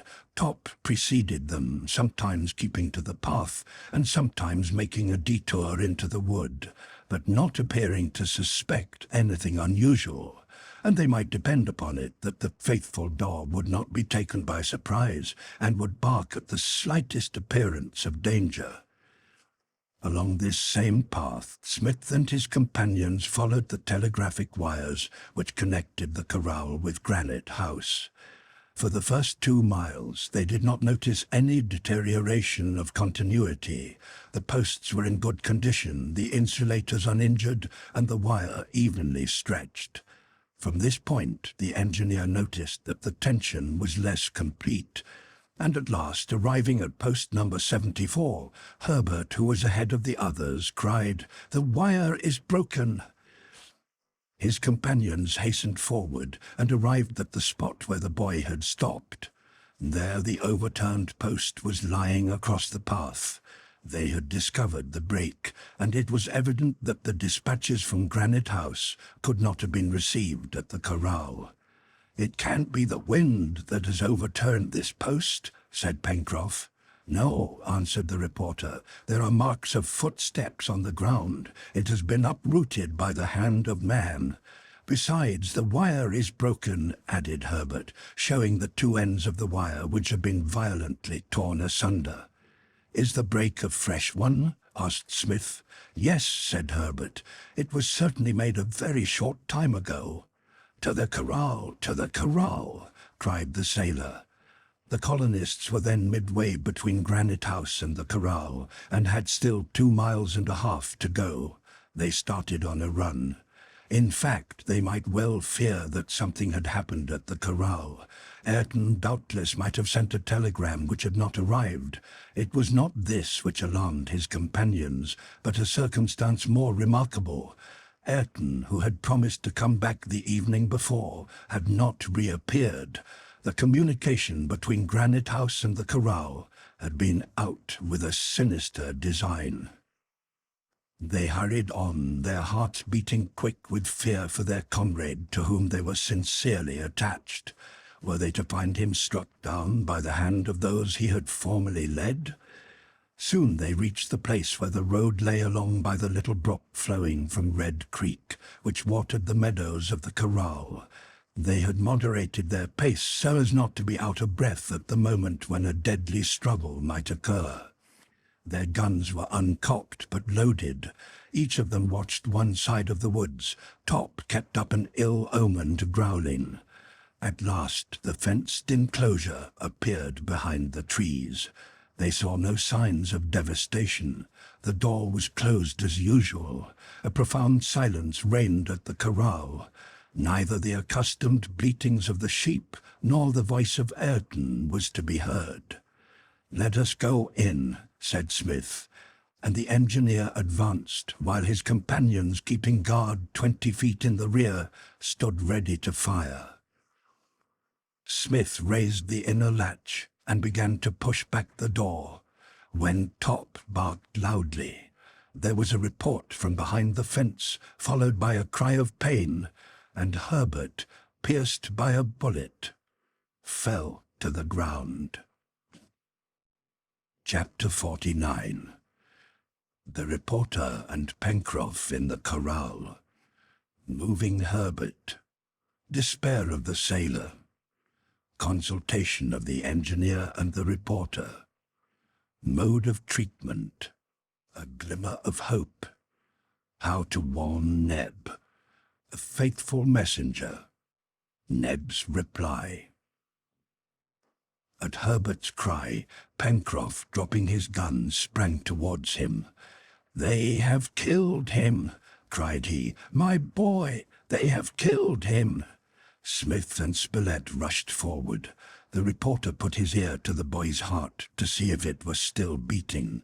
"He's alive," said he, "but he must be taken to Granite House." "Impossible," said the engineer. "To the corral, then," cried Pencroff. "One moment," said Smith, and he rushed to the left around the fence. There he found himself face to face with a convict, who fired at him and sent a ball through his cap. An instant later, before he had time to fire again, he fell, struck to the heart by Smith's poniard, a surer weapon even than his gun. While this was going on, the reporter and Pencroff hoisted themselves up to the angle of the fence, strode over the top, jumped into the enclosure, made their way into the empty house, and laid Harbert gently down on Ayrton's bed. A few minutes afterwards, Smith was at his side. At the sight of Harbert, pale and unconscious, the grief of the sailor was intense. He sobbed and cried bitterly. Neither the engineer nor the reporter could calm him. Themselves overwhelmed with emotion, they could hardly speak. They did all in their power to save the poor boy's life. Spilett, in his life of varied experience, had acquired some knowledge of medicine. He knew a little of everything, and had had several opportunities of learning the surgery of gunshot wounds. With Smith's assistance, he hastened to apply the remedies which Herbert's condition demanded. The boy lay in a complete stupor, caused either by the hemorrhage or by concussion of the brain. He was very pale, and his pulse beat only at long intervals, as if every moment about to stop. This, taken in conjunction with his utter loss of consciousness, was a grave symptom. They stripped his chest, and staunching the blood by means of handkerchiefs, kept bathing the wounds in cold water. The ball had entered between the third and fourth rib, and there they found the wound. Smith and Spilett turned the poor boy over. At this he uttered a moan so faint that they feared it was his last breath. There was another wound on his back, for the bullet had gone clean through. "Thank heaven," said the reporter. "The ball is not in his body. We shall not have to extract it." "But the heart?" asked Smith. "The heart has not been touched, or he would be dead." "Dead!" cried Pencroff with a groan. He had only heard the reporter's last word. "No, Pencroff," answered Smith. "No, he is not dead. His pulse still beats. He has even uttered a groan. For his sake now you must be calm. We have need of all our self-possession. You must not be the means of our losing it, my friend." Pencroff was silent, but large tears rolled down his cheeks. Meanwhile, Spilett tried to recall to memory the proper treatment of the case before him. There seemed no doubt that the ball had entered in front and gone out by the back. But what injuries had it done by the way? Had it reached any vital spot? This was a question which even a professional surgeon could not have answered at once. There was something, however, which Spilett knew must be done, and that was to keep down the inflammation and to fight against the fever which ensues upon a wound. The wound must be dressed without delay. It was not necessary to bring on a fresh flow of blood by the use of tepid water and compresses, for Herbert was already too weak. The wounds, therefore, were bathed with cold water. Herbert was placed upon his left side and held in that position. "He must not be moved," said Spilett. "He is in the position most favorable to an easy suppuration, and absolute repose is necessary." "Cannot we take him to Granite House?" asked Pencroff. "No, Pencroff," said the reporter. Spilett was examining the boy's wounds again with close attention. Herbert was so frightfully pale that he became alarmed. "Cyrus," said he, "I am no doctor. I am in a terrible strait. You must help me with your advice and assistance." "Calm yourself, my friend," answered the engineer, pressing his hand. "Try to judge coolly. Think only of saving Herbert." Spilett's self-possession, which in a moment of discouragement his keen sense of responsibility had caused him to lose, returned again at these words. He seated himself upon the bed. Smith remained standing. Pencroff had torn up his shirt and began mechanically to make lint. Spilett explained that the first thing to do was to check the hemorrhage, but not to close the wounds or bring on immediate cicatrization, for there had been internal perforation, and they must not let the suppurated matter collect within. It was decided, therefore, to dress the two wounds, but not to press them together. The colonists possessed a most powerful agent for quelling inflammation, and one which nature supplies in the greatest abundance, to wit, cold water, which is now used by all doctors. It has moreover the advantage of allowing the wound perfect rest and dispensing with the frequent dressing, which, by exposing the wound to the air in the early stages, is so often attended with lamentable results. Thus did Smith and Spilett reason with clear native good sense, and acted as the best surgeon would have done. The wounds were bandaged with linen and constantly soaked with fresh water. The sailor had lighted a fire in the chimney, and the house fortunately contained all the necessaries of life. They had maple sugar and the medicinal plants which the boy had gathered on the shores of Lake Grant. From these they made a refreshing drink for the sick boy. His fever was very high, and he lay all that day and night without a sign of consciousness. His life was hanging on a thread. On the next day, November the 12th, they began to have some hopes of his recovery. His consciousness returned. He opened his eyes and recognized them all. He even said 2 or 3 words and wanted to know what had happened. Spilett told him and begged him to keep perfectly quiet, that his life was not in danger and his wounds would heal in a few days. Harbert suffered very little, for the inflammation was successfully kept down by the plentiful use of cold water. A regular suppuration had set in, the fever did not increase, and they began to hope that this terrible accident would not end in a worse catastrophe. Pencroff took heart again. He was the best of nurses, like a sister of charity, or a tender mother watching over her child.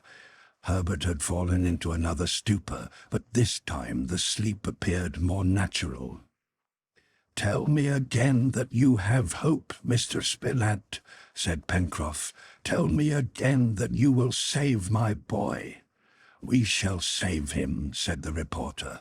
"The wound is a serious one, and perhaps the ball has touched the lung, but a wound in that organ is not mortal." "May God grant it," answered the sailor. As may be imagined, the care of Harbert had occupied all their time and thoughts for the first 24 hours at the corral. They had not considered the urgent danger of a return of the convicts, nor taken any precautions for the future. But on this day, while Pencroff was watching over the invalid, Smith and the reporter took counsel together as to their plans. They first searched the corral. There was no trace of Ayrton, and it seemed probable that he had resisted his former companions and fallen by their hands. The corral had not been pillaged, and as its gates had remained shut, the domestic animals had not been able to wander away into the woods. They could see no traces of the pirates either in the dwelling or the palisade. The only thing gone was the stock of ammunition. "The poor fellow was taken by surprise," said Smith, "and as he was a man to show fight, no doubt they made an end of him." "Yes," replied the reporter, "and then no doubt they took possession here, where they found everything in great plenty, and took to flight only when they saw us coming." "We must beat the woods," said the engineer, "and rid the island of these wretches. But we will have to wait some time in the corral till the day comes when we can safely carry Harbert to Granite House." "But Neb?" asked the reporter. "Neb's safe enough. Suppose he becomes anxious and risks coming here?" "He must not come," said Smith sharply. "He would be murdered on the way."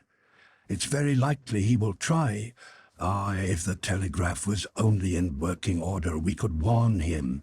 But now it's impossible. We can't leave Pencroff and Harbert here alone. Well, I'll go by myself to Granite House." "No, no, Cyrus," said the reporter. "You must not expose yourself. These wretches are watching the corral from their ambush, and there would be 2 mishaps instead of 1.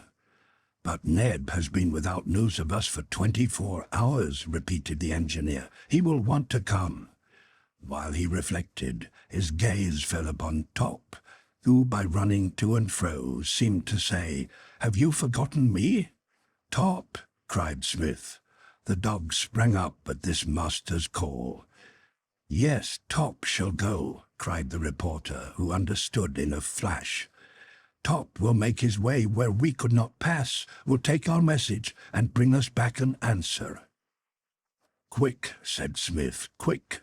Spilett tore out a page of his notebook and wrote these lines: "Harbert wounded. We are at the corral. Be on your guard. Do not leave Granite House. Have the convicts shown themselves near you? Answer by Top." This laconic note was folded and tied in a conspicuous way to Top's collar. "Top, my dog," said the engineer, caressing the animal. "Neb, Top, Neb. Away, away." Top sprang high at the words. He understood what was wanted, and the road was familiar to him. The engineer went to the door of the corral and opened one of the leaves. "Neb, Top, Neb!" he cried again, pointing towards Granite House. Top rushed out and disappeared almost instantly. "He'll get there," said the reporter. "Yes, and come back, the faithful brute." "What time is it?" asked Spilett. 10 o'clock. "In an hour he may be here. We will watch for him." The door of the corral was closed again. The engineer and the reporter re-entered the house. Harbert lay in a profound sleep. Pencroff kept his compresses constantly wet with cold water. Spilett, seeing that just then there was nothing else to do, set to work to prepare some food, all the time keeping his eye on that part of the enclosure which backed up against the spur from which an attack might be made. The colonists awaited Top's return with much anxiety. A little before 11 o'clock, Smith and Spilett stood with their carbines behind the door, ready to open it at the dog's first bark. They knew that if Top got safely to Granite House, Neb would send him back at once. They had waited about 10 minutes when they heard a loud report, followed instantly by continuous barking. The engineer opened the door, and seeing smoke still curling up among the trees 100 paces off, he fired in that direction. Just then Top bounded into the corral, whose door was quickly shut. "Top, Top!" cried the engineer, caressing the dog's large, noble head. A note was fastened to his collar, containing these words in Neb's sprawling handwriting: "No pirates near Granite House. I will not stir. Poor Mr. Harbert." Chapter 50. The convicts in the neighborhood of the corral. Provisional occupation. Continuation of Herbert's treatment. Pencroff's jubilation. Review of the past. Future prospects. Smith's ideas. So then the convicts were close by, watching the corral and waiting to kill the colonists one after another. They must be attacked like wild beasts, but with the greatest precaution, for the wretches had the advantage of position, seeing and not being seen, able to make a sudden attack, yet not themselves to be surprised. So Smith made his arrangements to live at the corral, which was fully provisioned. Ayrton's house was furnished with all the necessaries of life, and the convicts, frightened away by the colonists' arrival, had not had time to pillage. It was most likely, as Spilett suggested, that the course of events had been this. The convicts had followed the southern coast, and after getting over into Serpentine Peninsula, and being in no humour to risk themselves in the woods of the far west, they had reached the mouth of Fall River. Then, walking up the right bank of the stream, they had come to the spur of Mount Franklin. Here was their most natural place of refuge, and they had soon discovered the corral. They had probably installed themselves there, had been surprised by Ayrton, had overcome the unfortunate man, and the rest was easily divined. Meanwhile, the convicts, reduced to 5 but well armed, were prowling in the woods, and to pursue them was to be exposed to their fire without the power either of avoiding or of anticipating them. "There is nothing else to do but wait," repeated Smith. "When Harbert is well again, we will beat the island and have a shot at these rascals, while at the same time we search for our mysterious protector," added Spilett, finishing the sentence. "Ah, we must confess, dear Cyrus, that for once his protection has failed us." "We don't know about that," answered the engineer. "What do you mean?" asked the reporter. "We are not at the end of our troubles, my dear Spilett, and his powerful interference may still be exercised. But now we must think of Harbert." Several days passed, and the poor boy's condition was happily no worse, and to gain time was a great thing. The cold water, always kept at the proper temperature, had absolutely prevented the inflammation of the wounds. Nay, it seemed to the reporter that this water, which contained a little sulphur, due to the neighborhood of the volcano, had a direct tendency towards cicatrization. The suppuration was much less copious, and thanks to excellent nursing, Harbert had returned to consciousness, and his fever had abated. He was, moreover, strictly dieted, and of course was very weak, but he had plenty of broths and gruels, and absolute rest was doing him great good. Smith, Spilett, and Pencroff had become very skilful in tending him. All the linen in the house had been sacrificed. The wounded parts, covered with lint and compresses, were subjected to just enough pressure to cicatrize them without bringing on a reaction of inflammation. The reporter dressed the wounds with the greatest care, repeating to his companions the medical axiom that good dressing is as rare as a good operation. At the end of 10 days, by the 22nd of November, Harbert was decidedly better. He had begun to take some nourishment. The colour came back to his cheeks, and he smiled at his nurse. He talked a little, in spite of Pencroff, who chattered away all the time to keep the boy from saying a word, and told the most remarkable stories. Harbert inquired about Ayrton, and was surprised not to see him at the bedside, but the sailor, who would not distress his patient, answered merely that Ayrton had gone to be with Neb at Granite House in case the convicts attacked it. "Nice fellows they are," said he, "to think that Mr. Smith wanted to appeal to their feelings. I'll send them my compliments in a good heavy bullet." "And nobody has seen them?" asked Harbert. "No, my boy," answered the sailor, "but we will find them, and when you are well we shall see whether these cowards who strike from behind will dare to meet us face to face. I am still very weak, dear Pencroff. Oh, your strength will come back little by little. What's a ball through the chest? Nothing to speak of. I've seen several of them, and feel no worse for it." In fine, things were growing better, and if no unlucky complication occurred, Herbert's cure might be regarded as certain. But what would have been the colonist's situation if the ball had remained in his body, if his arm or leg had had to be amputated? They could not think of it without a shudder. It seemed to Smith that he and his companions, until now so fortunate, had entered upon an ill-omened time. For the 2.5 years which had elapsed since their escape from Richmond, they had succeeded in everything, but now luck seemed to be turning against them. Ayrton, doubtless, was dead, and Harbert severely wounded, and that strange but powerful intervention which had done them such mighty services seemed now to be withdrawn. Had the mysterious being abandoned the island, or himself been overcome? They could give no answer to these questions, but though they talked together about them, they were not men to despair. They looked the situation in the face, they analyzed the chances, they prepared themselves for every contingency. They stood firm and undaunted before the future. And if adversity should continue to oppress them, she would find them men prepared to do their utmost. Chapter 51. No news of Neb. A proposal from Pencroff and Spilett. The reporter's sorties.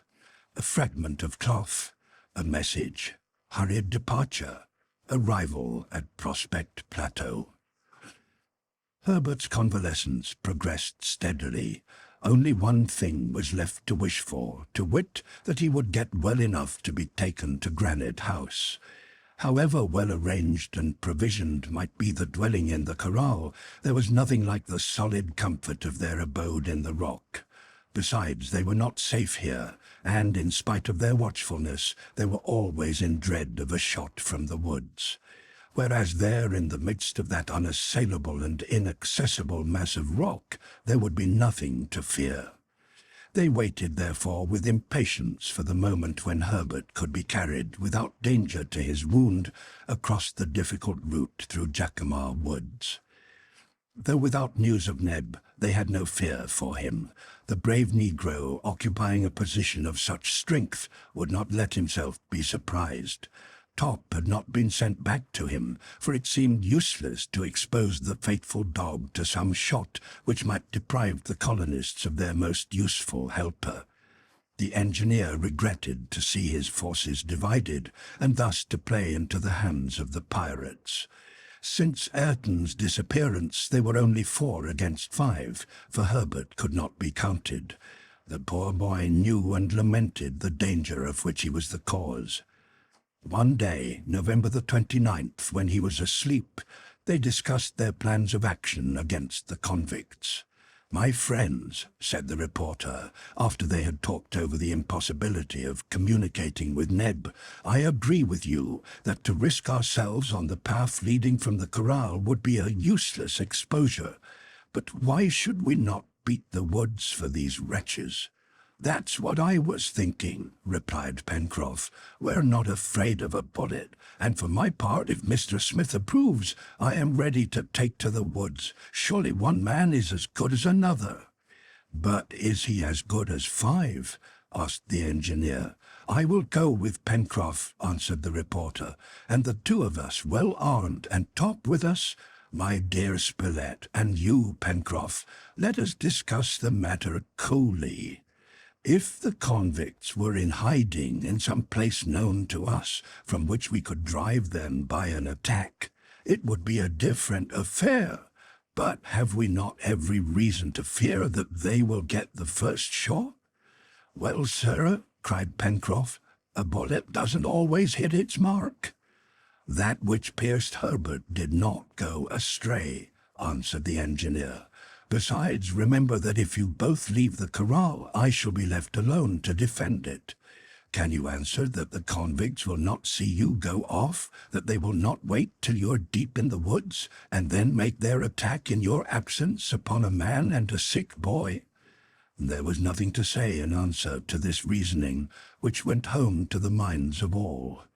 "If only Ayrton was yet one of the party," said Spilett. "Poor fellow, his return to a life with his kind was not for long." "If he is dead," added Pencroff in a peculiar tone. "Have you any hope that those rascals have spared him, Pencroff?" asked Spilett. "Yes, if their interest led them to do so." "What, do you suppose that Ayrton, among his former companions in guilt, would forget all he owed to us?" "Nobody can tell," answered the sailor with some hesitation. "Pencroff," said Smith, laying his hand on the sailor's arm, "that was an unworthy thought. I will guarantee Ayrton's fidelity." "And I too," added the reporter decidedly.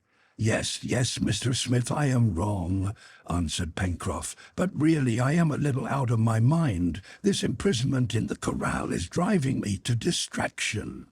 "Be patient, Pencroff," answered the engineer.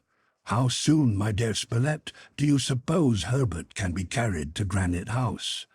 "That is hard to say, Cyrus," answered the reporter, "for a little imprudence might be fatal. But if he goes on as well as he is doing now for another week, why then we will see." At that season the spring was 2 months advanced. The weather was good and the heat began to be oppressive. The woods were in fall leaf, and it was almost time to reap the accustomed harvest. It can easily be understood how this siege in the corral upset the plans of the colonists. Once or twice the reporter risked himself outside and walked around the palisade. Top was with him, and his carbine was loaded. He met no one and saw nothing suspicious.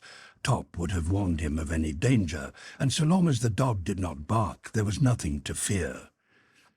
But on his second sortie, on the 27th of November, Spilett, who had ventured into the woods for a quarter of a mile to the south of the mountain, noticed that Top smelt something. The dog's motions were no longer careless. He ran to and fro, ferreting about in the grass and thistles, as if his keen nose had put him on the track of an enemy. Spilett followed the dog, encouraging and exciting him by his voice, his eye on the alert, his carbine on his shoulder, and availing himself of the shelter of the trees. It was not likely that Top had recognized the presence of a man, for in that case he would have announced it by a half-stifled but angry bark. Since not even a growl was to be heard, the danger was evidently neither near nor approaching. About 5 minutes had passed in this way, Top ferreting about and the reporter cautiously following him, when the dog suddenly rushed towards a thicket and tore from it a strip of cloth. It was a piece from a garment, dirty and torn. Spilett went back with it to the corral. There the colonists examined it and recognized it as a piece of Ayrton's waistcoat, which was made of the felt prepared only in the workshop at Granite House. "You see, Pencroff," observed Smith, "Ayrton resisted manfully, and the convicts dragged him off in spite of his efforts. Do you still doubt his good faith?" "No, Mr. Smith," replied the sailor. "I have long ago given up that momentary suspicion, but I think we may draw one conclusion from this fact." "What is that?" "That Ayrton was not killed at the corral. They must have dragged him out alive, and perhaps he is still alive." "It may be so," said the engineer thoughtfully. The most impatient of them all to get back to Granite House was Harbert. He knew how necessary it was for them all to be there, and felt that it was he who was keeping them at the corral. The one thought which had taken possession of his mind was to leave the corral, and to leave it as soon as possible. He believed that he could bear the journey to Granite House. He was sure that his strength would come back to him sooner in his own room, with the sight and the smell of the sea. It was now November the 29th. The colonists were talking together in Herbert's room about 7 o'clock in the morning, when they heard Top barking loudly. They seized their guns, always loaded and cocked, and went out of the house. Top ran to the bottom of the palisade, jumping and barking with joy. "Someone is coming! Yes, and not an enemy! Neb, perhaps, or Ayrton?" These words had scarcely been exchanged between the engineer and his comrade when something leapt the palisade and fell on the ground inside. It was Jope, Master Jope himself, who was frantically welcomed by Top. "Neb has sent him," said the reporter. "Then he must have some note on him," said the engineer. Pencroff rushed to the Oran. Neb could not have chosen a better messenger, who could get through obstacles which none of the others could have surmounted. Smith was right. Around Jupe's neck was hung a little bag, and in it was a note in Neb's handwriting. The dismay of the colonists may be imagined when they read these words: "Friday, 6 a.m. The convicts are on the plateau. Ned." They looked at each other without saying a word, then walked back to the house. What was there to do? The convicts on Prospect Plateau meant disaster, devastation, and ruin. Harbert knew at once from their faces that the situation had become grave, and when he saw Jup he had no more doubt that misfortune was threatening Granite House. "Mr. Smith," said he, "I want to go. I can bear the journey. I want to start." Spilett came up to Harbert and looked at him intently. "Let us start, then," said he. The question of Herbert's transportation was quickly decided. A litter would be the most comfortable way of travelling, but it would necessitate 2 porters, that is, 2 guns would be subtracted from their means of defence. On the other hand, by placing the mattresses on which Harbert lay in the wagon so as to deaden the motion, and by walking carefully, they could escape jolting him and would leave their arms free. The wagon was brought out, and the onager harnessed to it. Smith and the reporter lifted the mattresses with Harbert on them and laid them in the bottom of the wagon between the rails. The weather was fine, and the sun shone brightly between the trees. "Are the arms ready?" asked Smith. They were. The engineer and Pencroff, each armed with a double-barreled gun, and Spilett with his carbine, stood ready to set out. "How do you feel, Herbert?" asked the engineer. "Don't be troubled, Mr. Smith," answered the boy. "I shall not die on the way." They could see that the poor fellow was making a tremendous effort. The engineer felt a grievous pang. He hesitated to give the signal for departure, but to stay would have thrown Herbert into despair. "Let us start," said Smith. The corral door was opened. Jup and Top, who knew how to be quiet in emergency, rushed on ahead. The wagon went out, the gate was shut, and the onager, under Pencroff's guidance, walked on with a slow pace. It was necessary, on account of the wagon, to keep to the direct road from the corral to Granite House, although it was known to the convicts. Smith and Spilett walked on either side of the chariot, ready to meet any attack. Still, it was not likely that the convicts had yet abandoned Prospect Plateau. Neb's note had evidently been sent as soon as they made their appearance. Now this note was dated at 6 o'clock in the morning, and the active orang who was accustomed to the way would have got over the 5 miles from Granite House in 3/4 of an hour. Probably they would have no danger to fear till they approached Granite House. But they kept on the alert. Top and Jup, the latter armed with his stick, sometimes in front and sometimes beating the woods on either side, gave no signal of approaching danger. The wagon moved on slowly, and an hour after leaving the corral, they had passed over 4 of the 5 miles without any incident. They drew near the plateau another mile, and they saw the causeway over Glycerine Creek.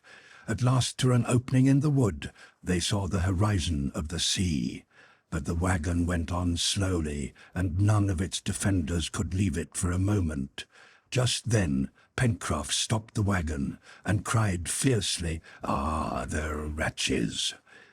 And he pointed to a thick smoke which curled up from the mill, the stables, and the buildings of the poultry yard. In the midst of this smoke, a man was running about. It was Neb. His companions uttered a cry. He heard them and rushed to meet them. The convicts had abandoned the plateau half an hour before, after having done all the mischief they could. "And Mr. Herbert?" cried Neb. Spilett went back to the wagon. Herbert had fainted. Chapter 52. Herbert carried to Granite House. Neb relates what had happened. Visit of Smith to the plateau. Ruin and devastation. The colonists helpless. Willow bark. A mortal fever. Top barks again. The convicts, the dangers threatening Granite House, the ruin on the plateau, none of these were thought of in the present condition of Herbert. It was impossible to say whether the transportation had occasioned some internal rupture, but his companions were almost hopeless. The wagon had been taken to the bend of the river, and there the mattress on which lay the unconscious lad was placed on a litter of branches, and within a few minutes Herbert was lying on his bed in Granite House. He smiled for a moment on finding himself again in his chamber, and a few words escaped feebly from his lips. Spilett looked at his wounds, fearing that they might have opened, but the cicatrices were unbroken. What then was the cause of this prostration, or why had his condition grown worse?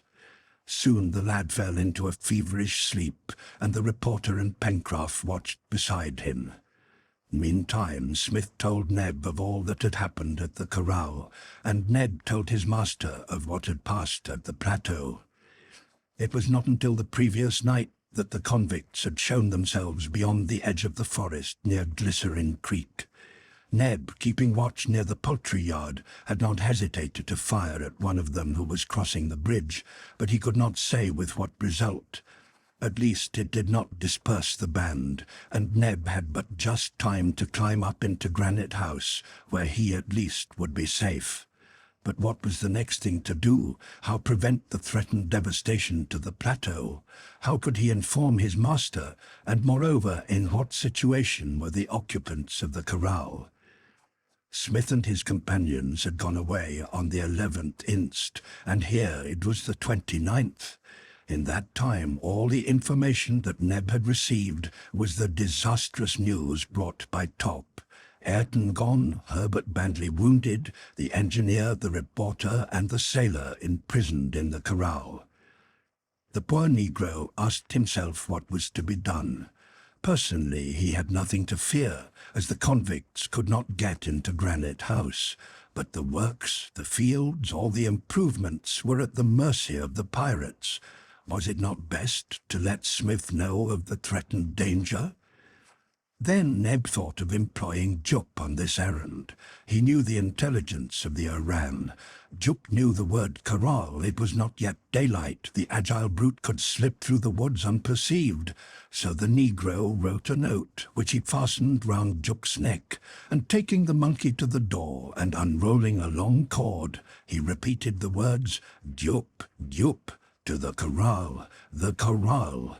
The animal understood him, and seizing the cord, slid down to the ground and disappeared in the darkness. "You did well, Neb. Although in not forewarning us, perhaps you would have done better," said Smith, thinking of Herbert, and how the carrying him back had been attended with such serious results. Neb finished his recital. The convicts had not shown themselves upon the beach, doubtless fearing the inhabitants of Granite House, whose number they did not know. But the plateau was open and unprotected by Granite House. Here, therefore, they gave loose reins to their instinct of depredation and destruction, and they had left but half an hour before the colonists returned. Neb had rushed from his retreat, and at the risk of being shot, he had climbed to the plateau and had tried to put out the fire which was destroying the enclosure to the poultry yard. He was engaged in this work when the others returned. Thus the presence of the convicts was a constant menace to the colonists heretofore so happy, and they might expect the most disastrous results from them. Smith, accompanied by Neb, went to see for himself the extent of the injury done. He walked along by the Mersey and up the left bank without seeing any trace of the convicts. It was likely that the latter had either witnessed the return of the colonists and had gone back to the corral, now undefended, or that they had gone back to their camp to await an occasion to renew the attack. At present, however, all attempts to rid the island of these pests were subject to the condition of Herbert. The engineer and Neb reached the place. It was a scene of desolation. Fields trampled, the harvests scattered, the stables and other buildings burned, the frightened animals roaming at large over the plateau. The fowls which had sought refuge on the lake were returning to their accustomed place on its banks. Everything here would have to be done over again. The succeeding days were the saddest which the colonists had passed on the island. Herbert became more and more feeble. He was in a sort of stupor, and symptoms of delirium began to manifest themselves. Cooling draughts were all the remedies of the disposition of the colonists.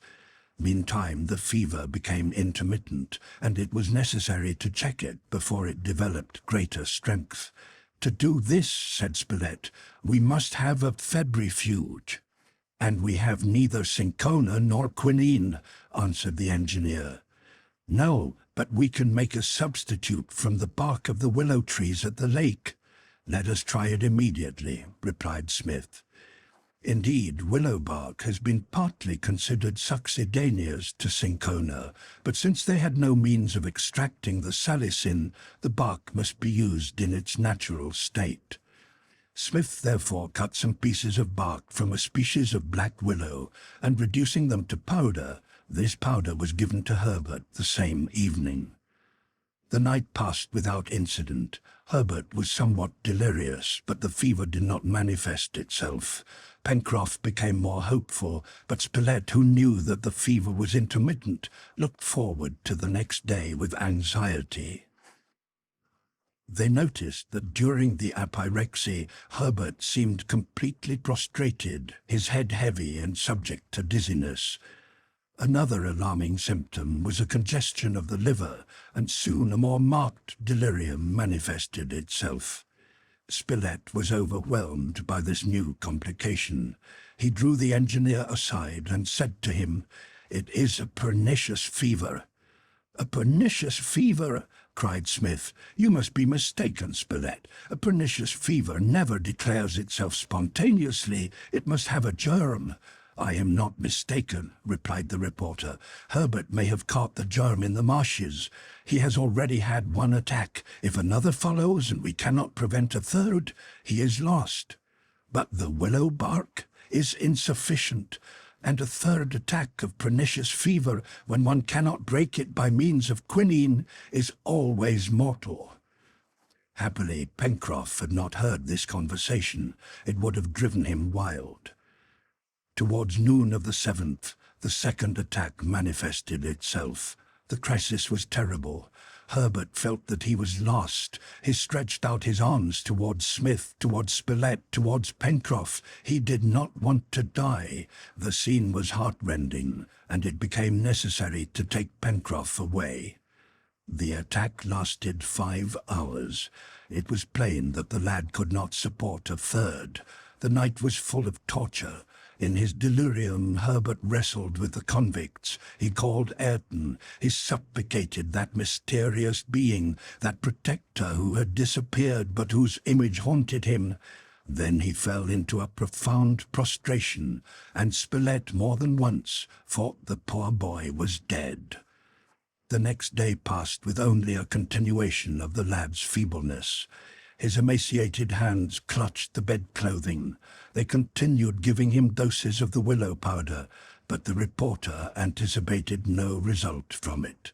"If," said he, "before tomorrow morning we cannot give him a more powerful febrifuge than this, Harbert will die." The night came, doubtless the last night for this brave lad, so good, so clever, whom all loved as their own child. The sole remedy against this pernicious fever, the sole specific which could vanquish it, was not to be found on Lincoln Island. During the night, Harbert became frightfully delirious. He recognized no one. It was not even probable that he would live till morning. His strength was exhausted. Towards 3 o'clock, he uttered a frightful cry. He was seized by a terrible convulsion. Neb, who was beside him, rushed frightened into the adjoining chamber, where his companions were watching. At the same moment, Top gave one of his strange barks. All returned to the chamber and gathered round the dying lad, who struggled to throw himself from the bed. Spilett, who held his arms, felt his pulse slowly rising. 5 o'clock came. The sun's rays shone into the chambers of Granite House. A beautiful day, the last on earth for poor Harbert, dawned over Lincoln Island. A sunbeam crept onto the table beside the bed. Suddenly, Pencroff, uttering an exclamation, pointed to something on that table. It was a small, oblong box, bearing these words: "Sulfate of quinine." Chapter 53. An Inexplicable Mystery. Herbert's Convalescence. The unexplored parts of the island. Preparations for departure. The first day. Night. Second day. The cowries. Castaways. Footprints in the sand. Arrival at Reptile End. Spilett took the box and opened it. It contained a white powder which he tasted. Its extreme bitterness was unmistakable. It was indeed that precious alkaloid, the true antiperiodic. It was necessary to administer it to Harbert without delay. How it came there could be discussed later. Spilett called for some coffee, and Neb brought a lukewarm infusion in which the reporter placed 18 grains of quinine and gave the mixture to Harbert to drink.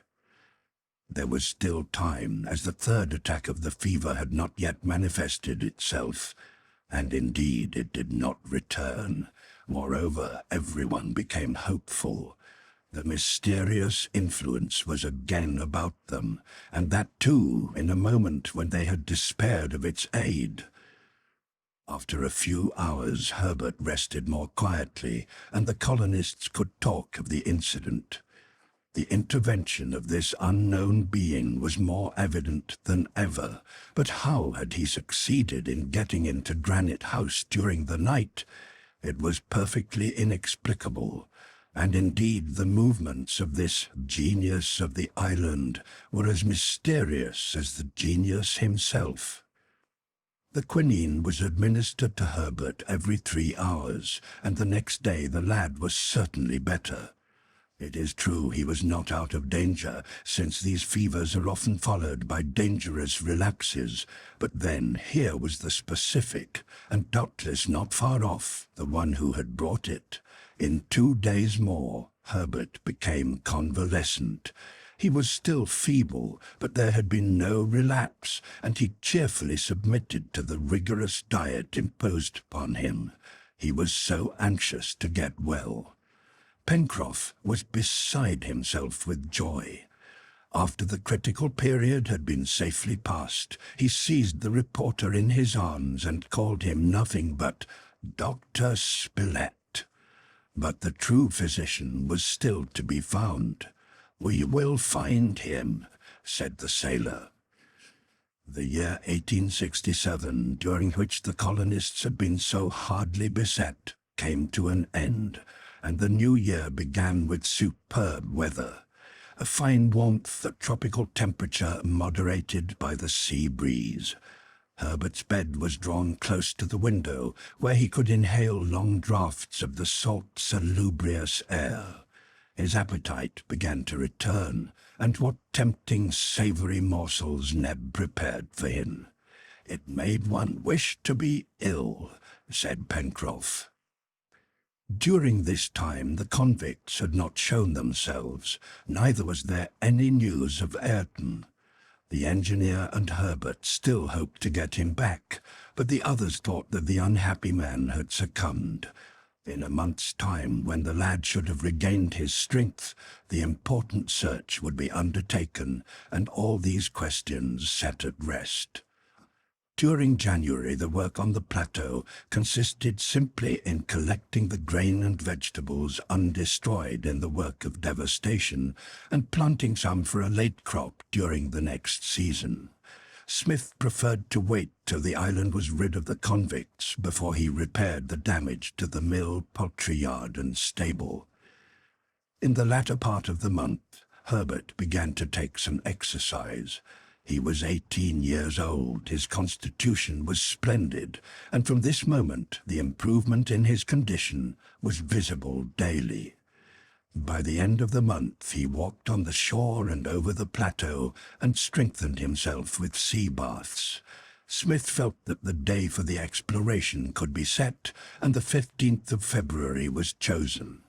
The nights at this season were very clear, and would therefore be advantageous to the search.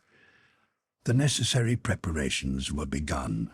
These were important, as the colonists had determined not to return to Granite House until their double end had been obtained, to destroy the convicts and find Ayrton if he was still alive, and to discover the being who presided so efficiently over the destinies of the colony. The colonists were familiar with all the eastern coast of the island between Claw Cape and the Mandibles, with Tadon's Fens, the neighbourhood of Lake Grant, the portion of Jacamar Wood lying between the road to the Corral and the Mersey, the courses of the Mersey and Red Creek, and those spurs of Mount Franklin where the Corral was located. They had partially explored the long sweep of Washington Bay from Claw Cape to Reptile End, the wooded and marshy shore of the west coast, and the interminable downs which extended to the half-open mouth of Shark Gulf. But they were unacquainted with the vast woods of Serpentine Peninsula, all the right bank of the Mersey, the left bank of Fall River, and the confused mass of ravines and ridges which covered 3/4 of the base of Mount Franklin on the west, north, and east, and where doubtless there existed deep recesses. Therefore, many thousands of acres had not yet been explored. It was decided that the expedition should cross the forest of the far west in such a manner as to go over all that part situated on the right of the Mersey. Perhaps it would have been better to have gone at once to the corral, where it was probable the convicts had either pillaged the place or installed themselves there. But either the pillage was a work accomplished, or the convicts had purposed to entrench themselves there, and it would always be time to dislodge them. So the first plan was decided upon, and it was resolved to cut a road through these woods, placing Granite House in communication with the end of the peninsula, a distance of 16 or 17 miles. The wagon was in perfect order. The onagers, well rested, were in excellent condition for a long pull. Victuals, camp utensils, and the portable stove were loaded into the wagon, together with a careful selection of arms and ammunition. No one was left in Granite House. Even Top and Jup took part in the expedition. The inaccessible dwelling could take care of itself. Sunday, the day before the departure, was observed as a day of rest and prayer, and on the morning of the 15th, Smith took the measures necessary to defend Granite House from invasion. The ladders were carried to the chimneys and buried there. The basket of the elevator was removed, and nothing left of the apparatus. Pencroff, who remained behind in Granite House, saw to this latter, and then slid down to the ground by means of a double cord, which dropped to the ground, severed the last connection between the entrance and the shore. The weather was superb. "It is going to be a warm day," said the reporter joyfully. "But, Dr. Spilett," said Pencroff, "our road is under the trees, and we will never see the sun." "Forward," said the engineer. The wagon was ready on the bank. The reporter insisted on Harbert taking a seat in it, at least for the first few hours. Ned walked by the onagers. Smith, the reporter, and the sailor went on ahead. Top bounded off into the grass. Jup took a seat beside Harbert, and the little party started. The wagon went up the left bank of the Mersey, across the bridge, and there, leaving the route to Balloon Harbor to the left, the explorers began to make a way through the forest. For the first 2 miles, the trees grew sufficiently apart to permit the wagon to proceed easily, without any other obstacle than here and there a stump or some bushes to arrest their progress. The thick foliage made a cold shadow over the ground. Birds and beasts were plenty, and reminded the colonists of their early excursions on the island. "Nevertheless," remarked Smith, "I notice that the animals are more timid than formerly. These woods have been recently traversed by the convicts, and we shall certainly find their traces." And indeed, in many places, they saw where a party of men had passed or built a fire, but in no one place was there a definite camp. The engineer had charged his companions to abstain from hunting, so as not to make the convicts aware of their presence by the sound of firearms.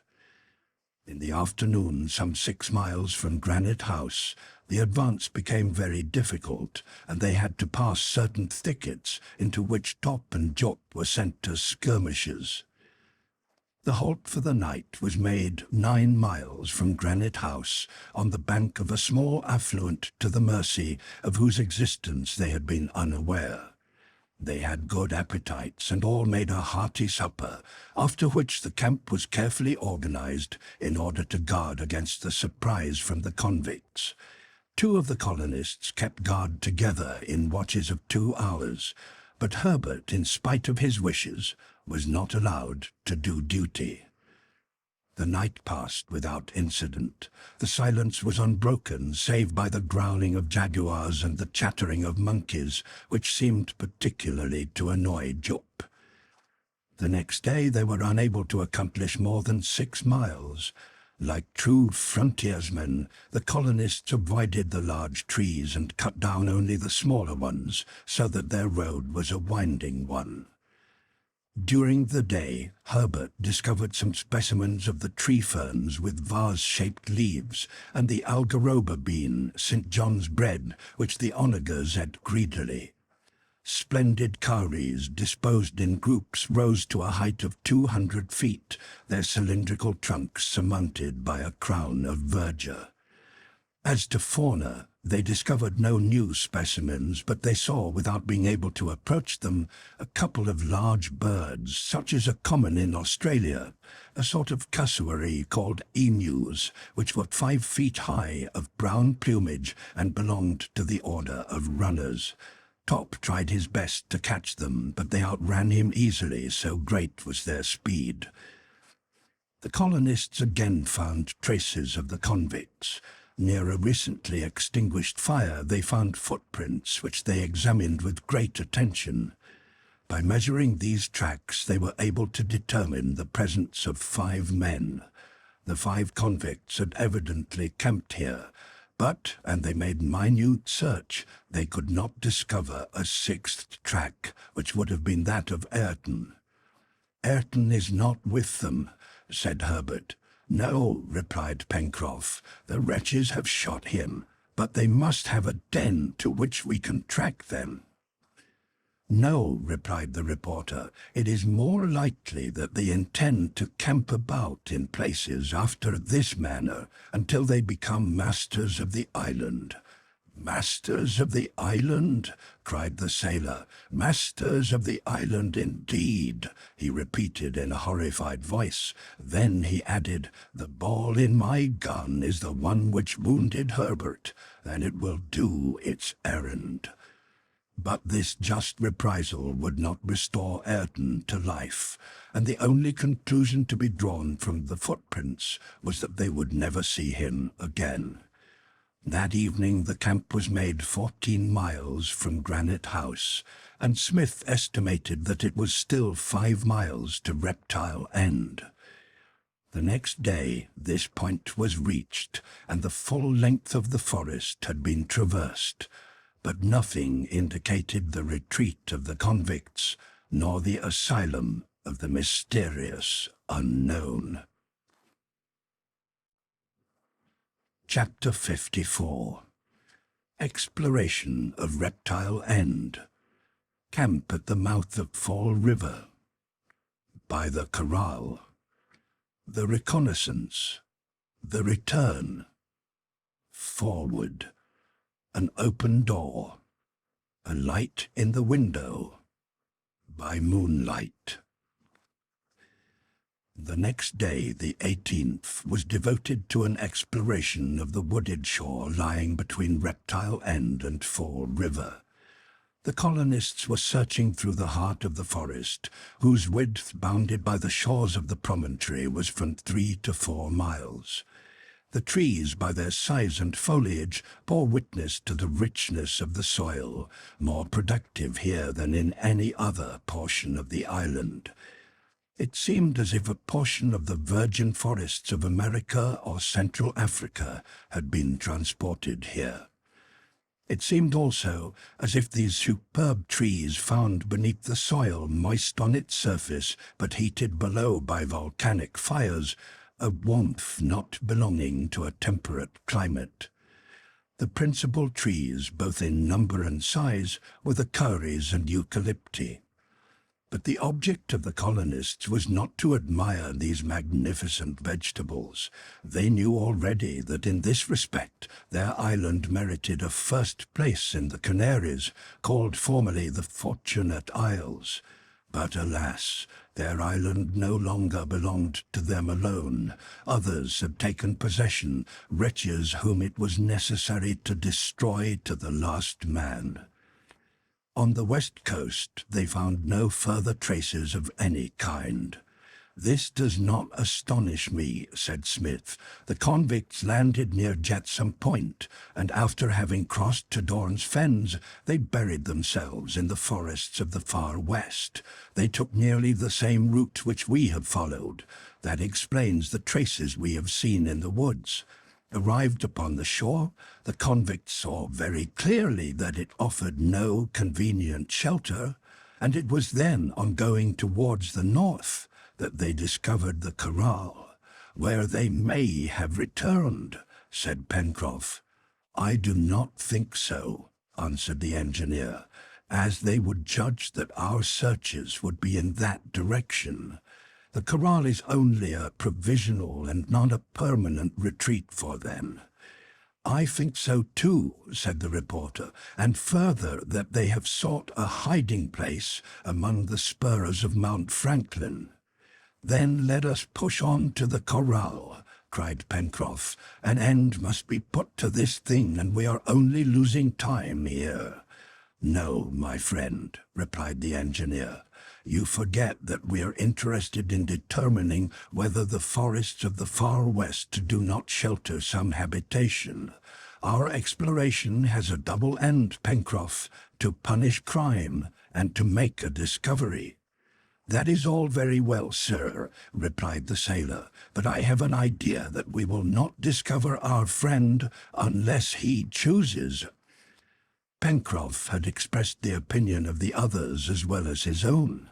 It was indeed probable that the retreat of the unknown being was no less mysterious than his personality.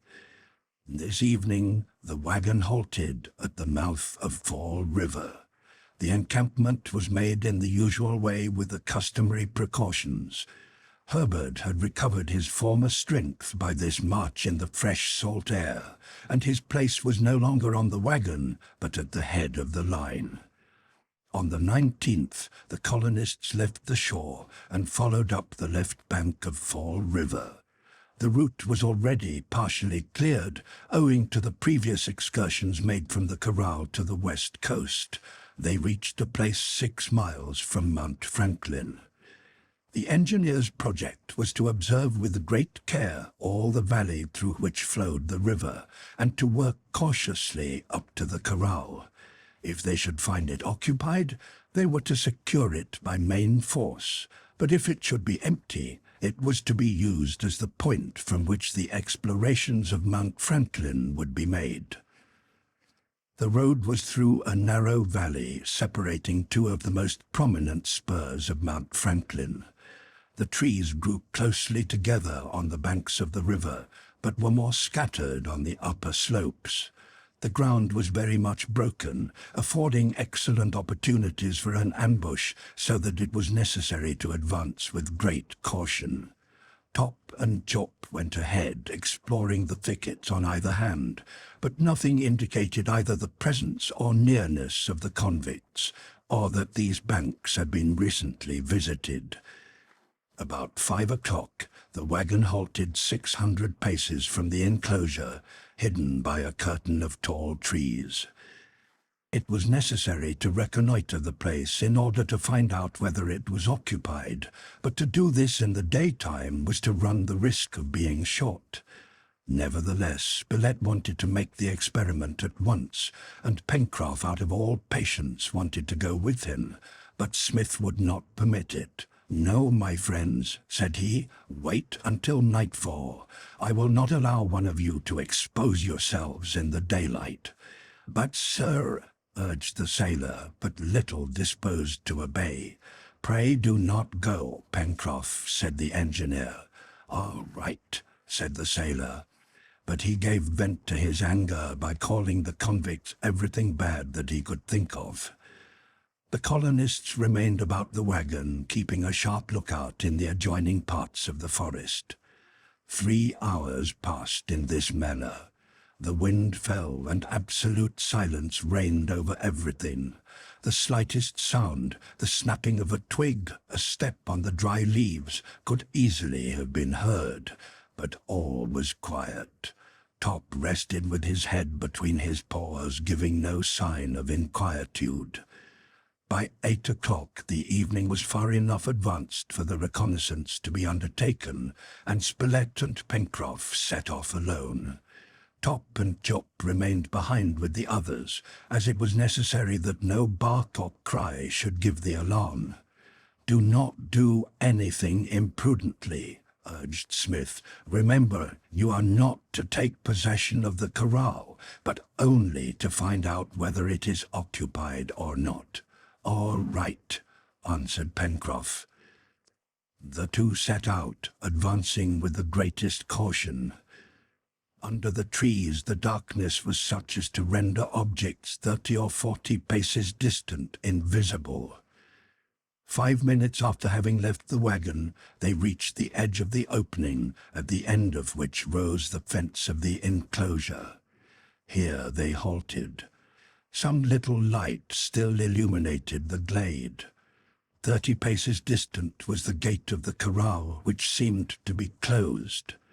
These 30 paces which it was necessary to cross constituted, to use a ballistic expression, the dangerous zone, as a shot from the palisade would certainly have killed anyone venturing himself within this space. Spilett and the sailor were not men to shirk danger, but they knew that any imprudence of theirs would injure their companions as well as themselves. If they were killed, what would become of the others? Nevertheless, Pencroff was so excited in finding himself again close to the corral that he would have hurried forward had not the strong hand of Spilett detained him. "In a few minutes it will be dark," whispered the reporter. Pencroff grasped his gun nervously and waited unwillingly. Very soon the last rays of light disappeared. Mount Franklin loomed darkly against the western sky, and the night fell with the rapidity peculiar to these low latitudes. Now was the time. The reporter and Pencroff, ever since their arrival on the edge of the wood, had watched the corral. It seemed to be completely deserted. The upper edge of the palisade was in somewhat stronger relief than the surrounding shades, and nothing broke its outlines. Nevertheless, if the convicts were there, they must have posted one of their number as a guard. Spilett took the hand of his companion and crept cautiously forward to the gate of the corral. Pencroff tried to push it open, but it was, as they had supposed, fastened. But the sailor discovered that the outer bars were not in place. They therefore concluded that the convicts were within and had fastened the gate so that it could only be broken open. They listened. No sound broke the silence. The animals were doubtless sleeping in their sheds. Should they scale the fence? It was contrary to Smith's instructions. They might be successful or they might fail, and if there was now a chance of surprising the convicts, should they risk that chance in this way? The reporter thought not. He decided that it would be better to wait until they were all together before making the attempt. 2 things were certain: that they could reach the fence unseen, and that the place seemed unguarded. Pencroff probably agreed to this, for he returned with the reporter to the wood, and a few minutes later Smith was informed of the situation. "Well," said he, after reflecting for a moment, "I don't think that the convicts are here." "We will find out when we have climbed in," cried Pencroff. "To the corral, my friends." "Shall we leave the wagon in the wood?" cried Neb. "No," said Smith. "It may serve as a defense in case of need." The wagon issued from the wood and rolled noiselessly over the ground. The darkness and the silence were profound. The colonists kept their guns in readiness to fire. Jup kept behind at Pencroff's order, and Neb held top. Soon the dangerous zone was crossed, and the wagon was drawn up beside the fence. Neb stood at the head of the onagers to keep them quiet, and the others went to the gate to determine if it was barricaded on the inside. One of its doors was open. "What did you tell us?" exclaimed the engineer, turning to the sailor and Spilett. They were stupefied with amazement. "Upon my soul," cried the sailor, "it was shut a minute ago." The colonists hesitated. The convicts must have been in the corral when Pencroff and the reporter had made their reconnaissance, for the gate could only have been opened by them. Were they still there? At this moment, Harbert, who had ventured some steps within the enclosure, rushed back and seized Smith's hand. "What have you seen?" asked the engineer. "A light in the house?" "Yes, sir." All went forward and saw a feeble ray of light trembling through the windows of the building. Smith determined what to do at once. "It is a fortunate chance finding the convicts shut up in this house, not expecting anything. They are ours. Come on."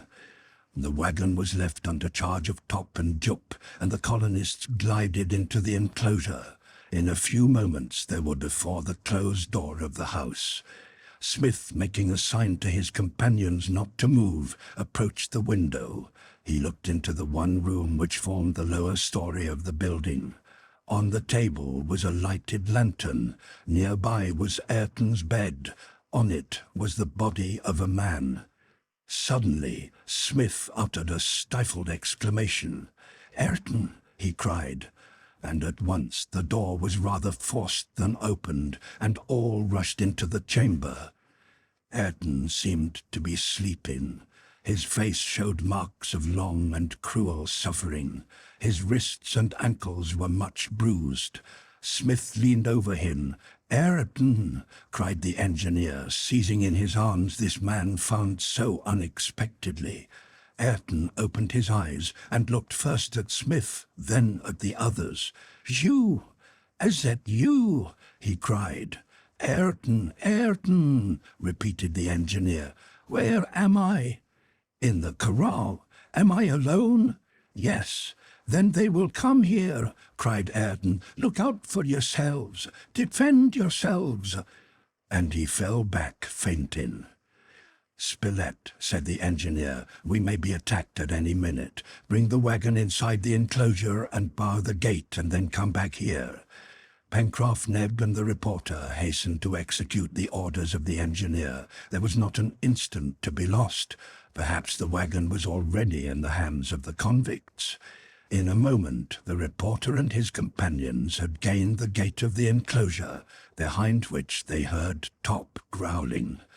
The engineer, leaving Ayrton for a moment, left the house and held his gun in readiness to fire. Harbert was beside him.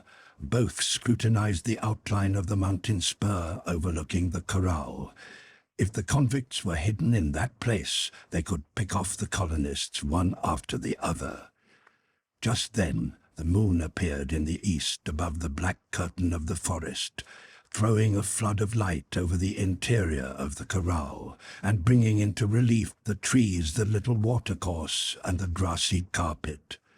Towards the mountain, the house and a part of the palisade shone white. Opposite it, towards the gate, the fence was in shadow. A black mass soon showed itself. It was the wagon entering within the circle of light, and Smith could hear the sound of the gate closing and being solidly barricaded by his companions. But at that moment Top, by a violent effort, broke his fastening, and, barking furiously, rushed to the extremity of the corral to the right of the house.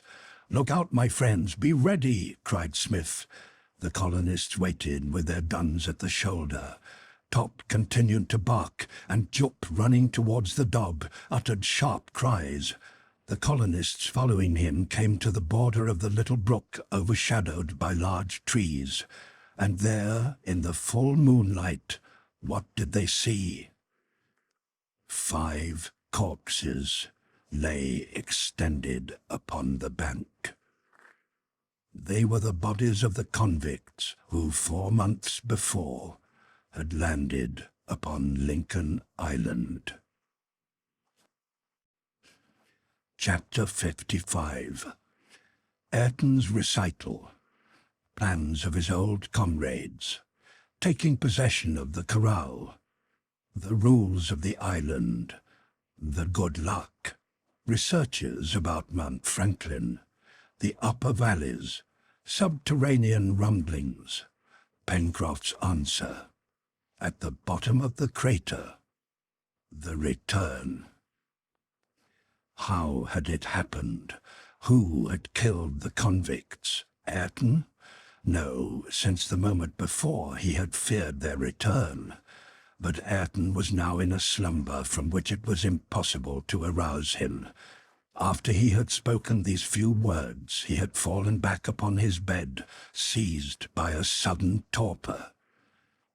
The colonists, terribly excited, preyed upon by 1,000 confused thoughts, remained all night in the house. The next morning Ayrton awoke from his sleep, and his companions demonstrated to him their joy at finding him safe and sound after all these months of separation. Then Ayrton related in a few words all that had happened. The day after his return to the corral, the 10th of November, just at nightfall, he had been surprised by the convicts who had climbed over the fence. He was tied and gagged and taken to a dark cavern at the foot of Mount Franklin, where the convicts had a retreat. His death had been resolved upon, and he was to be killed the following day, when one of the convicts recognized him and called him by the name he had borne in Australia. These wretches who would have massacred Ayrton respected Ben Joyce. From this moment Ayrton was subjected to the importunities of his old comrades. They wished to gain him over to them, and they counted upon him to take Granite House, to enter that inaccessible dwelling, and to become masters of the island after having killed the colonists. Ayrton resisted. The former convict, repentant and pardoned, would rather die than betray his companions.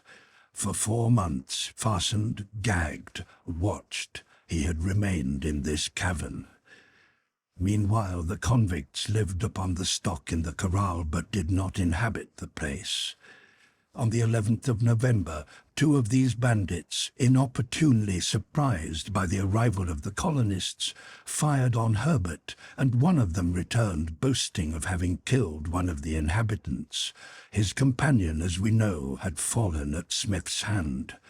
One can judge of Ayrton's despair when he heard of Herbert's death. It left but 4 of the colonists almost at the mercy of the convicts.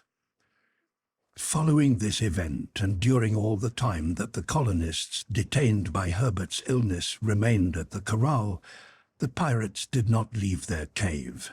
Indeed, after having pillaged Prospect Plateau, they did not deem it prudent to leave it. The bad treatment of Ayrton was redoubled. His hands and feet still bore the red marks of the lines with which he remained bound, day and night. Each moment he expected to be killed. This was the 3rd week in February.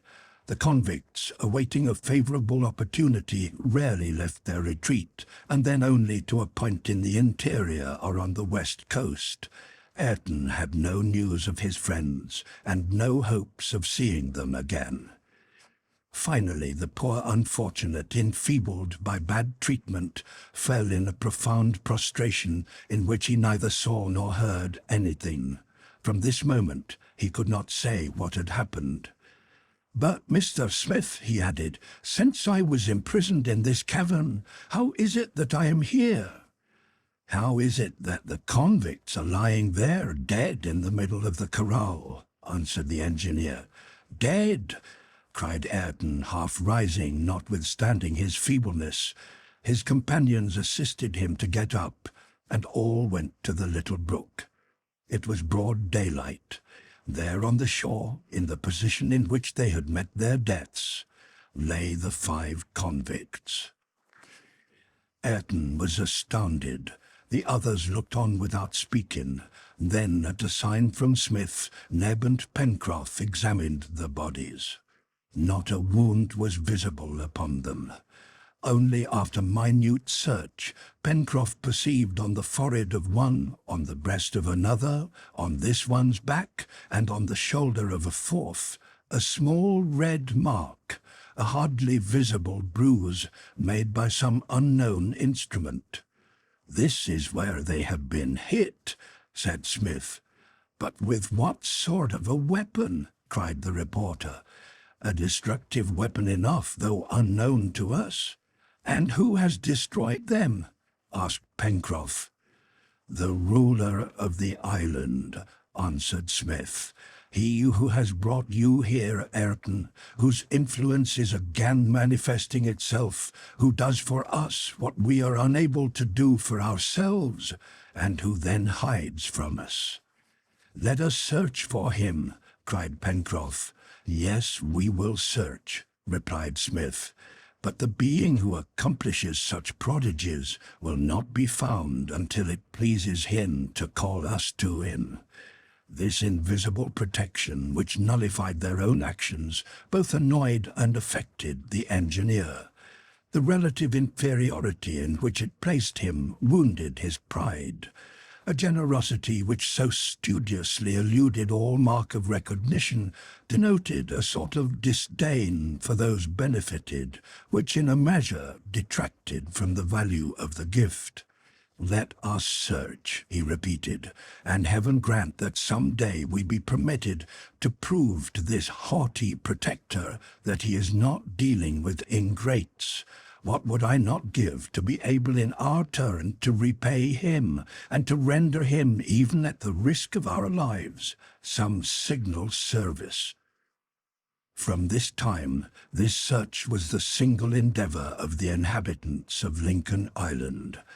All tried to discover the answer to this enigma, an answer which involved the name of a man endowed with an inexplicable and almost superhuman power. In a short time the colonists entered the house again, and their efforts soon restored Ayrton to himself. Neb and Pencroff carried away the bodies of the convicts and buried them in the wood. Then Ayrton was informed by the engineer of all that had happened during his imprisonment. "And now," said Smith, finishing his recital, "we have one thing more to do. Half of our task is accomplished, but if the convicts are no longer to be feared, we did not restore ourselves to the mastership of the island." "Very well," replied Spilett. "Let us search all the mazes of Mount Franklin. Let us leave no cavity, no hole unexplored. Ah, if ever a reporter found himself in the presence of an exciting mystery, I am in that position." "And we will not return to Granite House," said Herbert, "until we have found our benefactor." "Yes," said Smith, "we will do everything that is possible for human beings to do, but I repeat it, we will not find him till he wills it." "Shall we stay here at the corral?" asked Pencroff. "Yes," replied the engineer. "Let us remain here. Provisions are abundant, and we are in the center of our circle of investigation, and moreover, if it is necessary, the wagon can go quickly to Granite House." "All right," said Pencroff. "Only one thing." "What is that?" "Why, the fine weather is here, and we must not forget that we have a voyage to make." "A voyage?" asked Spilett. "Yes, to Tabor Island. We must put up a notice indicating our island in case the Scotch yacht returns. Who knows that it is not already too late?" "But Pencroff," asked Ayrton, "how do you propose to make this voyage?" "Why, on the good luck." "The good luck!" cried Ayrton. "It's gone." "Gone!" shouted Pencroff, springing to his feet.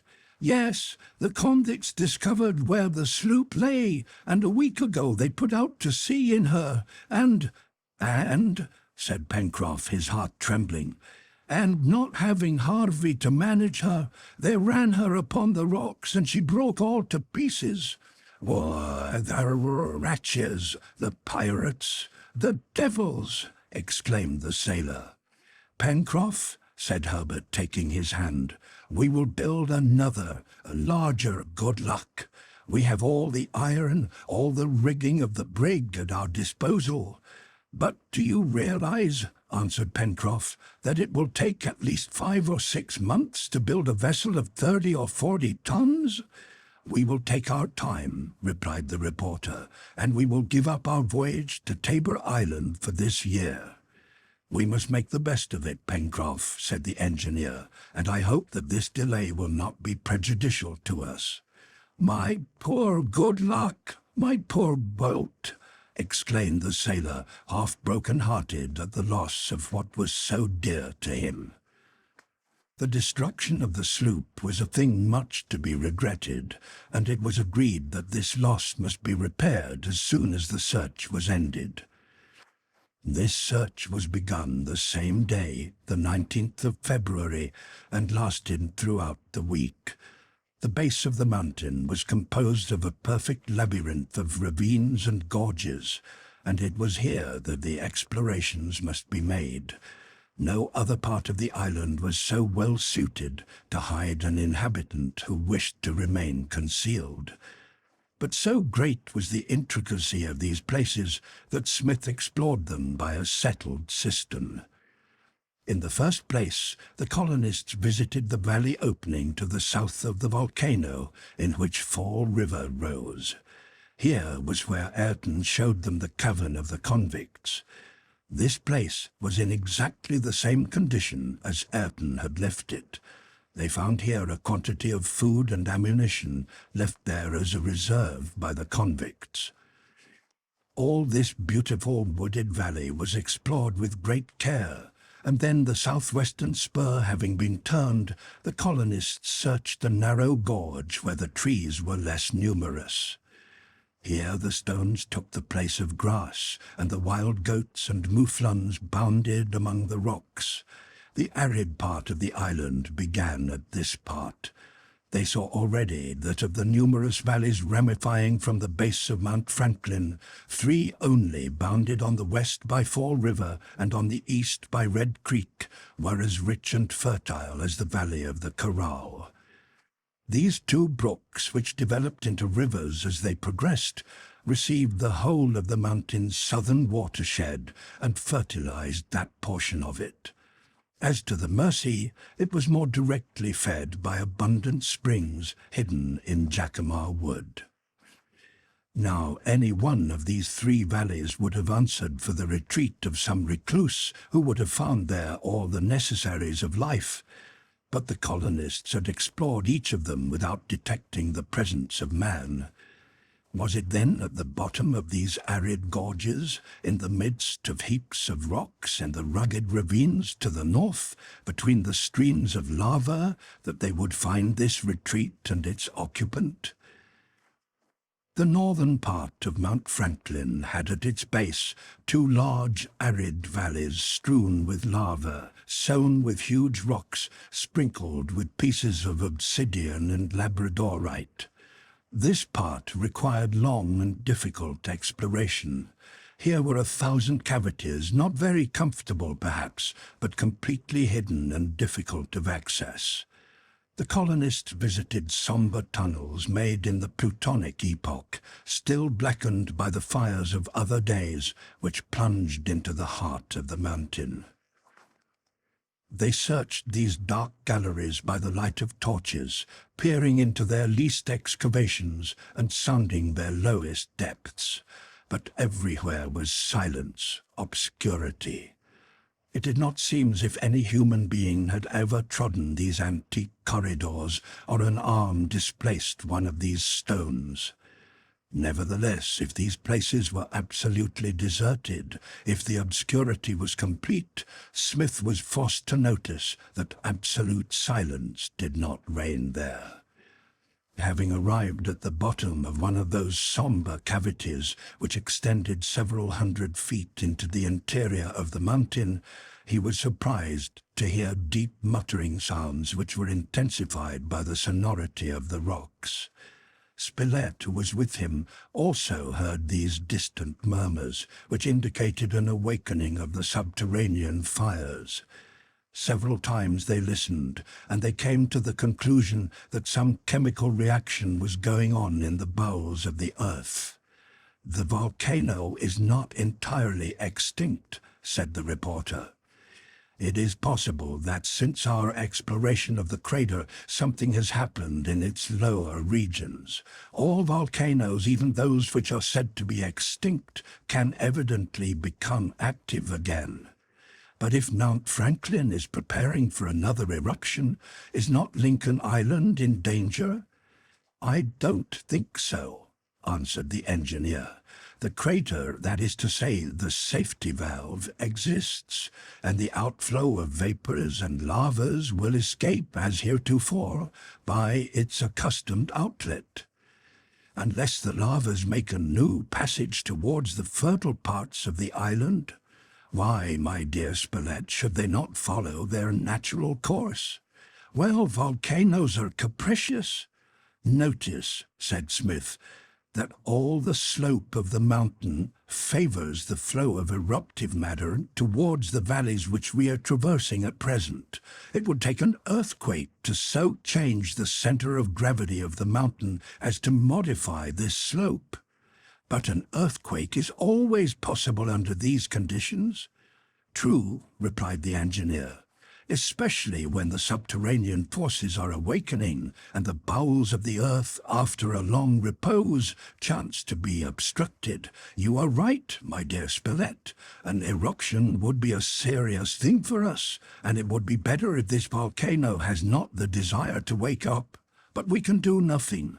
Nevertheless, in any case, I do not think Prospect Plateau could be seriously menaced.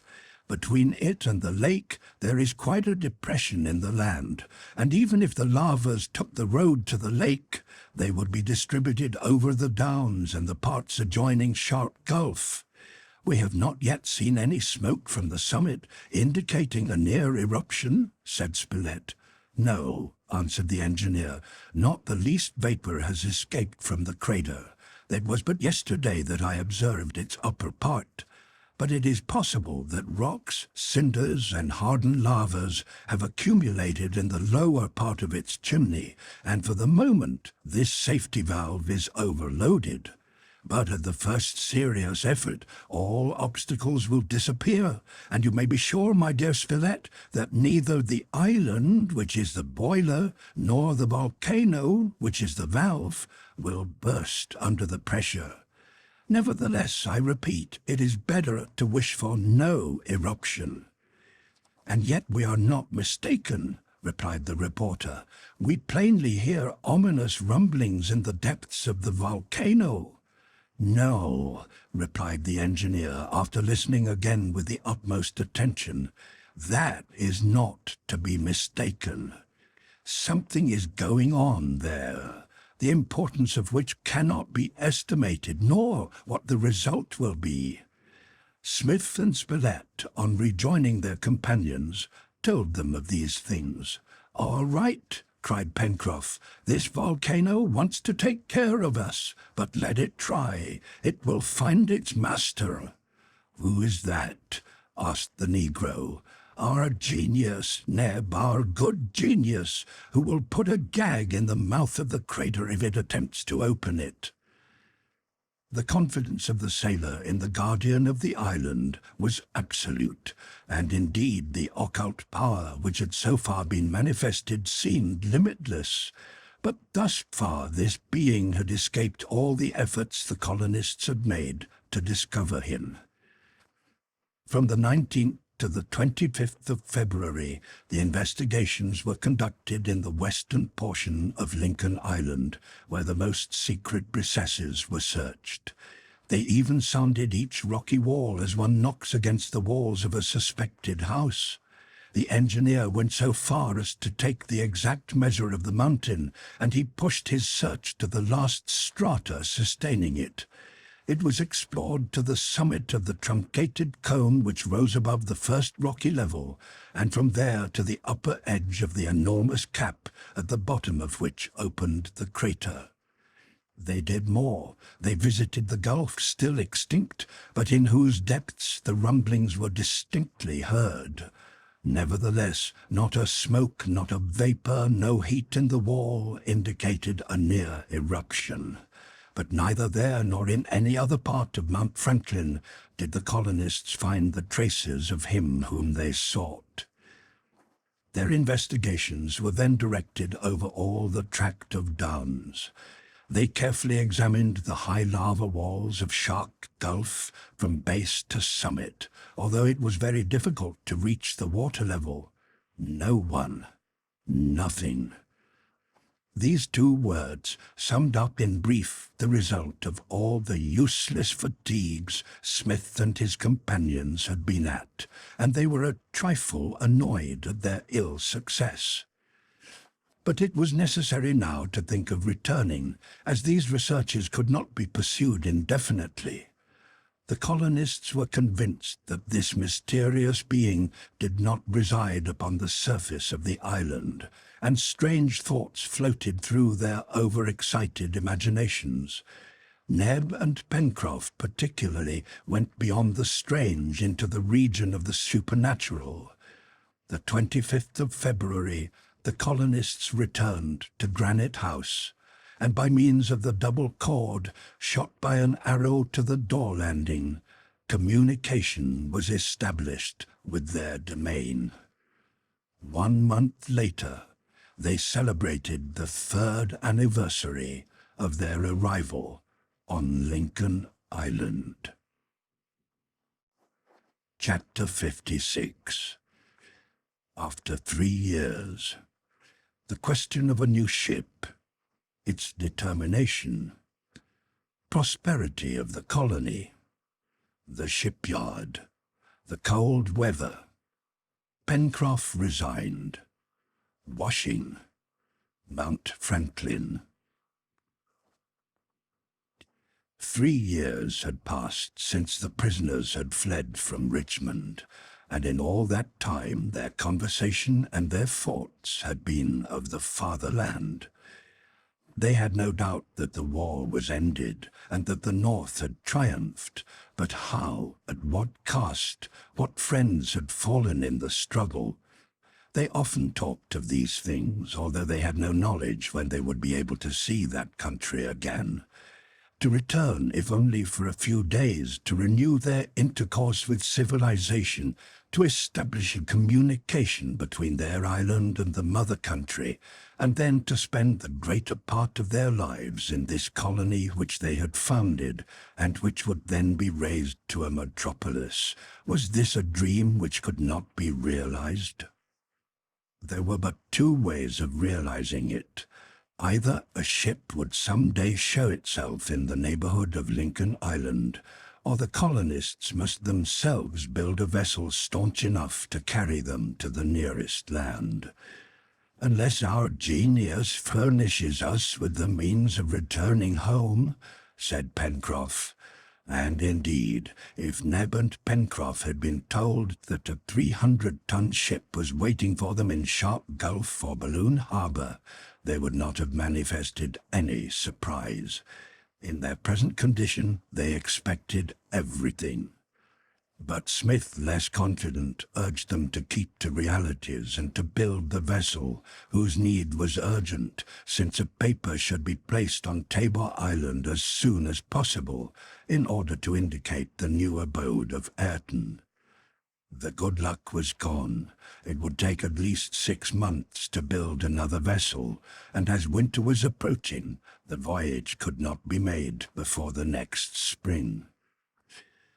"We have time to prepare ourselves for the fine weather," said the engineer, talking of these things with Pencroff. "I think, therefore, since we have to build our own ship, it will be better to make her dimensions greater than before. The arrival of the Scotch yacht is uncertain. It may even have happened that it has come and gone. What do you think?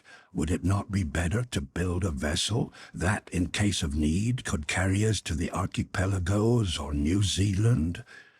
"I think, sir, that you are as able to build a large vessel as a small one. Neither wood nor tools are wanting. It is only a question of time." "And how long would it take to build a ship of 250 or 300 tons?" "7 or 8 months at least. But we must not forget that winter is at hand and that the timber will be difficult to work during the severe cold. So, allowing for some weeks' delay, you can be happy if you have your ship by next November." "Very well. That will be just the season to undertake a voyage of some length, be it to Tabor Island or further." "All right, Mr. Smith, make your plans. The workmen are ready, and I guess that Ayrton will lend a helping hand." The engineer's project met the approval of the colonists, and indeed it was the best thing to do. It is true that it was a great undertaking, but they had that confidence in themselves which is one of the elements of success. While Smith was busy preparing the plans of the vessel, the others occupied themselves in felling the trees and preparing the timber. The forests of the far west furnished the best oak and elm, which were carried over the new road through the forest to the Chimneys, where the shipyard was established. It was important that the timber should be cut soon, as it was necessary to have it seasoning for some time. Therefore the workmen worked vigorously during April, which was not an inclement month, save for some violent windstorms. Jup helped them by his adroitness, either in climbing to the top of a tree to fasten a rope, or by carrying loads on his strong shoulders. The timber was piled under a huge shed to await its use, and meanwhile the work in the fields was pushed forward, so that soon all traces of the devastation caused by the pirates had disappeared. The mill was rebuilt, and a new enclosure for the poultry yard. This had to be much larger than the former, as the number of its occupants had increased largely. The stables contained 5 onagers, 4 of them well broken, and 1 little colt. A plough had been added to the stock of the colony, and the onagers were employed in tillage as if they were Yorkshire or Kentucky cattle. All the colonists did their share, and there were no idle hands. And thus, with good health and spirits, they formed 1,000 projects for the future. Ayrton, of course, partook of the common existence and spoke no longer of returning to the corral. Nevertheless, he was always quiet and uncommunicative, and shared more in the work than the pleasure of his companions. He was a strong workman, vigorous, adroit, intelligent, and he could not fail to see that he was esteemed and loved by the others. But the corral was not abandoned. Every other day someone went there and brought back the supply of milk for the colony, and these occasions were also hunting excursions, so that Harbert and Spilett, with Top in advance, oftenest made the journey, and all kinds of game abounded in the kitchen of Granite House. The products of the warren and the oyster bed, some turtles, a haul of excellent salmon, the vegetables from the plateau, the natural fruits of the forest, were riches upon riches, and Ned, the chief cook, found it difficult to store them all away. The telegraph had been repaired, and was used whenever one of the party remained overnight at the corral. But the island was secure now from any aggression, at least from men. Nevertheless, what had happened once might happen again, and a descent of pirates was always to be feared, and it was possible that accomplices of Harvey's still in Norfolk might be privy to his projects and seem to imitate them. Every day the colonists searched the horizon visible from Granite House with the glass, and whenever they were at the corral they examined the west coast. Nothing appeared, but they were always on the alert. One evening, the engineer told his companions of a project to fortify the corral. It seemed prudent to heighten the palisade and to flank it with a sort of blockhouse in which the colonists could defend themselves against a host of enemies. Granite House, owing to its position, was impregnable, and the corral would always be the objective point of pirates. About the 15th of May, the keel of the new vessel was laid, and the stem and stern posts raised. This keel was of oak, 110 feet long, and the breadth of beam was 25 feet. But with the exception of putting up a couple of the frame pieces, this was all that could be done before the bad weather and the cold set in. During the latter part of the month, the weather was very inclement. Pencroff and Ayrton worked as long as they were able, but severely cold weather following the rain made the wood impossible to handle, and by the 10th of June the work was given up entirely, and the colonists were often obliged to keep indoors. This confinement was hard for all of them, but especially so for Spilett. "I'll tell you what, Nab," he said, "I will give you everything I own if you will get me a newspaper. All that I want to make me happy is to know what is going on in the world." Ned laughed. "Faith," said he, "I am busy enough with my daily work." And indeed occupation was not wanting. The colony was at the summit of prosperity. The accident to the brig had been a new source of riches, without counting a complete outfit of sails which would answer for the new ship. Utensils and tools of all sorts, ammunition, clothing, and instruments filled the storerooms of Granite House. There was no longer a necessity to manufacture cloth in the felting mill. Linen also was plenty, and they took great care of it. From the chloride of sodium, Smith had easily extracted soda and chlorine. The soda was easily transformed into carbonate of soda, and the chlorine was employed for various domestic purposes, but especially for cleaning the linen. Moreover, they made but 4 washings a year, as was the custom in old times, and Pencroff and Spilett, while waiting for the postman to bring the paper, made famous washermen. Thus passed June, July, and August, very rigorous months, in which the thermometer measured but 8 degrees Fahrenheit. But a good fire burned in the chimney of Granite House, and the superfluity of wood from the shipyard enabled them to economize the coal, which required a longer carriage. All, men and beasts, enjoyed good health. Jup, it is true, shivered a little with the cold, and they had to make him a good wadded wrapper. What servant he was! Adroit, zealous, indefatigable, not indiscreet, not talkative. He was indeed a model for his biped brethren in the new and the old world. "But after all," said Pencroff, "when one has 4 hands, they cannot help doing their work well." During the 7 months that had passed since the exploration of the mountain, nothing had been seen or heard of the genius of the island, although it is true that nothing had happened to the colonists requiring his assistance. Smith noticed, too, that the growling of the dog and the anxiety of the orang had ceased during this time. These 2 friends no longer ran to the orifice of the well, nor acted in that strange way which had attracted the attention of the engineer.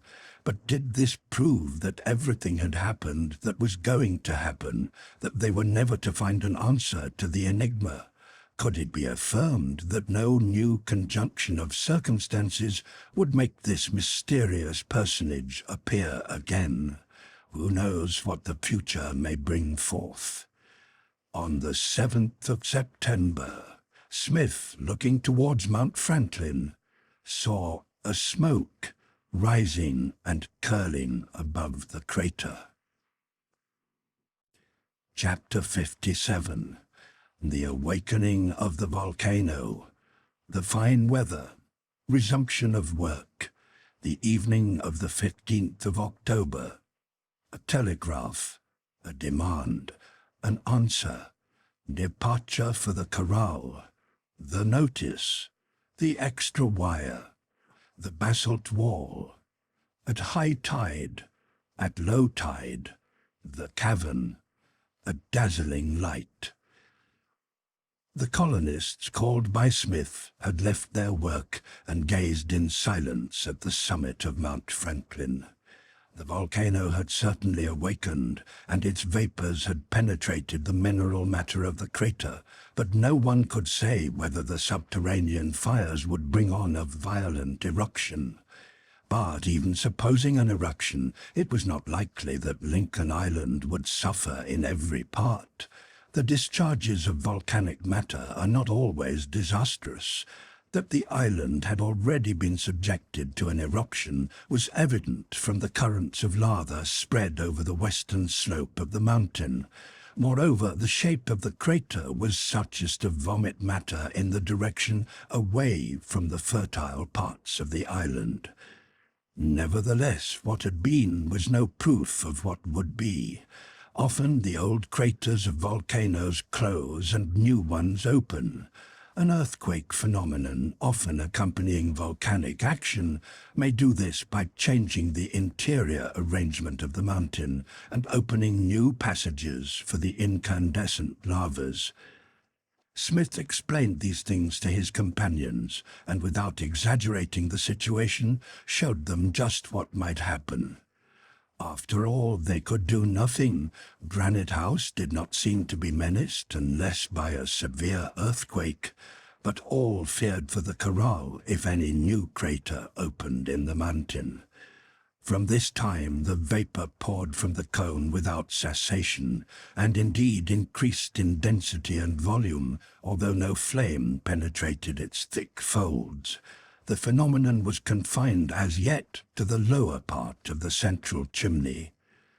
Meanwhile, with good weather, the work out of doors had been resumed. They hastened the construction of the ship, and Smith established a sawmill at the waterfall, which cut the timber much more rapidly. Towards the end of September, the frame of the ship, which was to be schooner-rigged, was so far completed that its shape could be recognized. The schooner, sheer forward and wide aft, was well adapted for a long voyage in case of necessity, but the planking, lining, and decking still demanded a long time before they could be finished. Fortunately, the ironwork of the brig had been saved after the explosion, and Pencroff and Ayrton had obtained a great quantity of copper nails from the broken timber, which economized the labor for the smiths. Nevertheless, the carpenters had much to accomplish. Often, however, after the day's work was ended, the colonists sat late into the night, conversing together of the future and what might happen in a voyage in the schooner to the nearest land. But in discussing these projects, they always planned to return to Lincoln Island. Never would they abandon this colony, established with so much difficulty but so successfully, and which would receive a new development through communication with America. Pencroff and Neb indeed hoped to end their days here. "Herbert," asked the sailor, "you would never abandon Lincoln Island?" "Never, Pencroff, especially if you made up your mind to remain." "Then it's agreed, my boy. I shall expect you. You will bring your wife and children here, and I will make a jolly playmate for the babies." "Agreed," answered Herbert, laughing and blushing at the same time. "And you, Mr. Smith," continued the sailor enthusiastically, "you will always remain governor of the island. And by the way, how many inhabitants can the island support? 10,000 at the very least."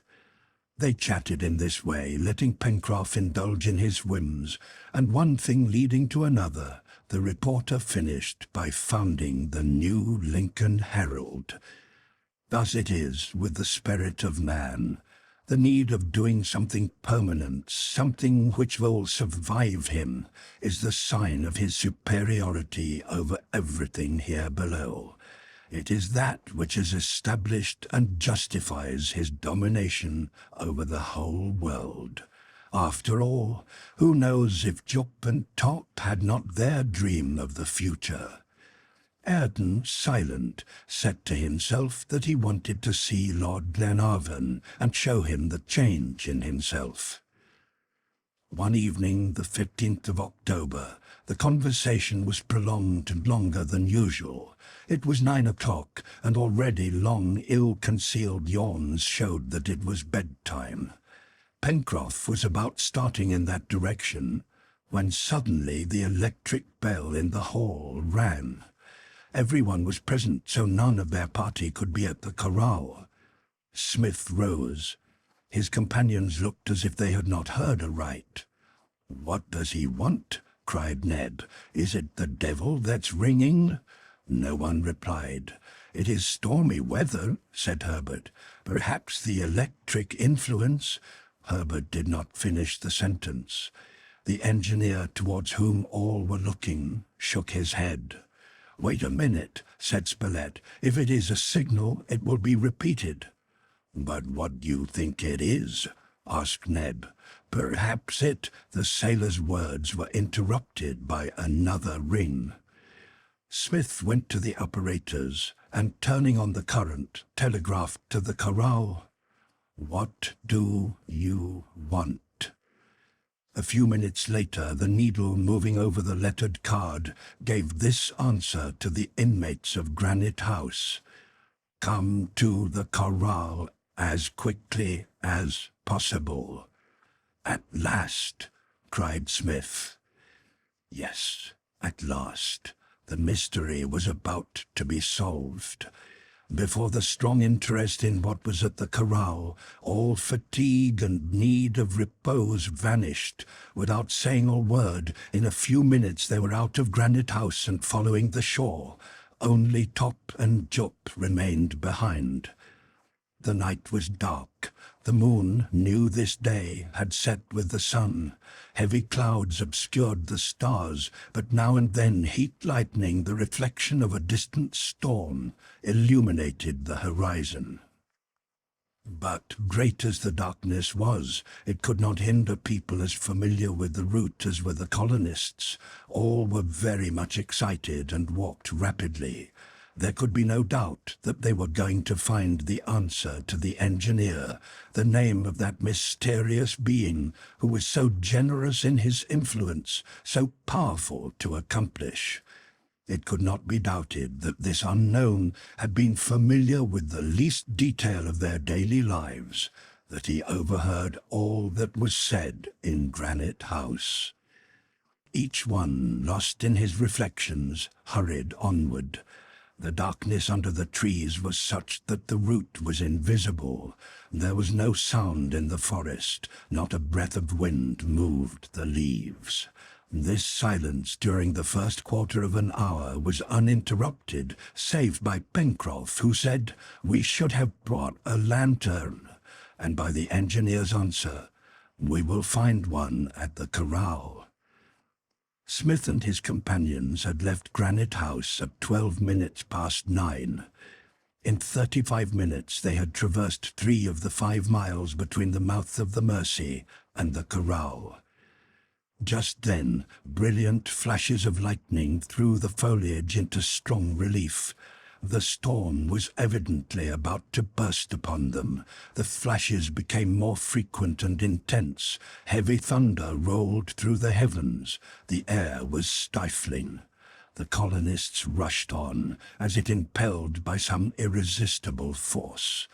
At 9:15, a sudden flash showed them the outline of the palisade, and scarcely had they passed the gateway when there came a terrible clap of thunder. In a moment the corral was crossed, and Smith stood before the house. It was possible that the unknown being was here, since it was from this place that the telegraph had come. Nevertheless, there was no light in the window. The engineer knocked at the door, but without response. He opened it, and the colonists entered the room, which was in utter darkness. A light was struck by Neb, and in a moment the lantern was lit, and its light directed into every corner of the chamber. No one was there, and everything remained undisturbed. "Are we victims to a delusion?" murmured Smith. No, that was impossible. The telegraph had certainly said, "Come to the corral as quickly as possible." He went to the table on which the apparatus was arranged.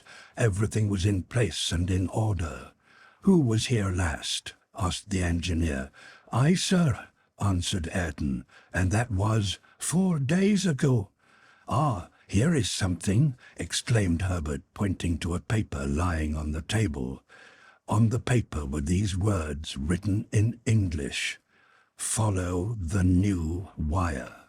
"Come on," cried Smith, who comprehended in a moment that the dispatch had not been sent from the corral, but from the mysterious abode which the new wire united directly with Granite House. Neb took the lantern, and all left the corral. Then the storm broke forth with extreme violence. Flashes of lightning and peals of thunder followed in rapid succession. The island was the center of the storm. By the flashes of lightning they could see the summit of Mount Franklin enshrouded in smoke. There were no telegraph poles inside the corral, but the engineer, having passed the gate, ran to the nearest post, and saw there a new wire fastened to the insulator and reaching to the ground. "Here it is," he cried. The wire lay along the ground, and was covered with some insulating substance like the submarine cables. By its direction it seemed as if it went towards the west across the woods and the southern spurs of the mountain. "Let us follow it," said Smith. And sometimes by the light of the lantern, sometimes by the illumination of the heavens, the colonists followed the way indicated by the thread. They crossed in the first place the spur of the mountain between the valley of the Corral and that of Fall River, which stream was crossed in its narrowest part. The wire, sometimes hanging on the lower branches of the trees, sometimes trailing along the ground, was a sure guide. The engineer had thought that perhaps the wire would end at the bottom of the valley, and that the unknown retreat was there. But not so. It extended over the southwestern spur, and descended to the arid plateau which ended that fantastic wall of basalt. Every now and then one or other of the party stooped and took the direction of the wire. There could be no doubt that it ran directly to the sea. There, doubtless, in some profound chasm in the igneous rocks, was the dwelling so vainly sought for until now. At a few minutes before 10, the colonists arrived upon the high coast overhanging the ocean. Here the wire wound among the rocks, following a steep slope down a narrow ravine. The colonists followed it, at the risk of bringing down upon themselves a shower of rocks or of being precipitated into the sea. The descent was extremely perilous. That they thought not of the danger. They were attracted to this mysterious place as the needle is drawn to the magnet. At length, the wire, making a sudden turn, touched the shore rocks which were beaten by the sea. The colonists had reached the base of the granite wall. Here there was a narrow projection running parallel and horizontal to the sea. The thread led along this point, and the colonists followed. They had not proceeded more than 100 paces when this projection, by a south inclination, sloped down into the water. The engineer seized the wire and saw that it led down into the sea. His companions stood stupefied beside him. Then a cry of disappointment, almost of despair, escaped them. Must they throw themselves into the water and search some submarine cavern? In their present state of excitement, they would not have hesitated to have done it. An observation made by the engineer stopped them. He led his companions to the shelter of a pile of rocks and said, "Let us wait here. The tide is up. At low water, the road will be open." "But how do you think," began Pencroff, "he would not have called us unless the means of reaching him had been provided?" Smith had spoken with an air of conviction, and, moreover, his observation was logical. It was indeed quite possible that an opening existed at low water which was covered at present. It was necessary to wait some hours. The colonists rested in silence under their shelter. The rain began to fall in torrents. The echoes repeated the roaring of the thunder in sonorous reverberations. At midnight, the engineer took the lantern and went down to the water's edge. It was still 2 hours before low tide. Smith had not been mistaken. The entrance to a vast excavation began to be visible, and the wire, turning at a right angle, entered this yawning mouth. Smith returned to his companions and said, "In an hour the opening will be accessible." "Then there is one," said Pencroff. "Do you doubt it?" replied Smith. "But it will be half full of water," said Harbert. "Either it will be perfectly dry," answered the engineer, "in which case we will walk, or it will not be dry, and some means of transport will be furnished us." An hour passed. All went down through the rain to the sea. In these hours the tide had fallen 15 feet. The top of the mouth of the opening rose 8 feet above the water like the arch of a bridge. Looking in, the engineer saw a black object floating on the surface. He drew it toward him.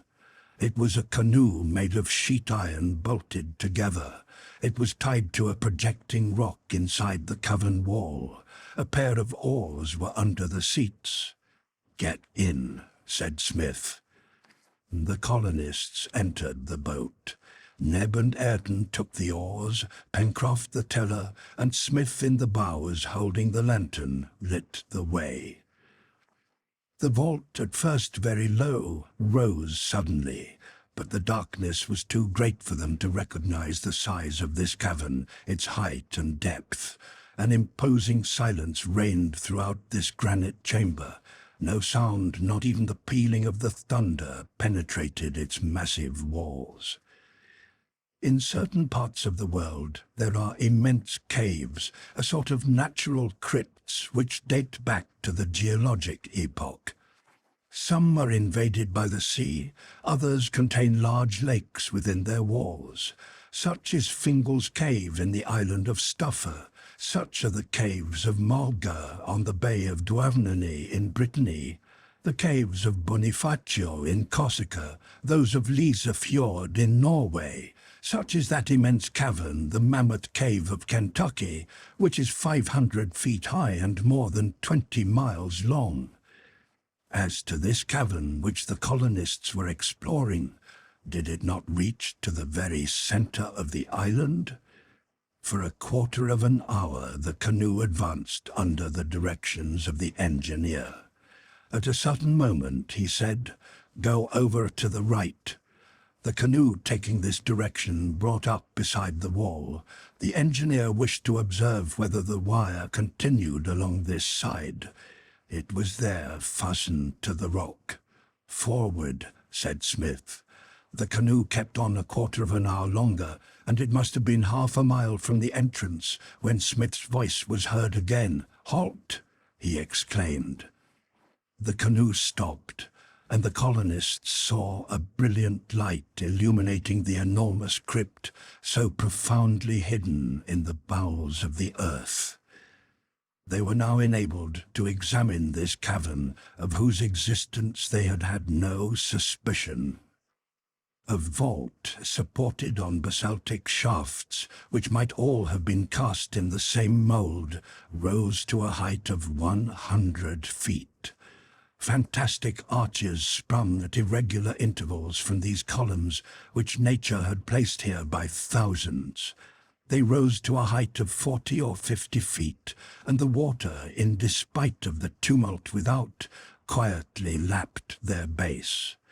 The light noticed by the engineer seized upon each prismatic point and tipped it with fire, penetrated, so to speak, the walls as if they had been diaphanous, and changed into sparkling jewels the least projections of the cavern.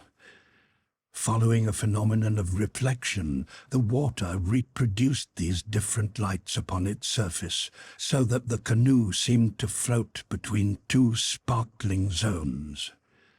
They had not yet thought of the nature of irradiation projected by the luminous center, whose rays, straight and clear, were broken on all the angles and mouldings of the crypt. The white cover of this light betrayed its origin. It was electric. It was the sun of this cavern. On a sign from Smith, the oars fell again into the water, and the canoe proceeded towards the luminous fire, which was half the cable's length distant. In this place, the sheet of water measured some 300 feet across, and an enormous basaltic wall closing all that side was visible beyond the luminous center. The cavern had become much enlarged, and the sea here formed a little lake, but the vault, the side walls, and those of the apsis, all the prisms, cylinders, cones, were bathed in the electric fluid. In the center of the lake, a long fusiform object floated on the surface of the water, silent, motionless. The light escaped from its sides as from two ovens heated to a white heat. This machine, looking like the body of an enormous cetacea, was 250 feet long and rose 10 to 12 feet above the water. The canoe approached softly. In the bows stood Smith. He was greatly excited. Suddenly he seized the arm of the reporter. "It is he. It can be no other than he," he cried. "He!" Then he fell back upon the seat, murmuring a name which Spilett alone heard. Doubtless the reporter knew this name, for it affected him strangely, and he answered in a hoarse voice, "He, a man outlawed." "The same," said Smith. Under the engineer's direction, the canoe approached this singular floating machine and came up to it on its left side, from which escaped a gleam of light through a thick glass. Smith and his companions stepped onto the platform. An open hatchway was there, down which all descended. At the bottom of the ladder appeared the waist of the vessel, lit up by electric light. At the end of the waist was a door which Smith pushed open. A richly ornamented library, flooded with light, was rapidly crossed by the colonists. Beyond, a large door, also closed, was pushed open by the engineer. A vast saloon, a sort of museum, in which were arranged all the treasures of the mineral world, works of art, marvels of industry, appeared before the eyes of the colonists, who seemed to be transported to the land of dreams. Extended upon a rich divan, they saw a man who seemed unaware of their presence. Then Smith raised his voice, and, to the extreme surprise of his companions, pronounced these words: "Captain Nemo, you have called us. Here we are." Chapter 58. Captain Nemo. His first words. History of a hero of liberty. Hatred of the invaders. His companions. The life under water. Alone. The last refuge of the Nautilus. the mysterious genius of the island. At these words the man arose, and the light shone full upon his face, a magnificent head with abundance of hair thrown back from a high forehead, a white beard, and an expression of haughtiness. This man stood, resting one hand upon the divan from which he had risen. One could see that a slow disease had broken him down, but his voice was still powerful when he said in English, and in a tone of extreme surprise, "I have no name, sir." "I know you," answered Smith. Captain Nemo looked at the engineer as if he would have annihilated him. Then, falling back upon the cushions, he murmured, "After all, what does it matter? I am dying." Smith approached Captain Nemo, and Spilett took his hand, which was hot with fever. The others stood respectfully in a corner of the superb saloon, which was flooded with light. Captain Nemo withdrew his hand and signed to Smith and the reporter to be seated. All looked at him with lively emotion. Here was the being whom they had called the genius of the island, the being whose intervention had been so efficacious, the benefactor to whom they owed so much. Before their eyes, here where Pencroff and Neb had expected to find some godlike creature, was only a man, a dying man. But how did Smith know Captain Nemo? Why had the latter sprung up on hearing that name pronounced? The captain had taken his seat upon the divan, and leaning upon his arm, he regarded the engineer who was seated near him. "You know the name I bore?" he asked. "I know it, as well as I know the name of this admirable submarine apparatus." "The Nautilus," said the captain with a half-smile. "The Nautilus. But do you know who I am?" "I do.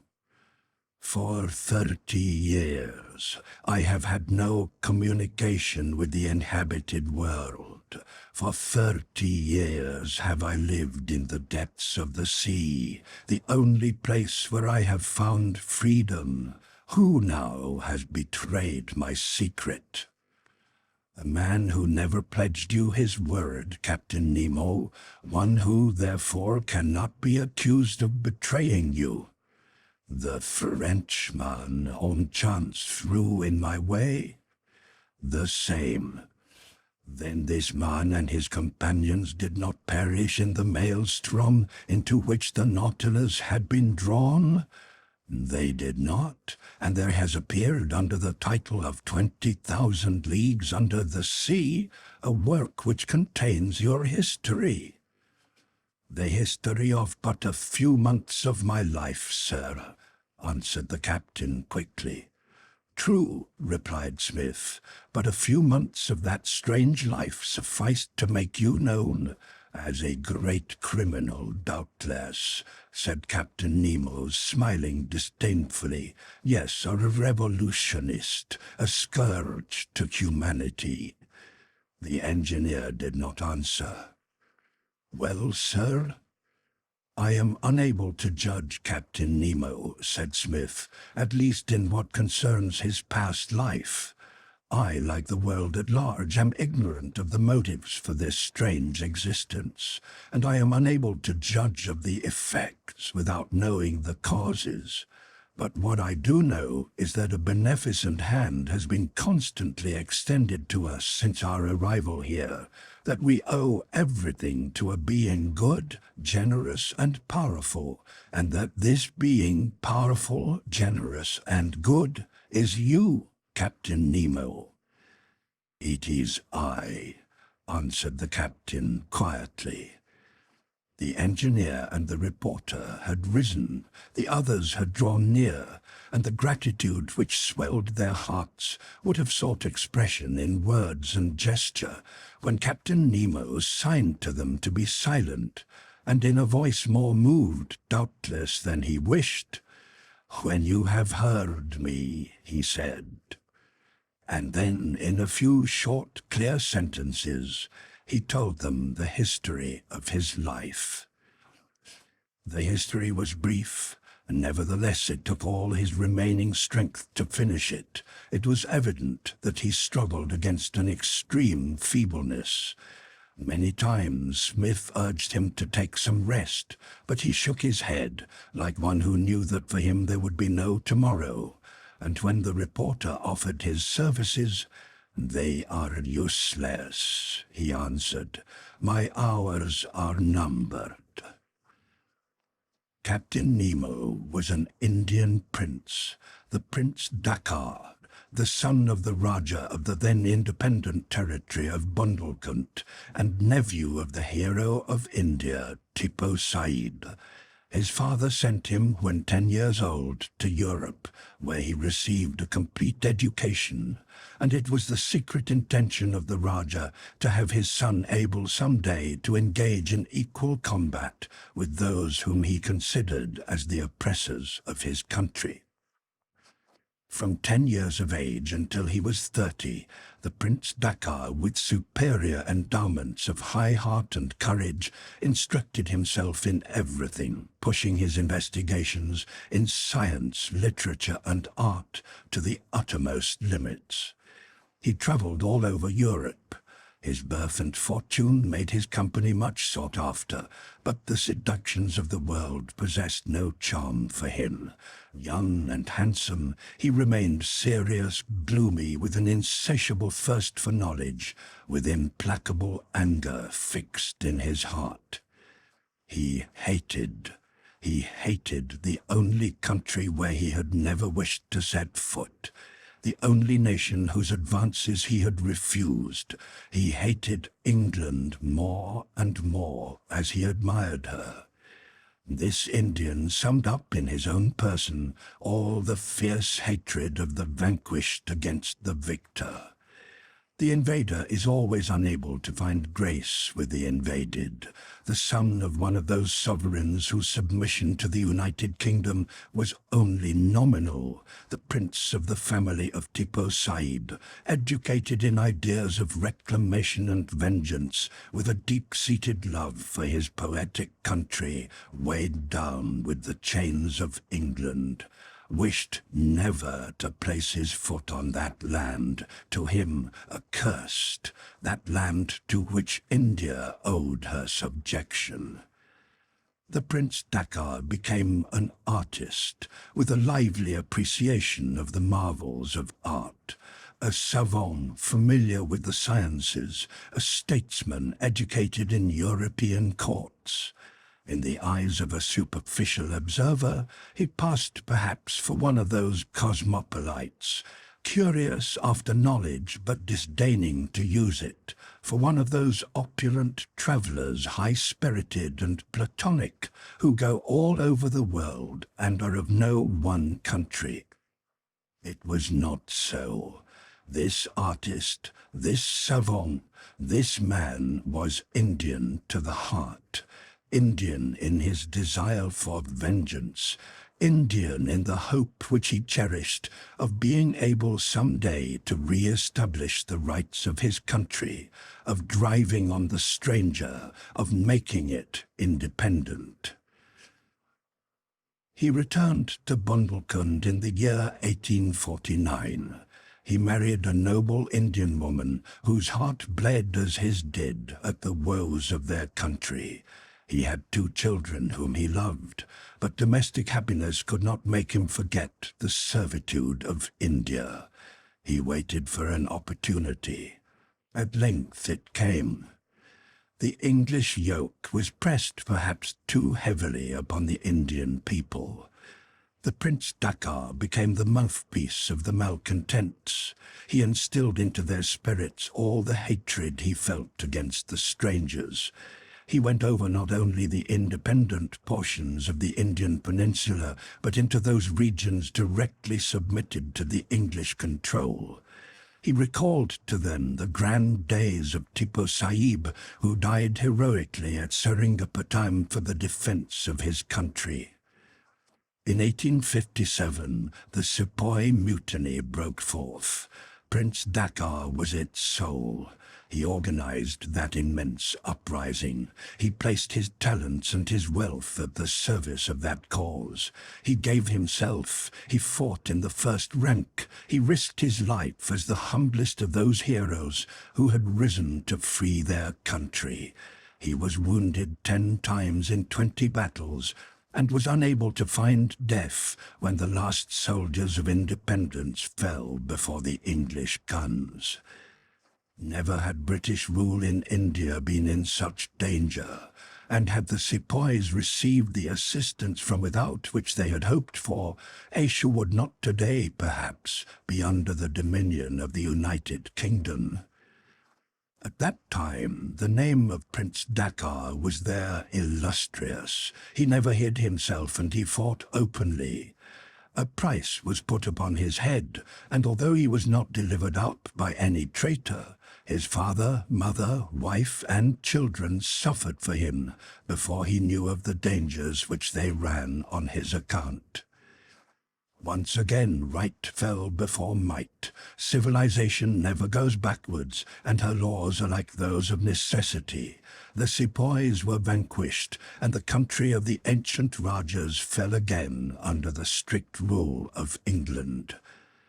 Prince Dakar, unable to die, returned again to his mountains in Bundelkund.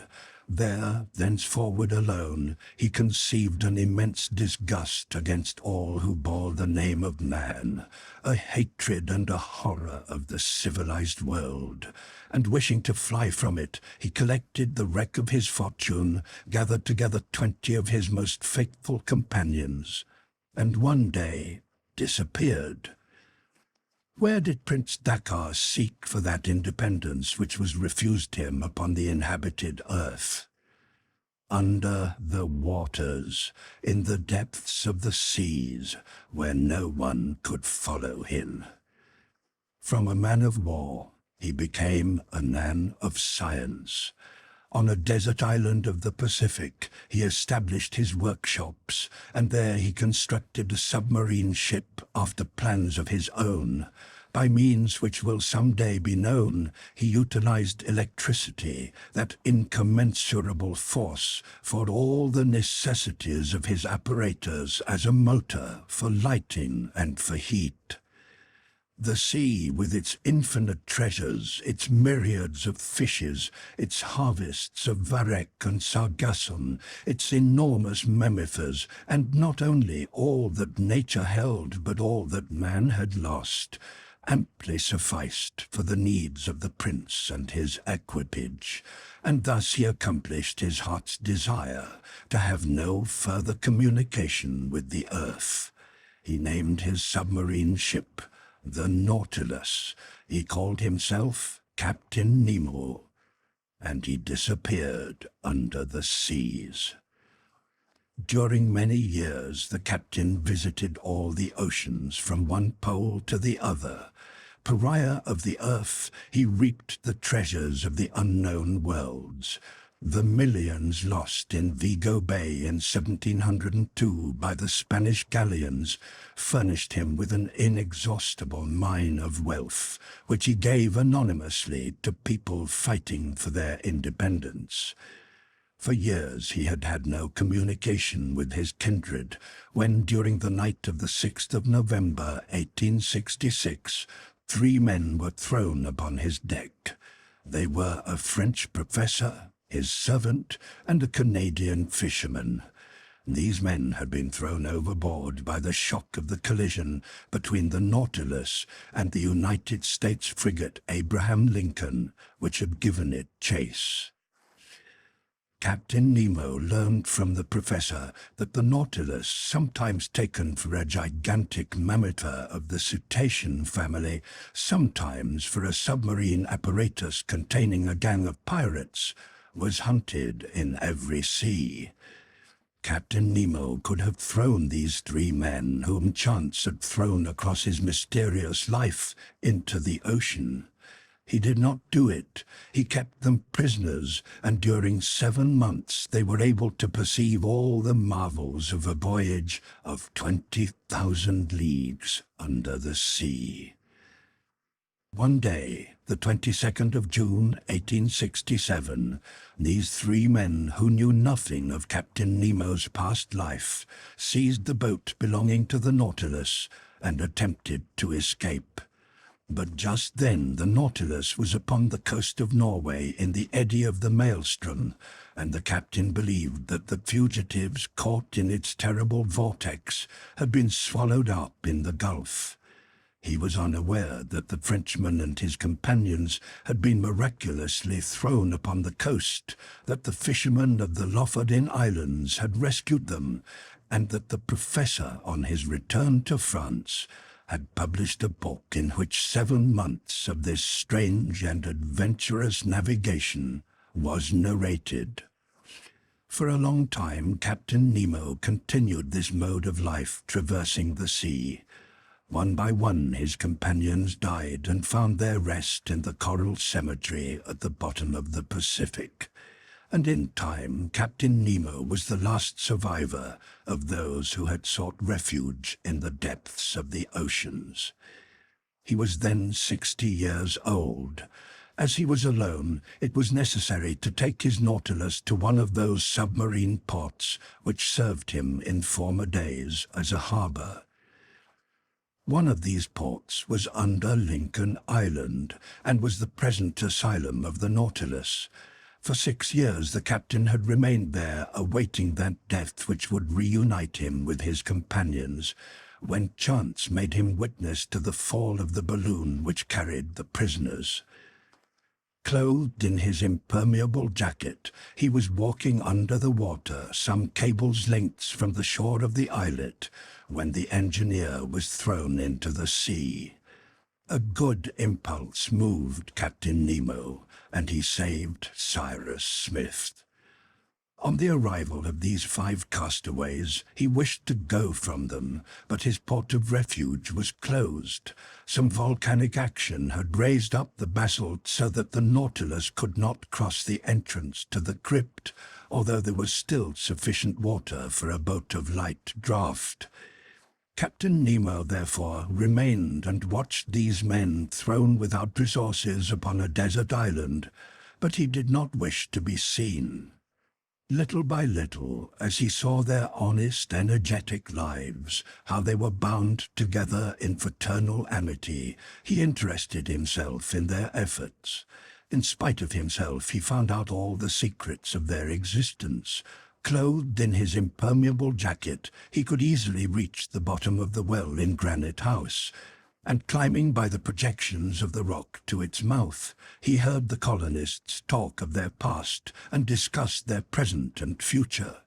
He learned from them of the struggle of America against itself for the abolition of slavery. Yes, these men were worthy to reconcile Captain Nemo with that humanity which they represented so honestly on the island. Captain Nemo had saved Smith.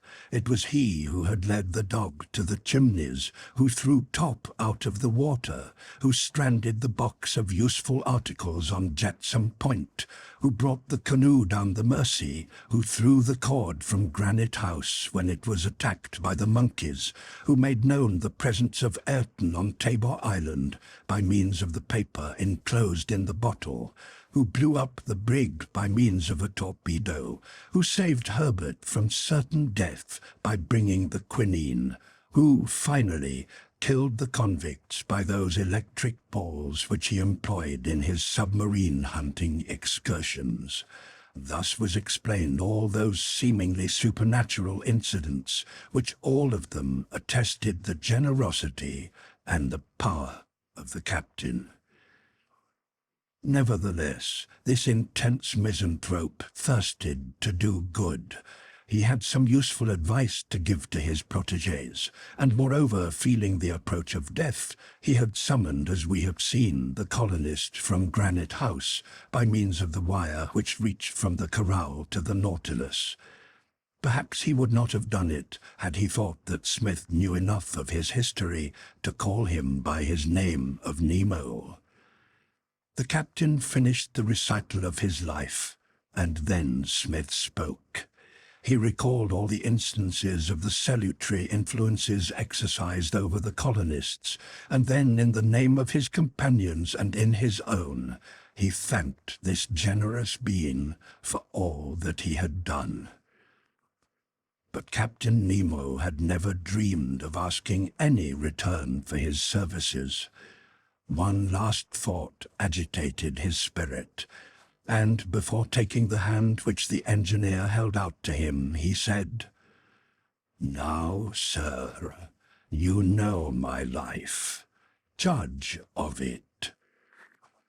In speaking thus, the captain evidently alluded to an incident of a serious nature which had been witnessed by the three strangers on the Nautilus, an incident which the French professor had necessarily recounted in his book, an incident whose very recital was terrible. In brief, some days before the flight of the professor and his companions, the Nautilus, pursued by a frigate in the North Atlantic, had rushed upon her like a battering ram and sunk her without mercy. Smith, understanding this allusion, made no answer. "It was an English frigate, sir," cried Captain Nemo, becoming for the moment Prince Dakkar. "An English frigate, you understand. She attacked me. I was shut in a narrow and shallow bay. I had to pass out, and I passed."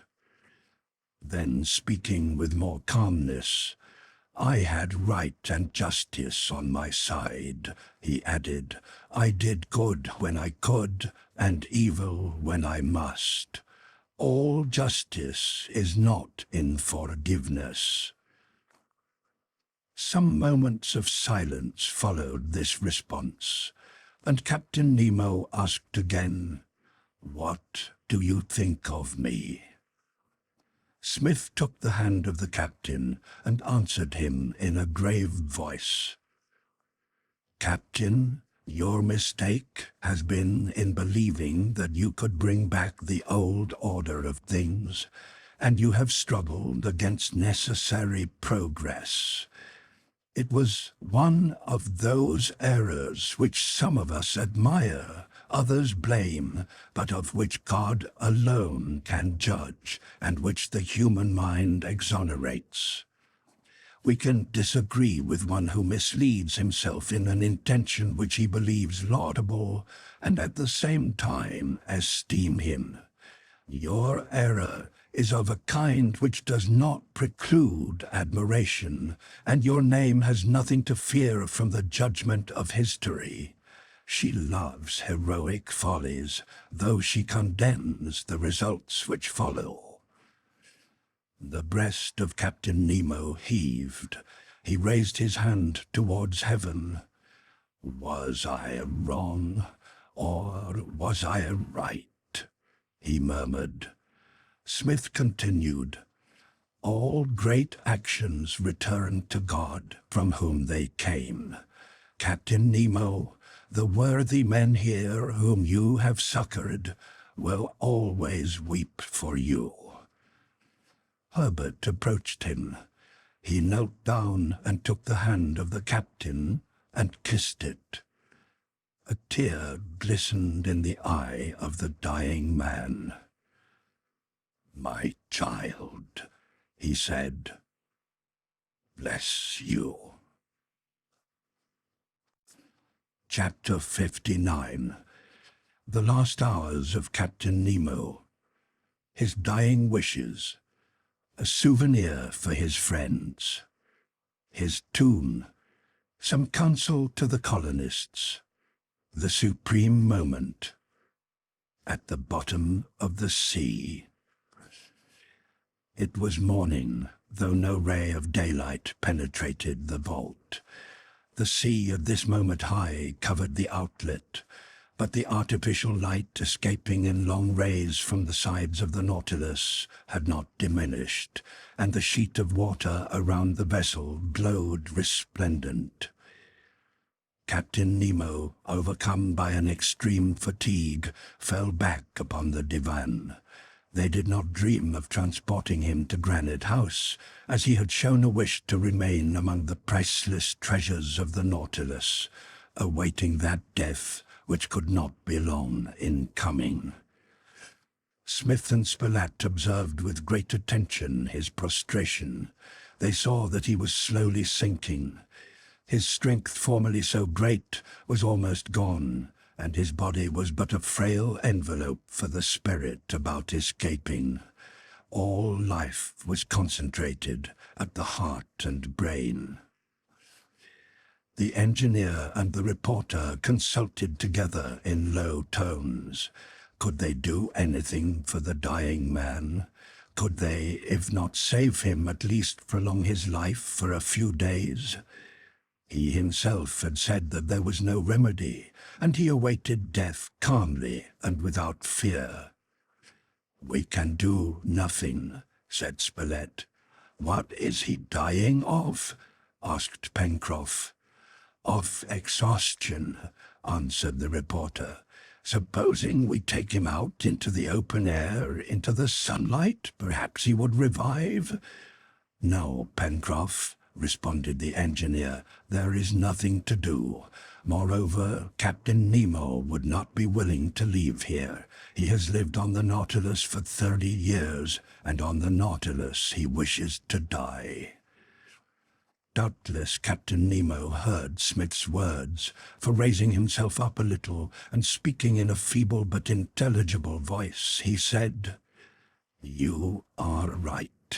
I wish to die here, and I have a request to make."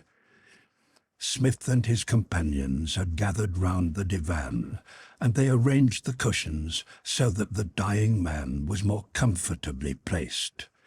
They saw that his gaze was fixed upon the marvels of the saloon, lit up by the rays of electric light sifting through the arabesques of the luminous ceiling. He looked upon the pictures, those chefs-d'œuvre of Italian, Flemish, French, and Spanish masters, which hung on the tapestried walls, upon the marbles and bronzes, upon the magnificent organ at the opposite end of the saloon, upon the glasses arranged around a central vase in which were disposed the rarest products of the seas, marine plants, zoophytes, chaplets of pearls of an inappreciable value, and at length his attention was fixed upon this device, the device of the Nautilus, inscribed upon the front of this museum, "Nobilis in nobili." It seemed as if he wished to caress with his regard one last time those chefs-d'œuvre of art and nature which had been ever visible to him in the years of his sojourn in the depths of the sea. Smith respected Captain Nemo's silence. He waited for him to speak. After some moments, during which passed before him doubtless his whole life, Captain Nemo turned to the colonists and said, "You wish to do me a favor? Captain, we would give our lives to prolong yours." "Well then, promise me that you will execute my last wishes, and I will be repaid for all that I have done for you." "We promise," answered Smith, speaking for his companions and himself. "Tomorrow," said the captain, "tomorrow I will be dead." He made a sign to Harbert, who was about to protest. "Tomorrow I will be dead, and I wish for no other tomb than the Nautilus. It is my coffin.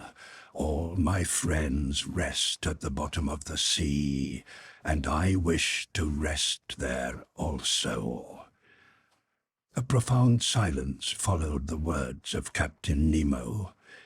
"Attend to what I say," he continued. "The Nautilus is imprisoned in this grotto, but if she cannot leave this prison, she can at least sink herself in the abyss which will cover her and guard my mortal remains." The colonists listened religiously to the words of the dying man. "Tomorrow, after I am dead, Mr. Smith," continued the captain, "you and your companions will leave the Nautilus, all of whose riches are to disappear with me.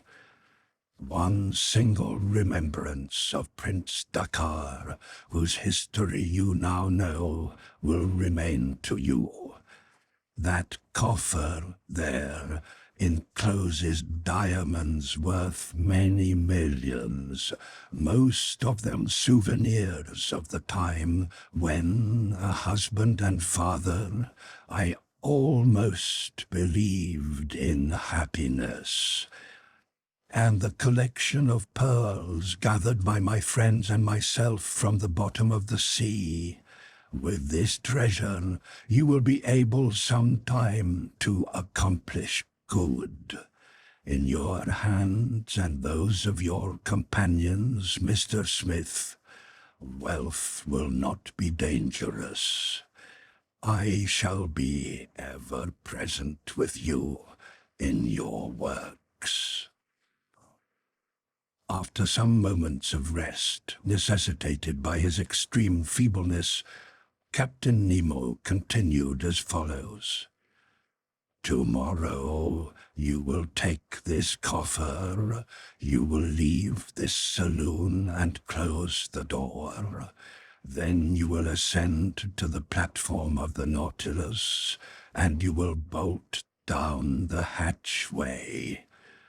"We will do it, sir," replied Smith. "Very well. You will then embark in the boat which brought you here, but before abandoning the Nautilus, go to the stern, and there open 2 large cocks which you will find at the water line. The water will penetrate, and the Nautilus will sink beneath the waves and rest upon the bottom of the abyss." Then, upon a gesture from Smith, the captain added, "Fear nothing. You will only be burying the dead." Neither Smith nor his companions could say a word to Captain Nemo. These were his last wishes, and they had nothing else to do but obey them. "I have your promise?" asked Captain Nemo. "You have it, sir," answered the engineer. The captain made a sign thanking them, and then motioned to be left alone for a few hours. Spilett insisted on remaining with him in case of an emergency, but the other refused, saying, "I will live till morning, sir." All left the salon, passing through the library, the dining room, and reached the forward part of the vessel, where the electric apparatus furnishing heat, light, and motive power to the Nautilus was placed. The Nautilus was a chef-d'oeuvre containing chef-d'oeuvre, which filled the engineer with amazement. The colonists mounted the platform, which rose 7 or 8 feet above the water. Then they saw a thick lenticular glass closing up a sort of bullseye through which penetrated a ray of light. Behind this bullseye was the wheelhouse, where the steersman stood when directing the Nautilus under the sea by means of the electric light.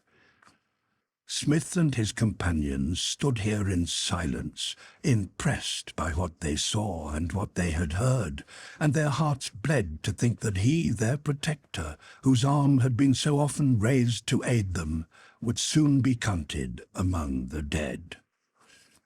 Whatever would be the judgment of posterity upon this, so to say, extra-human existence, Prince Dakar would always remain one of those strange characters who cannot be forgotten.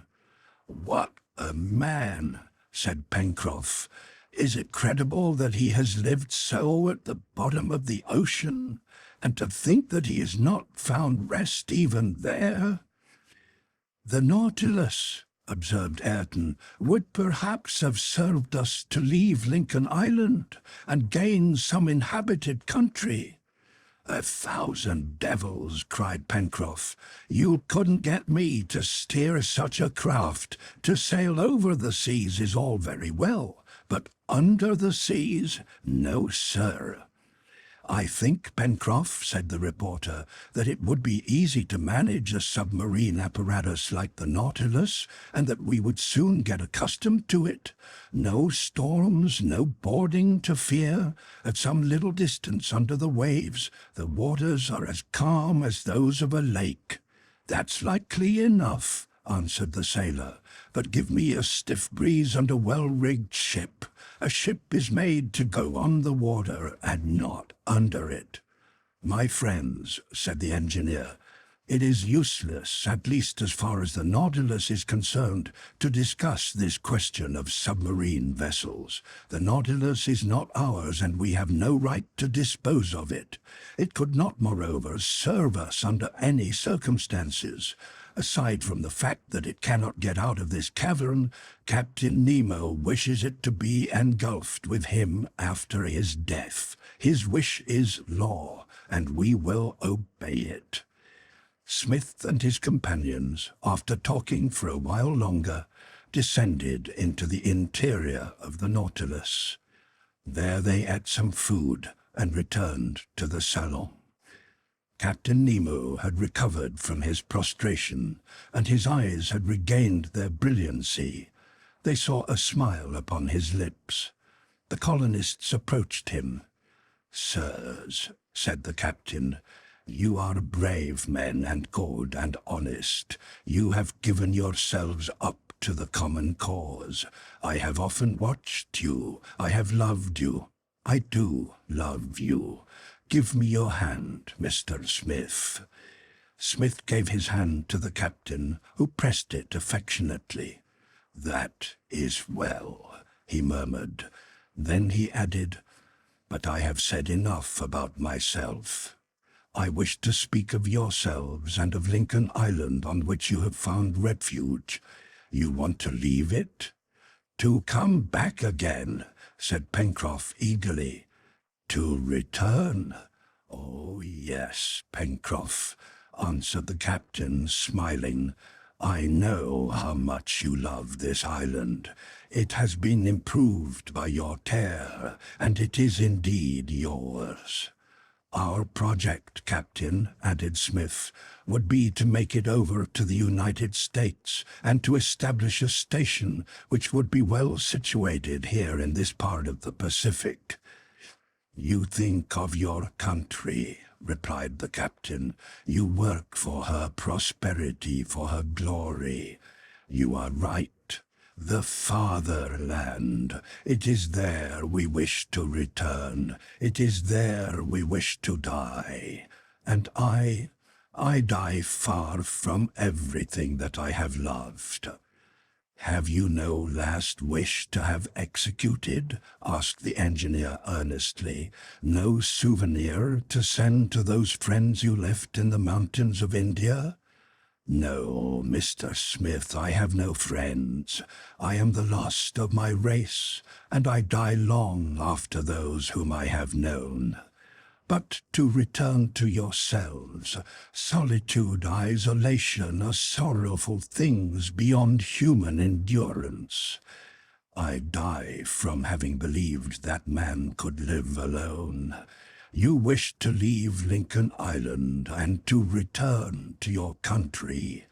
I know that these wretches have destroyed your boat." "We are building a ship," said Spilett, "a ship large enough to take us to the nearest country.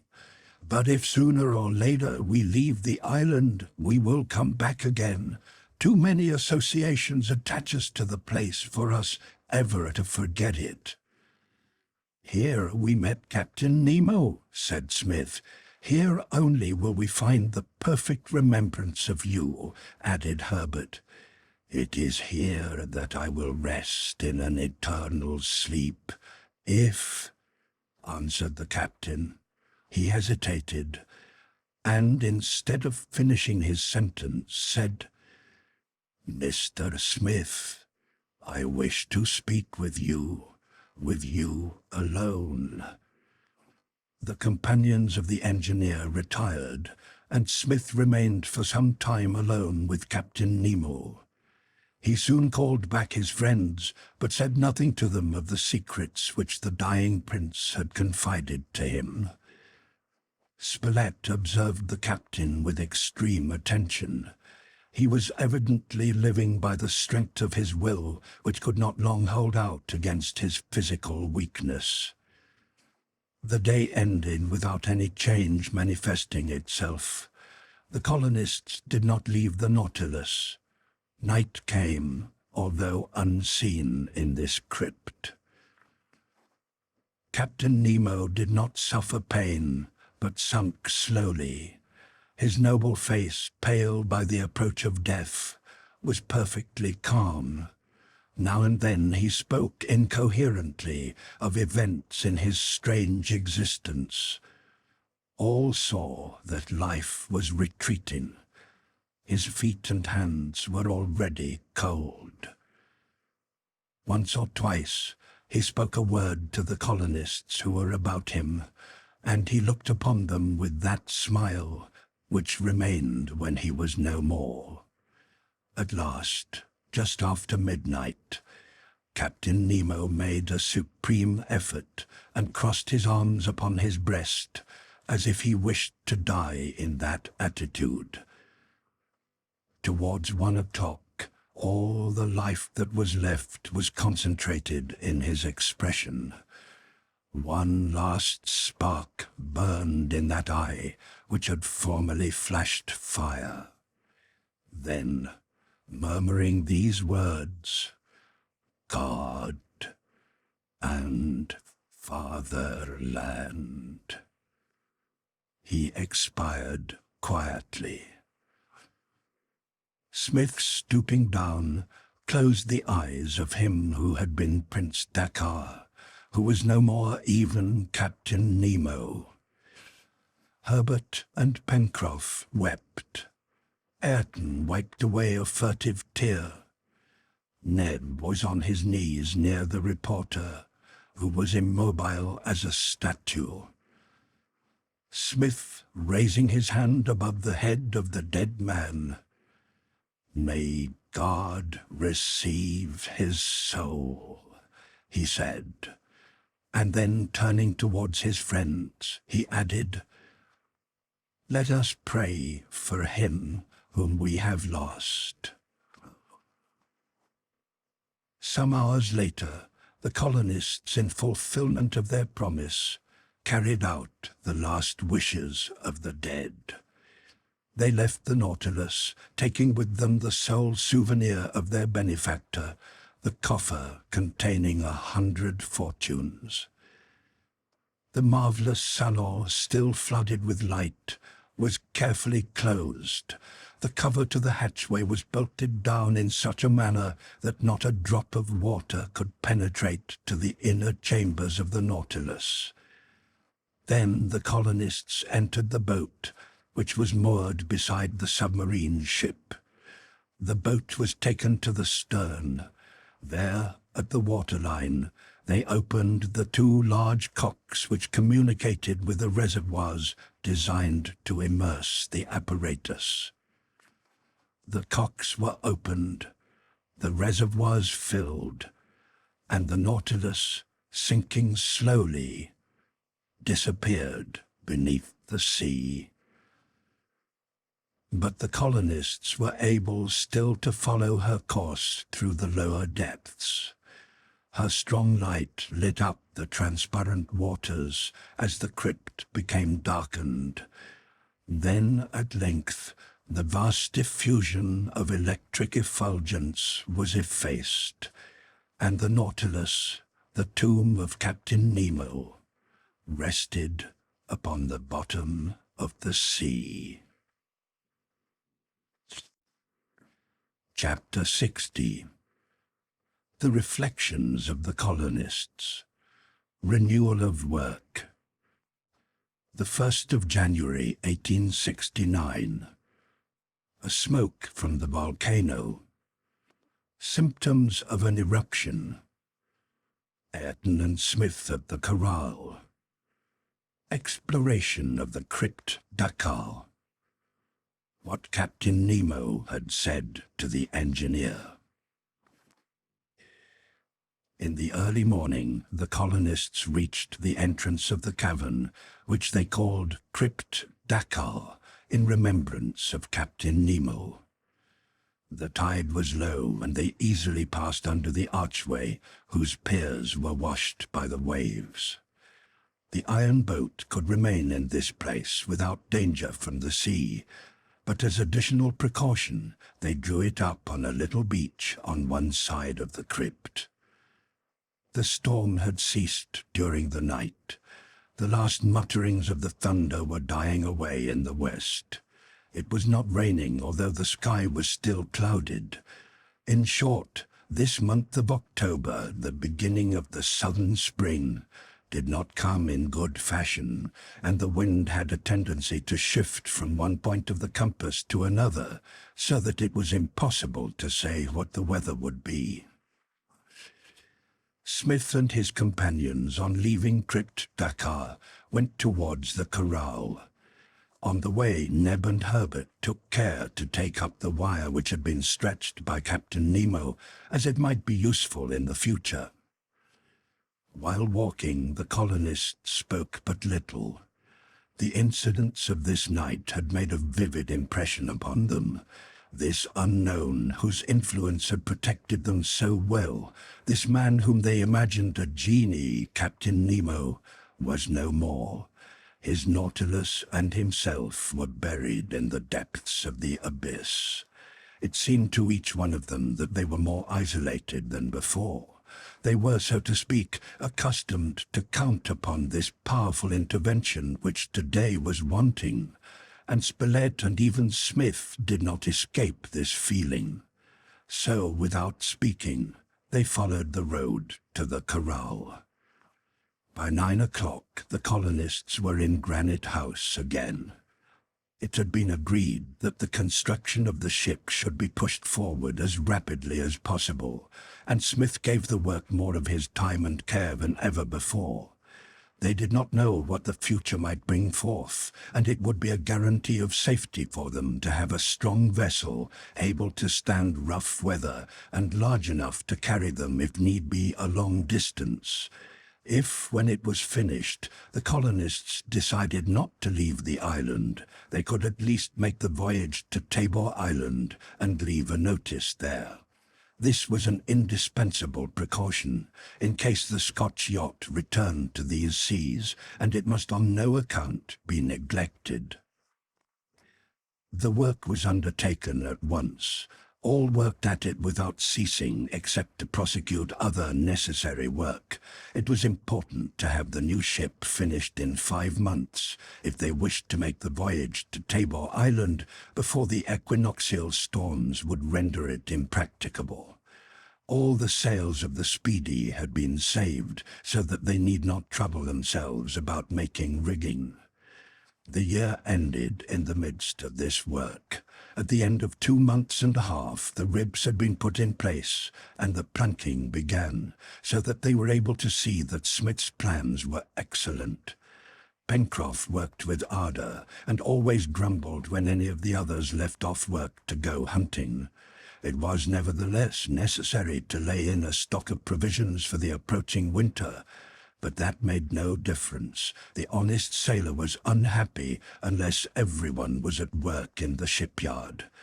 At these times he grumbled and did, he was so put out, the work of 6 men. All this summer season was bad. The heat was overpowering, and the atmosphere, charged with electricity, discharged itself in violent storms. It was seldom that the distant muttering of the thunder was unheard. It was like a dull but permanent murmur, such as is produced in the equatorial regions of the globe. On the 1st of January, 1869, a terrific storm burst over the island, and the lightning struck in many places. Tall trees were shattered, and among them was one of the enormous mikukulie which shaded the poultry yard. Had this meteoric storm any relation to the phenomena which were occurring in the bowels of the earth? Was there a sort of connection between the disturbances in the air and those in the interior of the globe? Smith believed it to be so, since the development of these storms was marked by a recrudescence of the volcanic symptoms. On the 3rd of January, Harbert, who had gone at daybreak to Prospect Plateau to saddle one of the onagers, saw an immense black cloud rolling out from the summit of the volcano. Harbert hastened to inform the others, who came at once to look at the mountain. "Ah," said Pencroff, "it is not vapour this time. It seems to me that the giant is not content to breathe. He must smoke."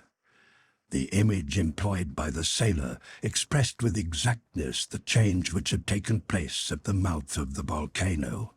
For 3 months the crater had been emitting vapours more or less intense, but there had been no ebullition of mineral matters. This time, instead of vapours, a thick column of smoke rose like an immense mushroom above the summit of the mountain. "The chimney is on fire," said Spilett, "and we cannot put it out," answered Harbert. "It would be well to sweep the volcanoes," said Ned in good earnest. "All right, Neb," said Pencroff, laughing. "Will you undertake the job?" Smith looked attentively at the thick smoke, and at the same time he listened as if he expected to detect some distant rumbling. Then, turning towards his companions, who were at some little distance, he said, "In truth, my friends, it cannot be denied that an important change has taken place. The volcanic matters are not only in a state of ebullition, they have taken fire, and without doubt we are threatened with an eruption." "Very well, sir, we will witness this eruption," cried Pencroff, "and we will applaud it if it is a success. I don't think that anything over there need worry us." "No, Pencroff," answered Smith, "for the old course of the lava is open, and thanks to its position, the crater has heretofore discharged towards the north. Nevertheless, since there is nothing to be gained by an eruption, it would be better not to have it," said the reporter. "Who knows?" replied the sailor. "There may be some useful and precious matter in the volcano, which it will be good enough to throw up, which will be advantageous for us." Smith shook his head, as a man who anticipated nothing good from this phenomenon. He did not think so lightly of the consequences of an eruption. If the lava, on account of the position of the crater, did not menace the wooded and cultivated portions of the island, other complications might arise. Eruptions are often accompanied by earthquakes, and an island formed like Lincoln Island, of such different materials, basalt on one side, granite on another, lavas to the north, a mixed soil inland, material which therefore could not be solidly bound together, ran the risk of being torn asunder. If, therefore, the outpouring of volcanic substances did not threaten serious results, any movement in the framework upholding the island might be followed by the gravest consequences. "It seems to me," said Ayrton, who was kneeling down with his ear to the ground, "it seems to me that I hear a noise like the rattling of a wagon loaded with iron bars." The colonists listened carefully. and were convinced that Ayrton was not mistaken, with a rumbling mingled subterranean roaring making a sort of rinfortsando, which died away slowly, as if from some violent cleavage in the interior of the globe. But no detonation was heard, and it was fair to conclude that the smoke and vapour found a free passage through the central chimney, and if the escape pipe was sufficiently large, no explosion need be feared. "Come," said Pencroff at length, "shall we not go back to work? Let Mount Franklin smoke, roar, moan, and vomit fire and flames as much as it chooses, but that is no excuse for us to quit work. Come, Ayrton, Ned, all of you, we want all hands today. I want our new Good Luck, we will keep the name, will we not, to be moored in Balloon Harbor before 2 months are past, so there is not an hour to be lost." All the colonists went down to the shipyard and worked steadily all day, without giving too much thought to the volcano, which could not be seen from the beach before Granite House. But once or twice heavy shadows obscured the sunlight, and as the day was perfectly clear, it was evident that thick clouds of smoke were passing between the sun's disk and the island. Smith and Spilett noticed these sombre voyagers, and talked of the progress that the volcanic phenomenon was making, but they did not cease work. It was moreover of great importance in every sense that the ship should be finished with as little delay as possible. In the presence of events which might happen, the security of the colonists would be better assured. Who could say but that this ship might not some day be their sole refuge? That evening, after supper, Smith, Spilett, and Harbert climbed to the plateau. It was already dark, and they would be able to distinguish whether flames or incandescent matter was mingled with the smoke and vapour of the volcano. "The crater is on fire!" cried Harbert, who, more active than his companions, had reached the plateau the first. Mount Franklin, 6 miles distant, appeared like a gigantic torch, with fuliginous flames twisting about its summit. So much smoke, such quantities of scoriae and cinders, perhaps, were mingled with the flames, that their light did not glare upon the shades of night, but a sort of dull yellow glow spread over the island, making dimly visible the higher masses of forest. Enormous clouds obscured the heavens, between which glittered a few stars. "The progress is rapid," said the engineer. "It is not astonishing," answered the reporter. "The volcano has been awake for some time already. You remember, Cyrus, that the first vapours appeared about the time we were searching the mountain for the retreat of Captain Nemo? That was, if I'm not mistaken, about the 15th of October. "Yes," replied Harbert, 2 months and a half ago. "The subterranean fires have been brooding for 10 weeks, continued Spilett, "and it is not astonishing that they develop now with this violence." "Do not you feel certain vibrations in the ground?" asked Smith. "I think so," replied Spilett, "but an earthquake—" "I did not say we were menaced by an earthquake," said Smith, "and heaven preserve us from one. No, these vibrations are due to the effervescence of the central fire.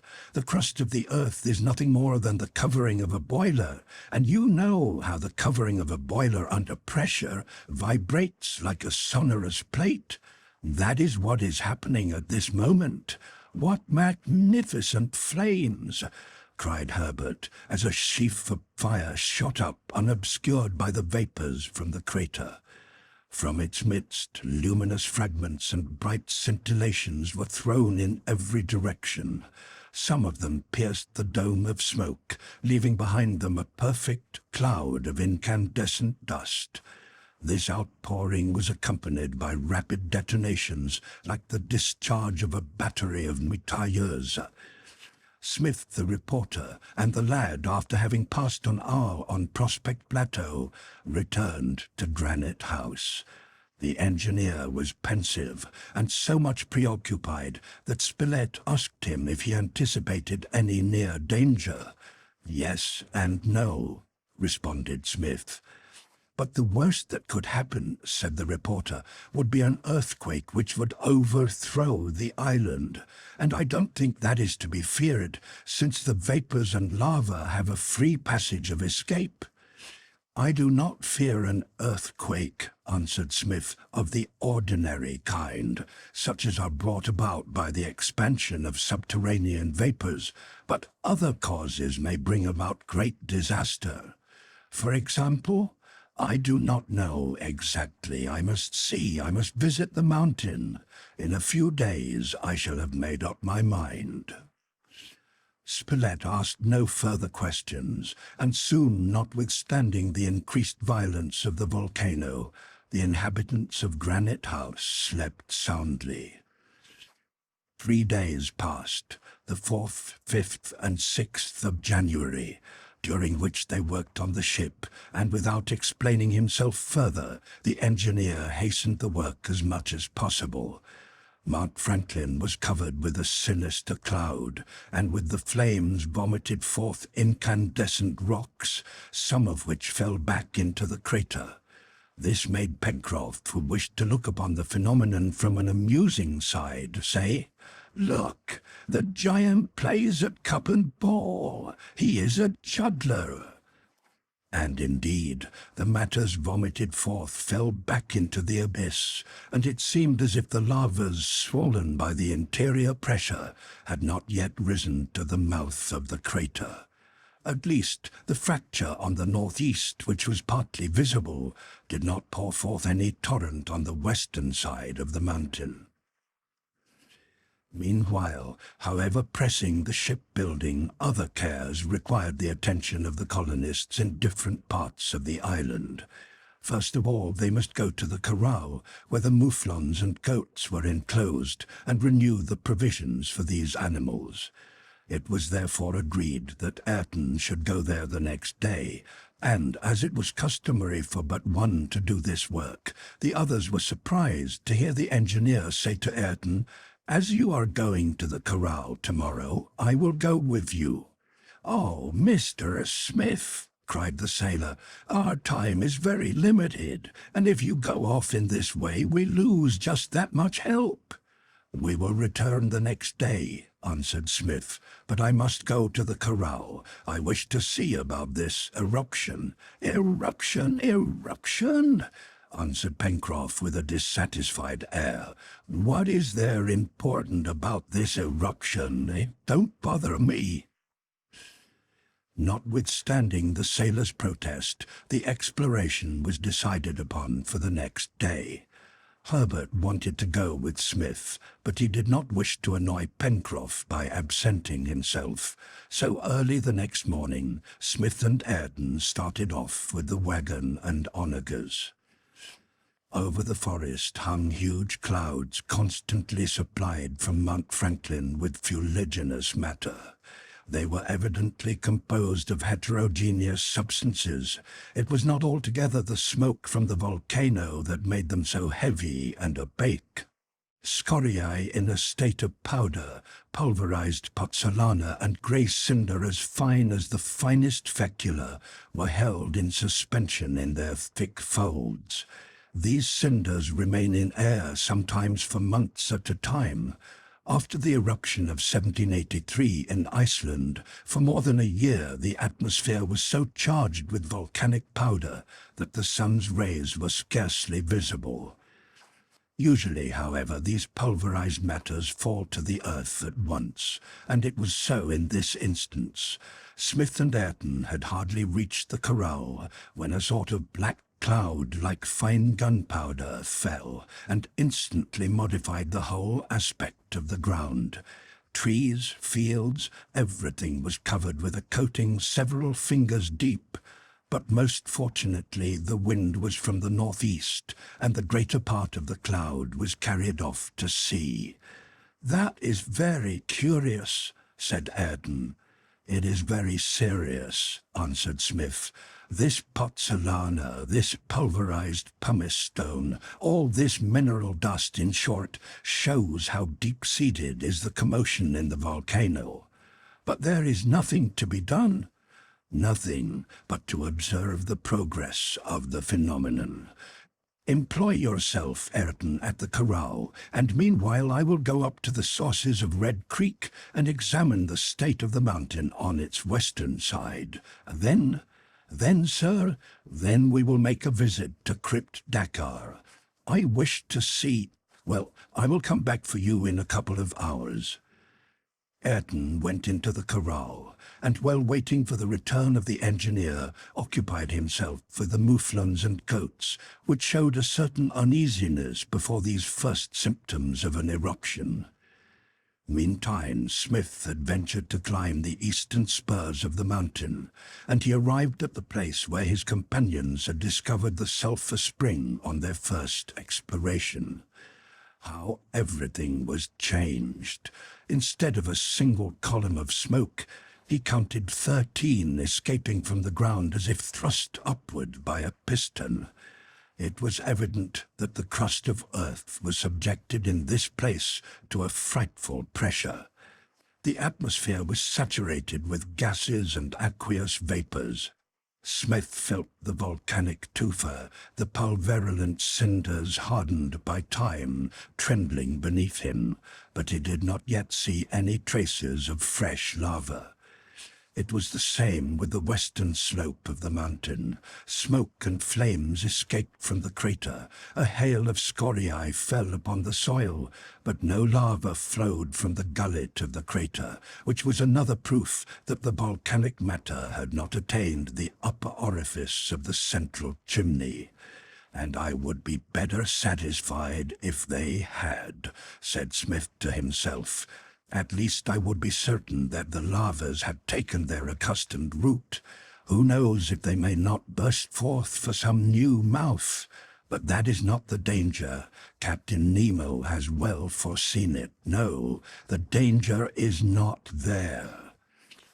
Smith went forward as far as the enormous causeway, whose prolongation inframed Shark Gulf.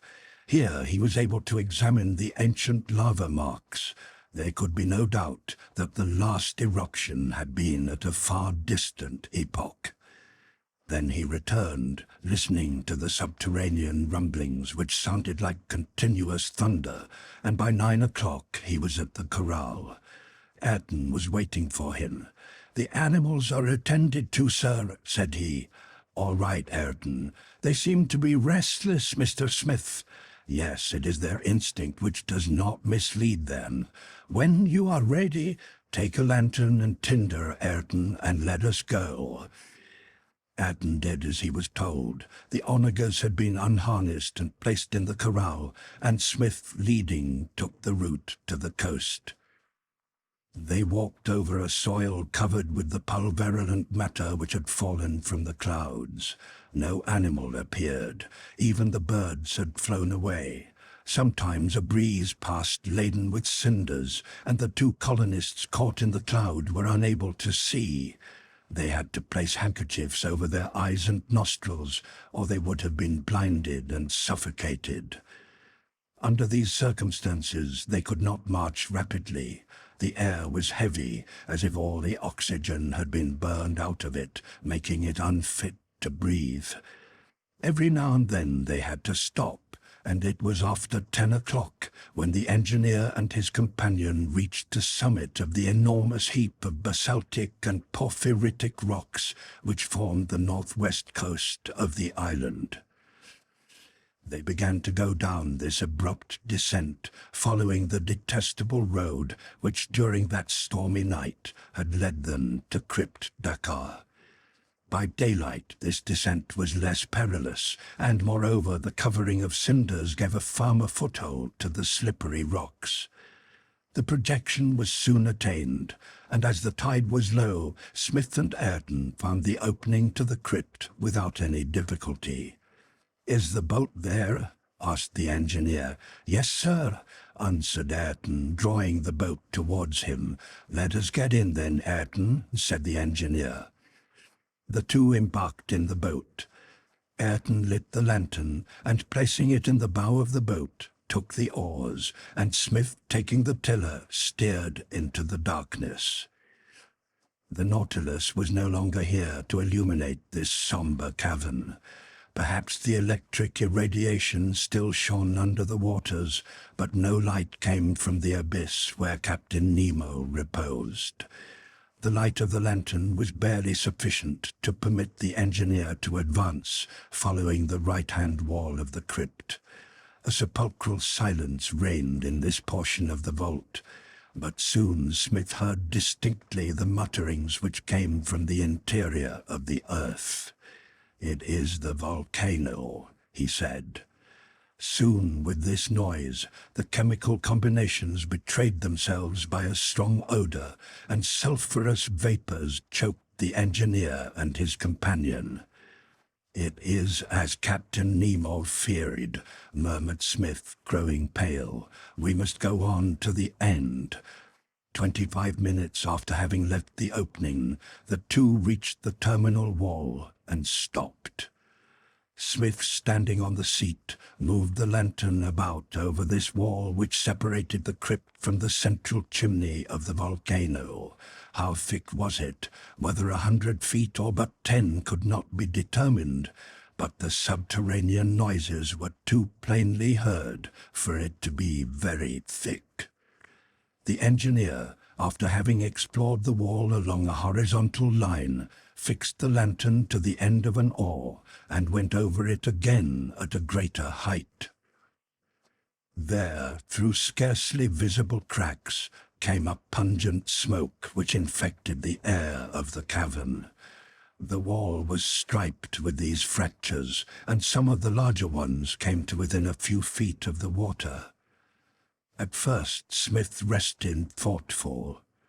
Then he murmured these words: "Yes, Captain Nemo was right. There is the danger, and it is terrible." Ayrton said nothing, but on a sign from the engineer, he took up the oars, and a half-hour later, he and Smith came out of Crypt Dakar. Chapter 61. Smith's Recital. Hastening the Work. A Last Visit to the Corral. The Combat between the Fire and the Water. The Aspect of the Island.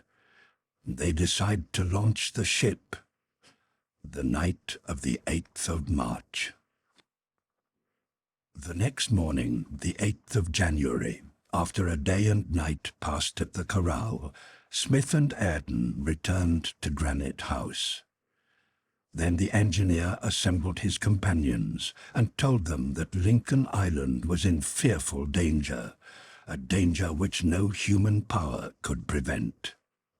"My friends," said he, and his voice betrayed great emotion, "Lincoln Island is doomed to destruction sooner or later. The cause is in itself, and there is no means of removing it." The colonists looked at each other. They did not understand him. "Explain yourself, Cyrus," said Spilett. "I will, or rather I will give you the explanation which Captain Nemo gave me when I was alone with him." "Captain Nemo!" cried the colonists. "Yes, it was the last service he rendered us before he died." "The last service?" cried Pencroff. "The last service? You think because he is dead that he will help us no more?" "What did he say?" asked the reporter. "This, my friends," answered the engineer. "Lincoln Island is not like the other islands of the Pacific, and a particular event made known to me by Captain Nemo will cause sooner or later the destruction of its submarine framework." "Destruction of Lincoln Island? What an idea!" cried Pencroff, who, in spite of his respect for Smith, could not help shrugging his shoulders. "Listen to me, Pencroff," continued the engineer. "This is what Captain Nemo ascertained and what I verified yesterday in Crypt Dakar. The crypt extends under the island as far as the volcano and is only separated from the central chimney by the wall. Now this wall is seamed with fractures and cracks through which the sulphurous gas is already escaping." "Well?" asked Pencroff, wrinkling his forehead. "Well, I have ascertained that these fractures are widening under the pressure from within, that the basalt wall is gradually bursting open, and that sooner or later it will give a passage to the waters of the sea." "That's all right," exclaimed Pencroff, still trying to make light of the subject. "That's all right. The sea will put out the volcano, and that will be the end of it." "Yes, that will be the end of it," answered Smith, "on the day that the sea rushes through the wall and penetrates by the central chimney to the bowels of the island where the eruptive matter is boiling. On that day, Pencroff, Lincoln Island will go up, as Sicily would go up if the Mediterranean was emptied into Etna." The colonists made no reply. They understood the threatened danger. It was no longer doubtful that the island was menaced by a frightful explosion, that it would last only as long as the wall to Crypt Dakar remained intact. This was not a question of months nor of weeks, but of days, of hours, perhaps. The first sensation the colonists experienced was one of profound sorrow.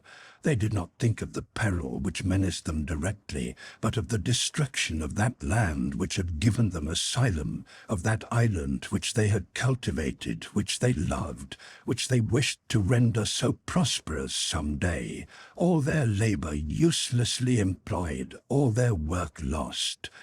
Pencroff did not attempt to hide the tears which rolled down his cheeks. They talked for some little time longer. The chances which they might count upon were discussed, but in conclusion they realized that not an hour was to be lost, that the ship must be completed as soon as possible, as now it was the only chance of safety left to the inhabitants of Lincoln Island. All hands were required. Where was the use now of sowing or harvesting, of hunting or increasing the reserve at Granite House? The present contents of the magazine were sufficient to provision the ship for as long a voyage as she could make. What was necessary was that these should be at the disposal of the colonists for the accomplishment of the inevitable catastrophe. The work was undertaken with feverish eagerness. By the 23rd of January, the ship was half-planked. Up to this time there had been no change in the volcano. It was always the vapors, the smoke mixed with flames and pierced by incandescent stones, which escaped from the crater. But during the night of the 23rd, the upper cone, which formed the cap of the volcano, was lifted off by the pressure of the lava, which had reached the level of the lower cone. A terrible noise was heard. The colonists, believing that the island was going to pieces, rushed out of Granite House. It was 2 o'clock in the morning.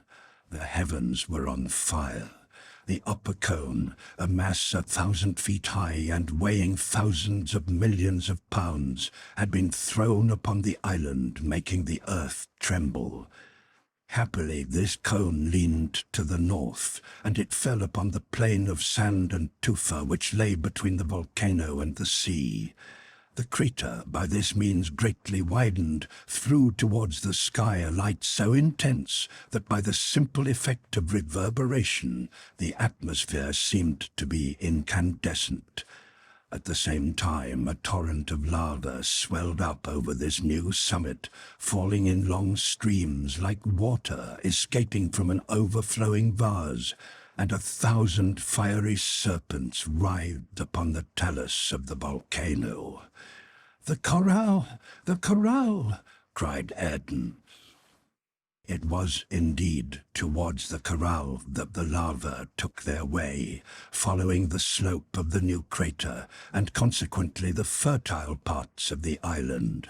The sources of Red Creek and Jacamar Wood were threatened with immediate destruction. At the cry of Ayrton, the colonists had rushed towards the stable of the onagers and harnessed the animals. All had but one thought, to fly to the corral and let loose the beasts confined there. Before 3 o'clock they were there. Frightful cries indicated the terror of the mouflons and goats. Already a torrent of incandescent matter of liquefied minerals fell over the mountain spur upon the plain, destroying that side of the palisade.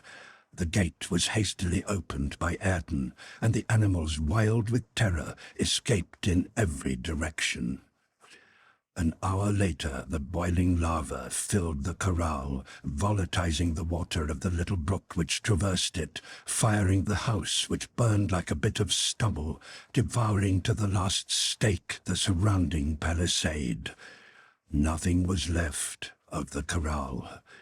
The colonists wanted to struggle against this invasion. They had tried it, but foolishly and uselessly. Man is helpless before these grand cataclysms. The morning of the 24th arrived.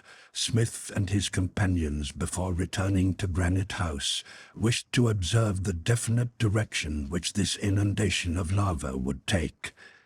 The general slope of the ground from Mount Franklin was towards the east coast, and it was to be feared that notwithstanding the thick Jacamar woods, the torrent would extend to Prospect Plateau. "The lake will protect us," said Spilett. "I hope so," answered Smith. But that was all he said.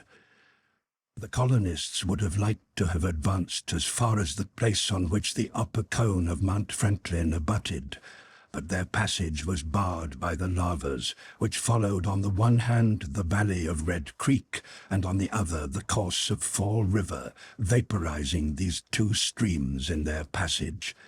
There was no possible way of crossing this stream.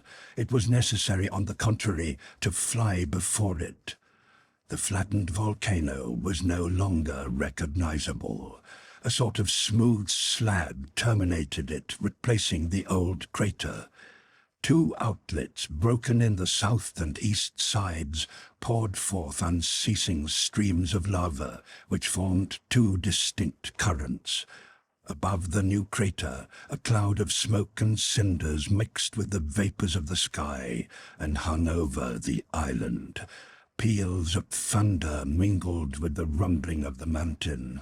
Burning rocks were thrown up thousands of feet, bursting in the sky and scattering like grape shot. The heavens answered with lightning flashes the eruption of the volcano. By 7 o'clock, the colonists were no longer able to keep their position on the edge of Jacamar Wood.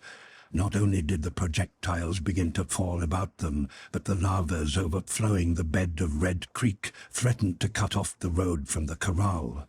The first ranks of trees took fire, and their sap, vaporized, made them explode like firecrackers, while others, less humid, remained intact in the midst of the inundation. The colonists started back. The torrent, owing to the slope of the land, gained eastward rapidly, and as the lower layers of lava hardened, others boiling covered them. Meantime, the principal current in the Red Creek Valley became more and more threatening. All that part of the forest was surrounded, and enormous clouds of smoke rolled above the trees whose roots were already in the lava. The colonists stopped at the lake shore, half a mile from the mouth of Red Creek. A question of life or death was about to be decided for them.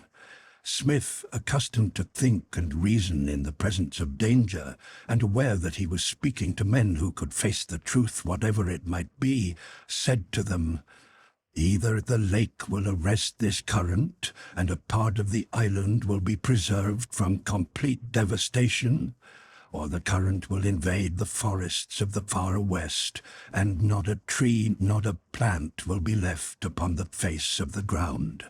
We will have upon these rocks stripped of life the prospect of a death which the explosion of the island may anticipate."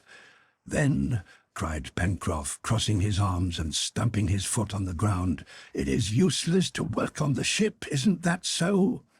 "Pencroff," answered Smith, "it is necessary to do one's duty to the end." At this moment, the flood of lava, after having eaten its way through the splendid trees of the forest, neared the lake. There was a certain depression in the ground, which, if it had been larger, might perhaps suffice to hold the torrent. "Let us try," cried Smith. The idea of the engineer was instantly understood by all. It was necessary to dam, so to speak, this torrent and force it into the lake. The colonists ran to the shipyard and brought back from there shovels, picks, and hatchets, and by means of earthworks and hewn trees they succeeded in a few hours in raising a barrier 3 feet high and some hundreds of feet long. It seemed to them when they had finished that they had not worked more than a few minutes. It was time. The liquefied matter already reached the extremity of the barrier. The flood spread like a swollen river, seeking to overflow its banks and threatening to break down the only obstacle which could prevent its devastating all the far west. But the barrier was sufficient to withstand it, and after one terrible moment of hesitation, it precipitated itself into Lake Grant by a fall 20 feet high. The colonists, breathless, without a word, without a gesture, looked upon this struggle of the elements. What a sight was this, the combat between fire and water! What pen can describe this scene of marvelous horror? What pencil can portray it? The water hissed and steamed at the contact of the boiling lavas. The steam was thrown whirling to an immeasurable height in the air, as if the valves of an immense boiler had been suddenly opened. But great as was the mass of water contained in the lake, it must finally be absorbed, since it was not renewed, while the torrent, fed from an inexhaustible source, was ceaselessly pouring in fresh floods of incandescent matter. The first lavas which fell into the lake solidified at once, and accumulated in such a manner as soon to emerge above the surface. Over these slid other lavas, which in their turn became stone, forming a breakwater which threatened to fill up the lake, which could not overflow, as its surplus water was carried off in steam. Hisses and shrivelings filled the air with a stunning noise, and the steam carried off by the wind fell to the ground in rain. The jetty spread, and where formerly had been peaceable waters appeared an enormous heap of smoking rocks, as if some upheaval of the ground had raised these thousands of reefs. If one can imagine these waters tossed about by a storm and then suddenly solidified by cold, he will have the appearance of the lake 3 hours after the irresistible torrent had poured into it. This time the water had been overcome by the fire. Nevertheless, it was a fortunate thing for the colonists that the lavas had been turned into the lake. It gave them some days' respite. Prospect Plateau, Granite House, and the shipyard were safe for the moment. In these few days they must plank and caulk the vessel, launch it, and take refuge upon it, rigging it after it was on the sea. With the fear of the explosion menacing the destruction of the island, it was no longer safe to remain on land. Granite House, so safe a retreat up to this time, might at any moment fall. During the next 6 days, the colonists worked on the ship with all their might. Sleeping but little, the light of the flames from the volcano permitted them to work by night as well as by day. The eruption continued without cessation, but perhaps less abundantly. a fortunate circumstance, since Lake Grant was nearly full, and if fresh lavas had slid over the surface of the former layers, they would inevitably have spread over Prospect Plateau and from there to the shore. But while this part of the island was partially protected, it was otherwise with the west coast. The second current of lava following the valley of Fall River met with no obstacle. The ground on either side of the bank was low, and the incandescent liquid was spread through the forest of the far west. At this season of the year, the trees were dried by the warmth of the summer and took fire instantly, and the high interlacing branches hastened the progress of the conflagration. It seemed as if the current of flame traversed the surface of the forest more swiftly than the current of lavas its depths. The beasts and birds of the woods sought refuge on the shore of the Mersey and in the marshes of Tadorn's fens. But the colonists were too busy to pay any attention to these animals. They had moreover abandoned Granite House. They had not even sought refuge in the chimneys, but they camped in a tent near the mouth of the Mersey. Every day Smith and Spilett climbed up to Prospect Plateau. Sometimes Harbert went with them, but Pencroff never. The sailor did not wish to look upon the island in its present condition of devastation. It was indeed a desolate spectacle. All its wooded part was now denuded. One single group of green trees remained on the extremity of Serpentine Peninsula. Here and there appeared some blackened stumps. The site of the forests was more desolate than Tadorn's fens. The invasion of the lavas had been complete. Where formerly had been a pleasant verdure, was now nothing but a waste covered with volcanic tufa.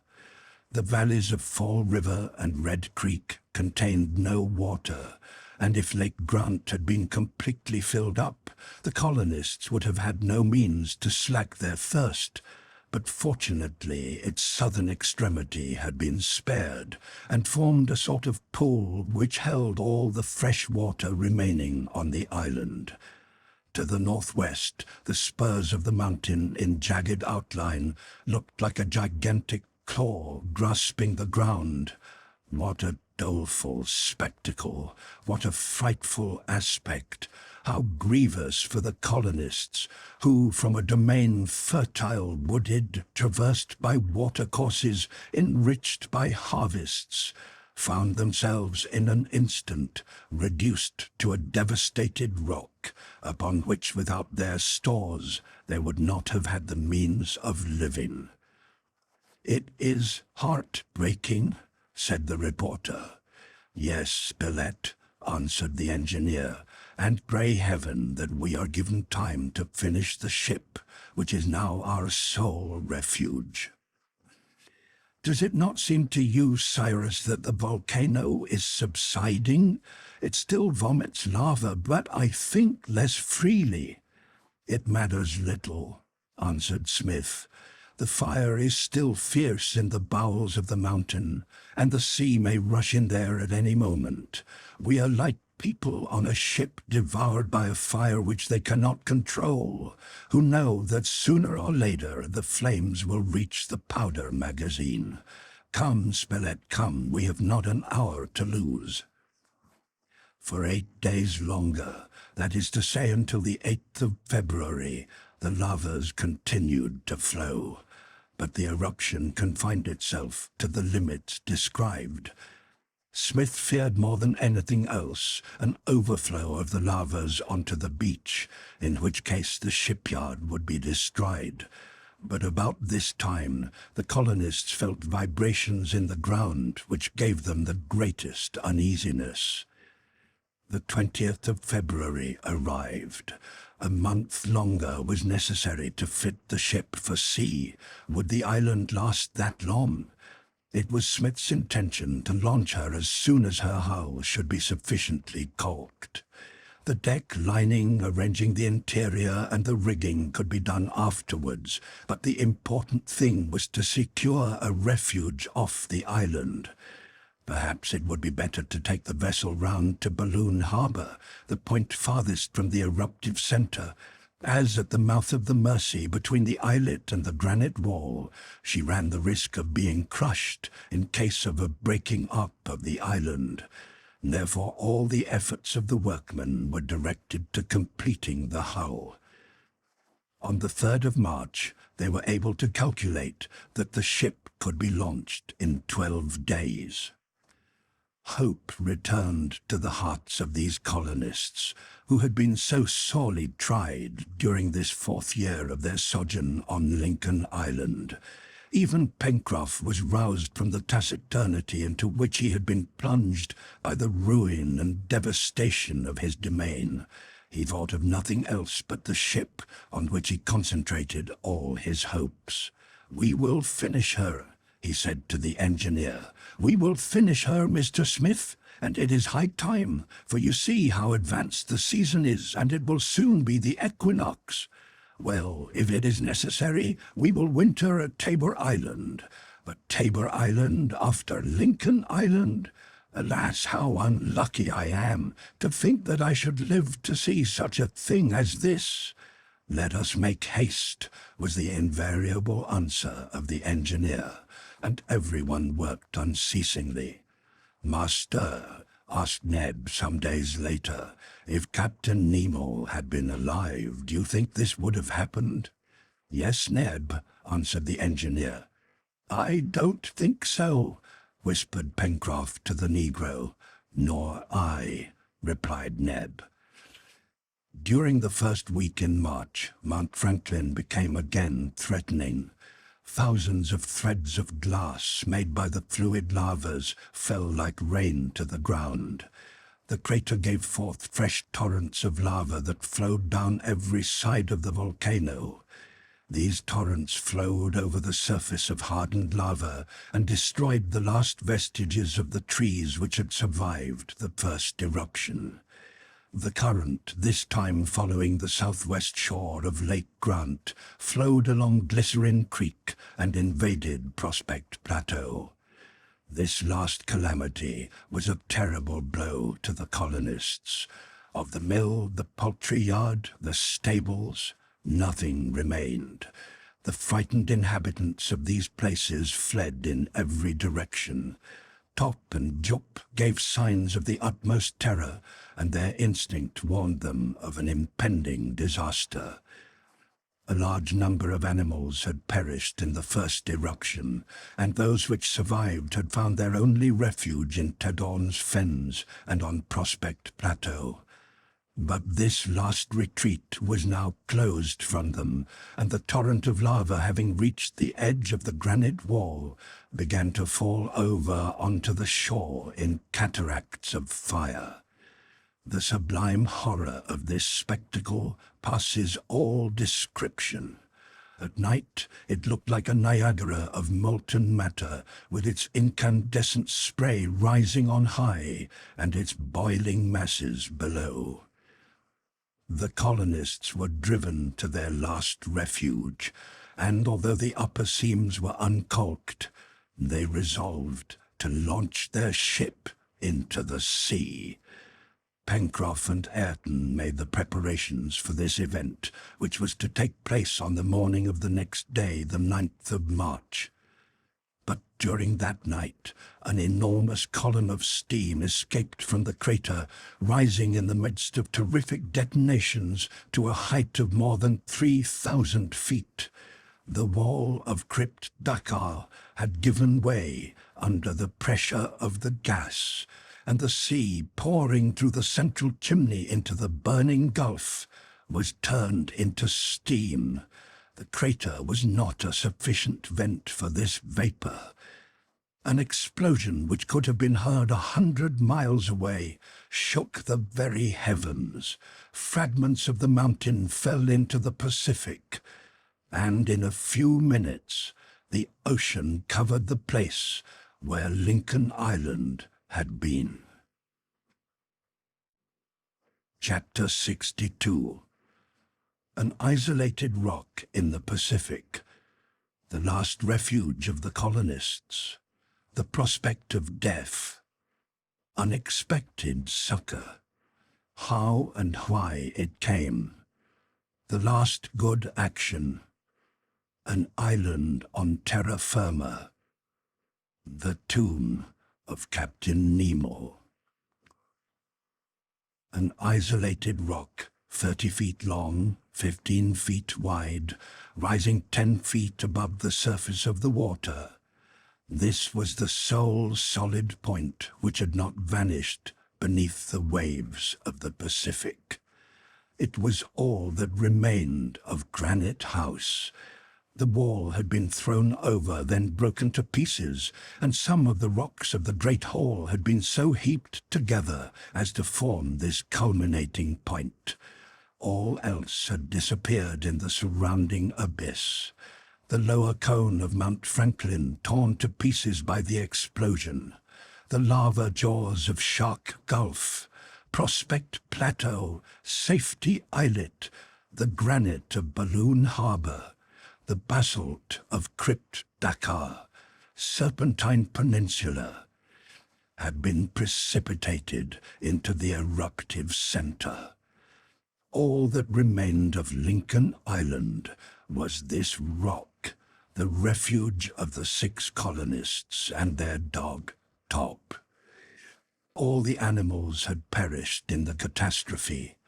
The birds as well as the beasts, all were crashed or drowned, and poor Jup, alas, had been swallowed up in some crevasse in the ground. Smith, Spilett, Harbert, Pencroff, Neb, and Ayrton had survived, because being gathered together in their tent, they had been thrown into the sea at the moment when the debris of the island rained down upon the water.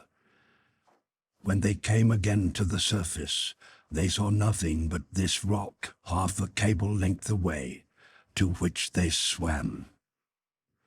They had been here 9 days, some provisions brought from the magazine of Granite House before the catastrophe, a little soft water left by the rain in the crevice of the rock. This was all that the unfortunates possessed. Their last hope, their ship, had been broken to pieces. They had no means of leaving this reef, no fire nor anything with which to make it. They were doomed to perish. This day, the 18th of March, there remained a supply of food which, with the strictest care, could last but 48 hours longer. All their knowledge, all their skill could avail them nothing now. They were entirely at God's mercy. Smith was calm, Spilett somewhat nervous, and Pencroff ready to throw himself into the sea. Herbert never left the engineer, and gazed upon him as if demanding the succor which he could not give. Neb and Ayrton were resigned after their manner. "Oh, misery, misery!"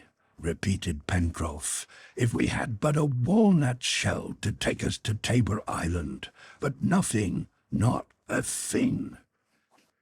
"And Captain Nemo is dead," said Neb. During the 5 days which followed, Smith and his companions ate just enough of the supply of food to keep them from famishing. Their feebleness was extreme. Herbert and Ned began to show signs of delirium. In this situation had they a shadow of hope? No. What was their sole chance? That a ship would pass in sight of the rock? They knew by experience that ships never visited this part of the Pacific. Could they count then by a coincidence which would be truly providential upon the Scotch yacht coming just at this time to search for Ayrton at Tabor Island? It was not probable. And moreover, supposing that it came, since the colonists had placed no notice there indicating the place where Ayrton was to be found, the captain of the yacht, after a fruitless search of the island, would proceed at once to regain the lower latitudes. No, They could entertain no hope of being saved, and a horrible death, a death by hunger and thirst, awaited them upon this rock. Already they lay stretched out, inanimate, unconscious of what was going on around them. Only Ayrton, by a supreme effort, raised his head and cast a despairing look over this desert sea. But, behold, on this morning of the 24th of March, Ayrton extended his arms towards some point in space.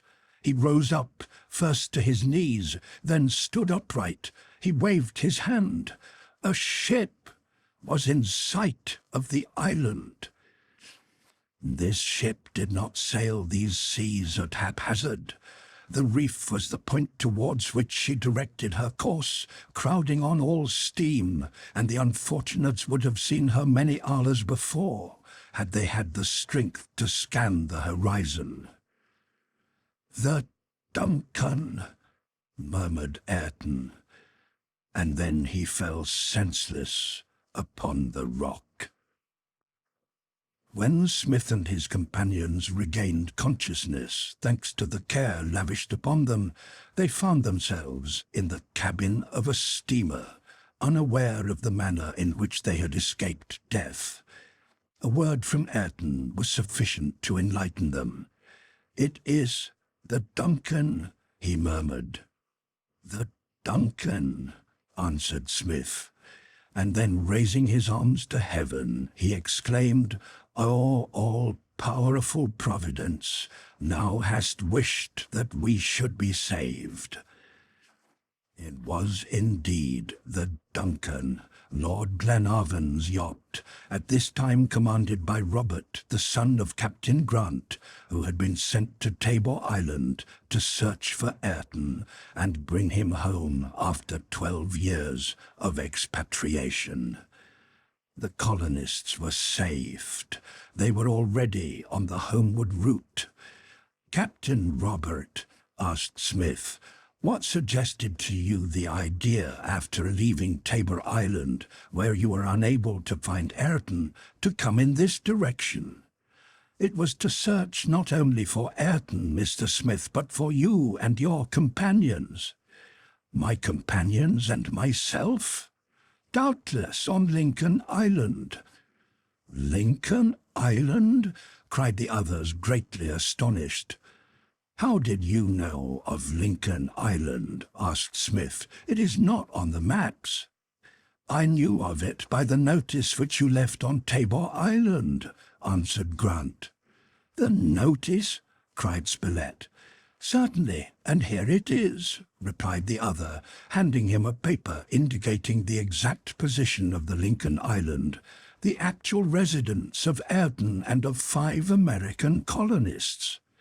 "Captain Nemo," said Smith, after having read the notice, and recognized that it was in the same handwriting as the paper found at the corral. "Ah," said Pencroff, "it was he who took our good luck, he who ventured alone to Tabor Island." "To place this notice there," answered Harbert. "Then I was right when I said," cried the sailor, "that he would do us a last service even after his death." "My friends," said Smith in a voice moved by emotion, "may the God of sinners receive the soul of Captain Nemo. He was our savior." The colonists, uncovering as Smith spake thus, murmured the name of the captain. Then Ayrton, approaching the engineer, said to him simply, "What shall be done with the coffer?" Ayrton had saved this coffer at the risk of his life at the moment when the island was engulfed. He now faithfully returned it to the engineer. "Ayrton, Ayrton," exclaimed Smith, greatly affected. Then, addressing Grant, "Captain," he said, "where you left a criminal, you have found a man whom expiation has made honest, and to whom I am proud to give my hand." Thereupon Grant was informed of all the strange history of Captain Nemo and the colonists of Lincoln Island, and then the bearings of this remaining reef having been taken, Captain Grant gave the order to go about.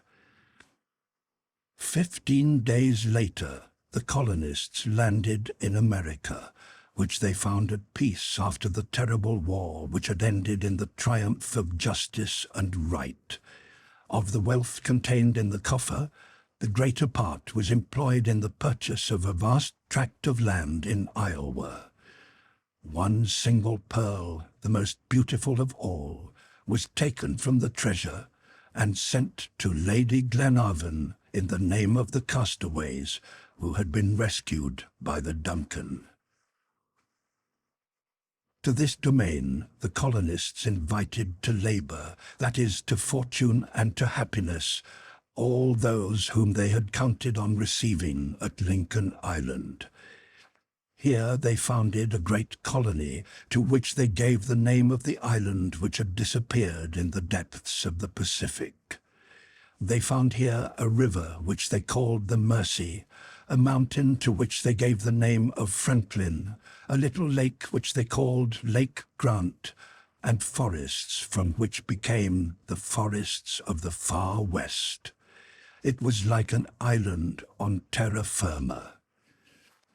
Here, under the skillful hand of the engineer and his companions, everything prospered. Not one of the former colonists was missing, for they had agreed always to live together. Neb, wherever his master was; Ayrton, always ready to sacrifice himself; Pencroff, a better farmer than he had been a sailor; Harbert, who finished his studies under Smith's direction; Spilett, who founded the new Lincoln Herald, which was the best edited journal in the whole world. Here Smith and his companions often received visits from Lord and Lady Glenarvan, from Captain John Mangles and his wife, sister to Robert Grant, from Robert Grant himself, from Major McNabbs, from all those who had been mixed up in the double history of Captain Grant and Captain Nemo.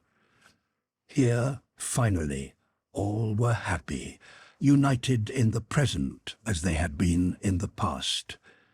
But never did they forget that island upon which they had arrived poor and naked, that island which for 4 years had sufficed for all their needs, and of which all that remained was a morsel of granite, beaten by the waves of the Pacific, the tomb of him who was Captain Nemo.